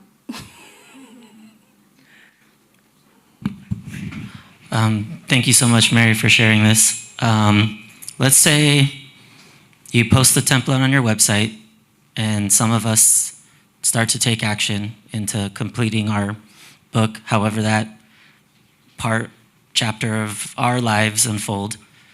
You say if we're important, we may start to get pushback or challenge or interference or attacks. If there's anything you can share, how to be the best we can be prepared if some attacks or interference start to come our way from those actions. Is there anything we can do to be, prepared? Or will those preparations and solutions present themselves at those times when we take those steps? I think they present themselves. There's a few people in here who have done their books. We can get their testimonies. I don't recommend doing it as a whole household because everybody's got demons they got to work out, and you don't want to do them all at the same time. We learned the hard way. I was the only one doing it in my house. So it was good. Gary had a good... Do you have my book? Oh, it's in the back. And then... I can show it to some people if they want to see it. Okay. And then Shelly and a couple people, yeah, they've done their books. And it was an experience for all of us because, again, I didn't know what was going to happen. I was told when you give somebody directions, but you don't know the whole motion that's going to happen, if I was a train, I would have been derailed a lot. Not that I had a lot of demons, but I probably had a lot of karma that I had to deal with. But you really have to make sure your heart is in the right place because it's not just about raising your consciousness. It's about, are you going to be able to sustain yourself? And I've seen some people go in other directions with it and do some bad stuff, not realizing that, it might not be for their better judgment. Money isn't a thing. They're tokens, they're tickets. You're worth quadrillions of dollars. You don't even know it. You're going to inherit 29,000 treasuries that never got touched because this is how long they've been doing this to us. So money is not a thing. When you get your treasury, you're going to be selling your talent, what you really are designed to do. And you get to go to the celestial chambers. And you get to age regress back to 22 or 17, depends on if you have kids. So to help answer that question, maybe, I was told that you described it to us. When your mom's pregnancy, how her pregnancy progressed is about how you feel doing the book. If it was a happy, easy pregnancy, then you may have a happy, easy. I don't know if men can relate to that, though. No. So for a if their mom is woman, alive, it's... She could explain it. Huh? But if their mom's alive, she could explain her pregnancy with them. I had a lot of morning sickness or specific cravings or... Right. So, yeah, and then for men, well, I don't know, Mike, what do you think?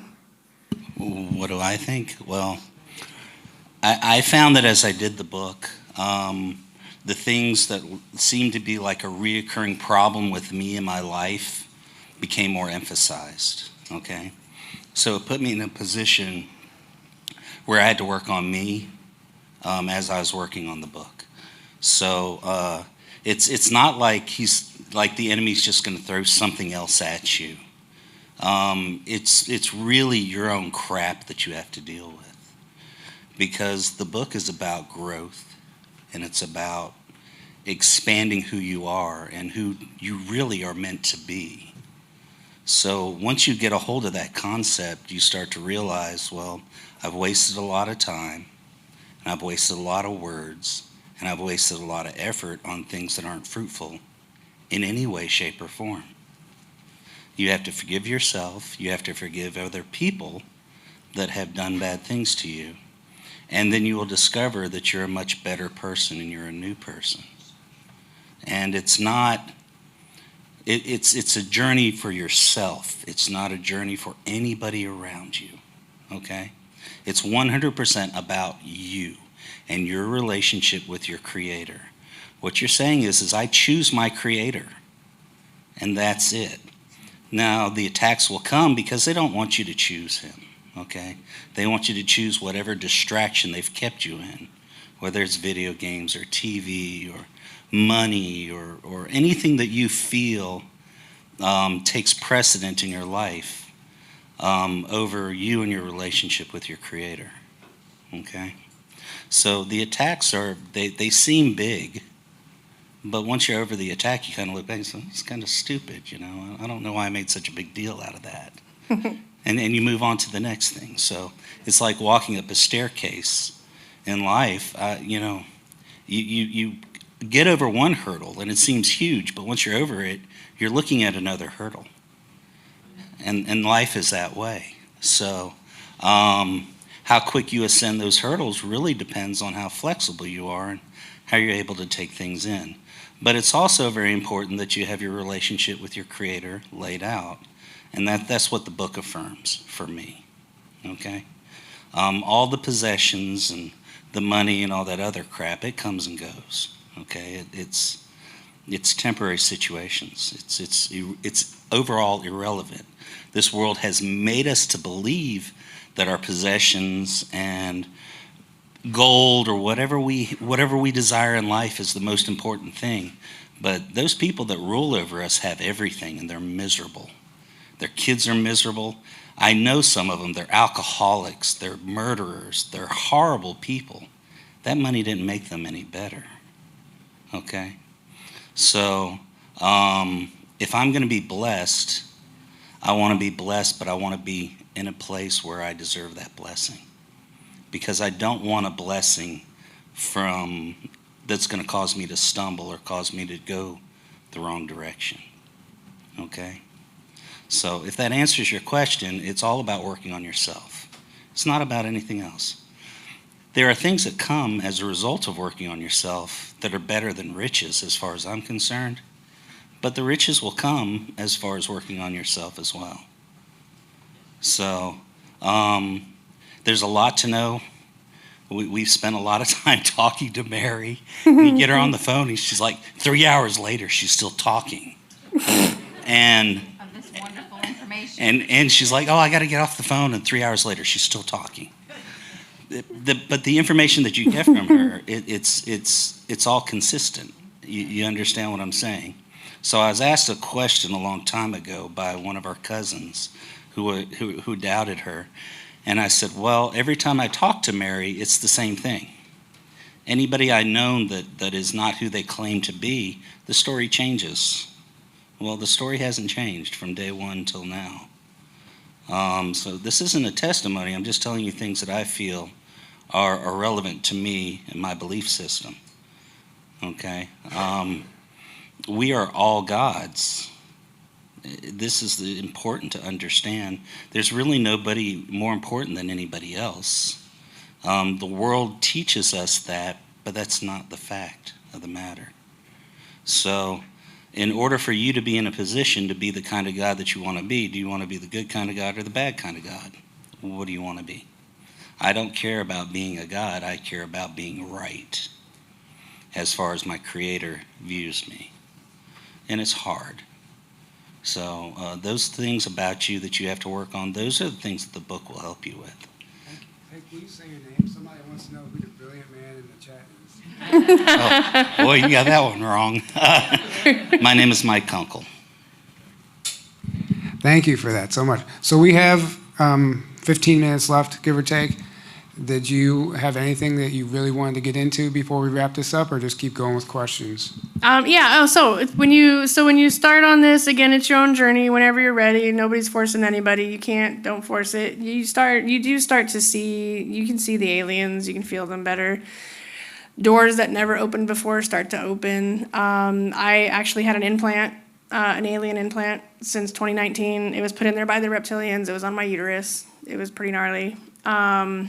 They were trying to hybridize, I don't know what, but it wasn't successful. I ended up poisoning myself to kill it. So, no, I did. Yeah, recently, yeah. But I had to get permission because I couldn't before, and everybody was trying to hide it. I couldn't get any ultrasound pictures. I mean, it was a mess. And every doctor's like, there's nothing there. Do you know how crazy you sound? I'm like, do you know how crazy you sound? Because I know my body. You know what I mean? They don't like it when somebody challenges them. And they'll write in there that you're crazy, you've got mental health issues. And it's like, yeah, it's okay. That's all right. I'm like, your degree is this big. That means you can't think outside the box. I love it. There you go. See, that's your mind. These big posters, those are my minds. Yeah. So, and that's really how that Mason works, that stuff works. The bigger, you'll have the same certificate, but one's bigger and one's smaller. They're not allowed to think outside that box. Even the higher Illuminatis can't think outside the box because they're not allowed to. They got to accelerate they have to ascend. in their own ways. So you're ascending. I mean, if I put this all together, it's probably going to cover a whole wall. So I'm pretty out there. But there's still more to learn. I don't know everything. I know a lot, but I don't remember everything. And we've been doing this a long time, but it's still too much. I don't want to have another brain aneurysm. Those things hurt. But doors open, and the ones that you don't want open, they start to close. So I got permission, like out of the blue, 9:30 at night. A colonel from Area 51 called me, and that blew my mind because I was like, what? And he was talking like we knew each other. He's like, Mary. I'm like, yes. And so he cleared these spiritual ticks, like spider ticks, off of me. And he had me repeat this thing. And one was, they had like the body of a tick, but they had like the arms of a black widow, but facing forward, long ones. And then the faces, lots of eyes, and then 3 mouths going like this, like trying to grab back at me. So I don't know. Spiritually, that was kind of bizarre. One was black and white. And I was like, whoa, what was that? And he was like, oh, don't worry about it. It's gone now. Well, no, I want to know what that was, right? So again, you're still in the illusion. We may have these spiritual ticks, these ticks on us. We just can't see them. We can't feel them. And they're the only ones that can take them off. And I had to be out of the book of life. So they could have these things on us, and you can't. It's not part of your reality, so you won't know it. And so then he was like, "Is there anything else I could do for you?" And I was like, "Well, now that you asked." I was like, I have this thing in me. And he's like, oh, you're going to the celestial chambers soon. And he was like, you don't have to worry about it. And I was like, no, sir, you know what? I'm not going to make it. It's poisoning me. It's leaking. Whatever the fluid is in that sac that's attached to my uterus is leaking into my body. And I can feel myself giving up and ready to go. And they don't want that because they need this to finish, right? So he's like, old men are so funny. They're like, well, you got to do what you got to do. I'm like, okay, I'll take that as I can do it. So finally, my friend Jeanette and I went up to Colorado, and we got it removed. And that was a whole funny story all in itself. I mean, we met Loki and everything. That was hilarious. But she has a funnier way of saying it because she was my witness. She's like, everywhere with her is a new adventure. That's why I always encourage people, come with me so you can see the fun. Yeah. Don't be afraid of them. So, but it opens doors. When they know you're not fighting with them anymore, they're not aggressive. Because, again, they don't want to die. You don't want to die. Everybody wants to live and go home. But how do we do that, in a big group setting? And not everybody's going to wake up right away. It's okay, Cora, if it's off. It's all right. Thank you. And you get to meet the aliens. Again, you're probably talking to half of them already. You just don't know it. You feel the energy sometimes, but depending on where your consciousness level is. If you're in the military, I guarantee you've had some fun with some aliens that looked human. He's like, it's not me. He was like, was I sober that night? No. That's why we drink a lot in the military, so we can forget. But yeah, all the world banks are here, and they are for you guys to come back and get. But you gotta do it the right way. We can't do things the wrong way anymore. It's not gonna work. Not everybody's gonna make it. The majority of people will. I anticipate maybe like just a few million people not succeeding this because everybody's already risen to that consciousness where we want something different, and we just don't know how to achieve it. So the aliens, my job is to say, hey, they're not that bad. They're just like you. We all messed up. We killed a lot of their people. They killed a lot of our people. Yeah, we need to get over it.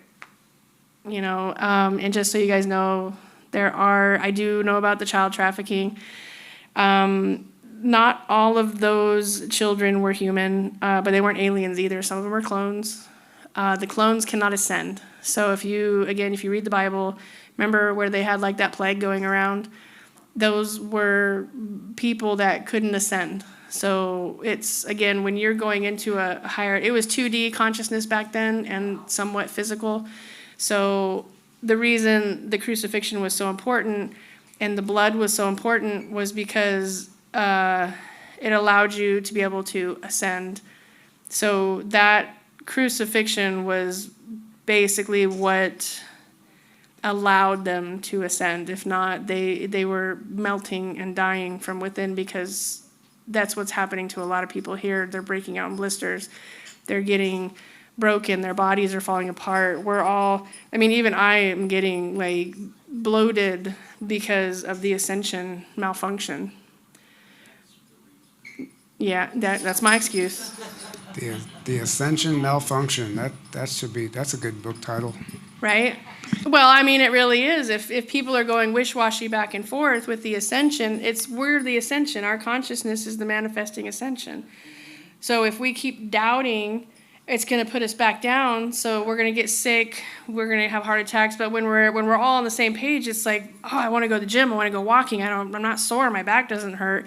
But there's days, right? You're just like, oh, I just want to give up. So I get it. So it's literally a malfunction of humanity on a conscious level. And the ascensions can be painful because we don't know what's happening, and they're not divulging the information because the deep sleepers will literally malfunction. And it's not their fault. Not everybody can ascend at the same time. So it has to go in order, because there is a plan to use the arcs to get people, because it's not going to take them 1,000,000 years to get back to their planets. The arcs, again, are not bound to any 3D, so they can get people back to their planets within a few weeks. So it's just a transportation cycle after that. The real, deportation. Yeah. We're ready for deportation. Right. I'm ready for peace. So it's about almost 4 o'clock. Maybe time for one last question, if anyone has a question. I will make a comment about is the royal family reptilian or not.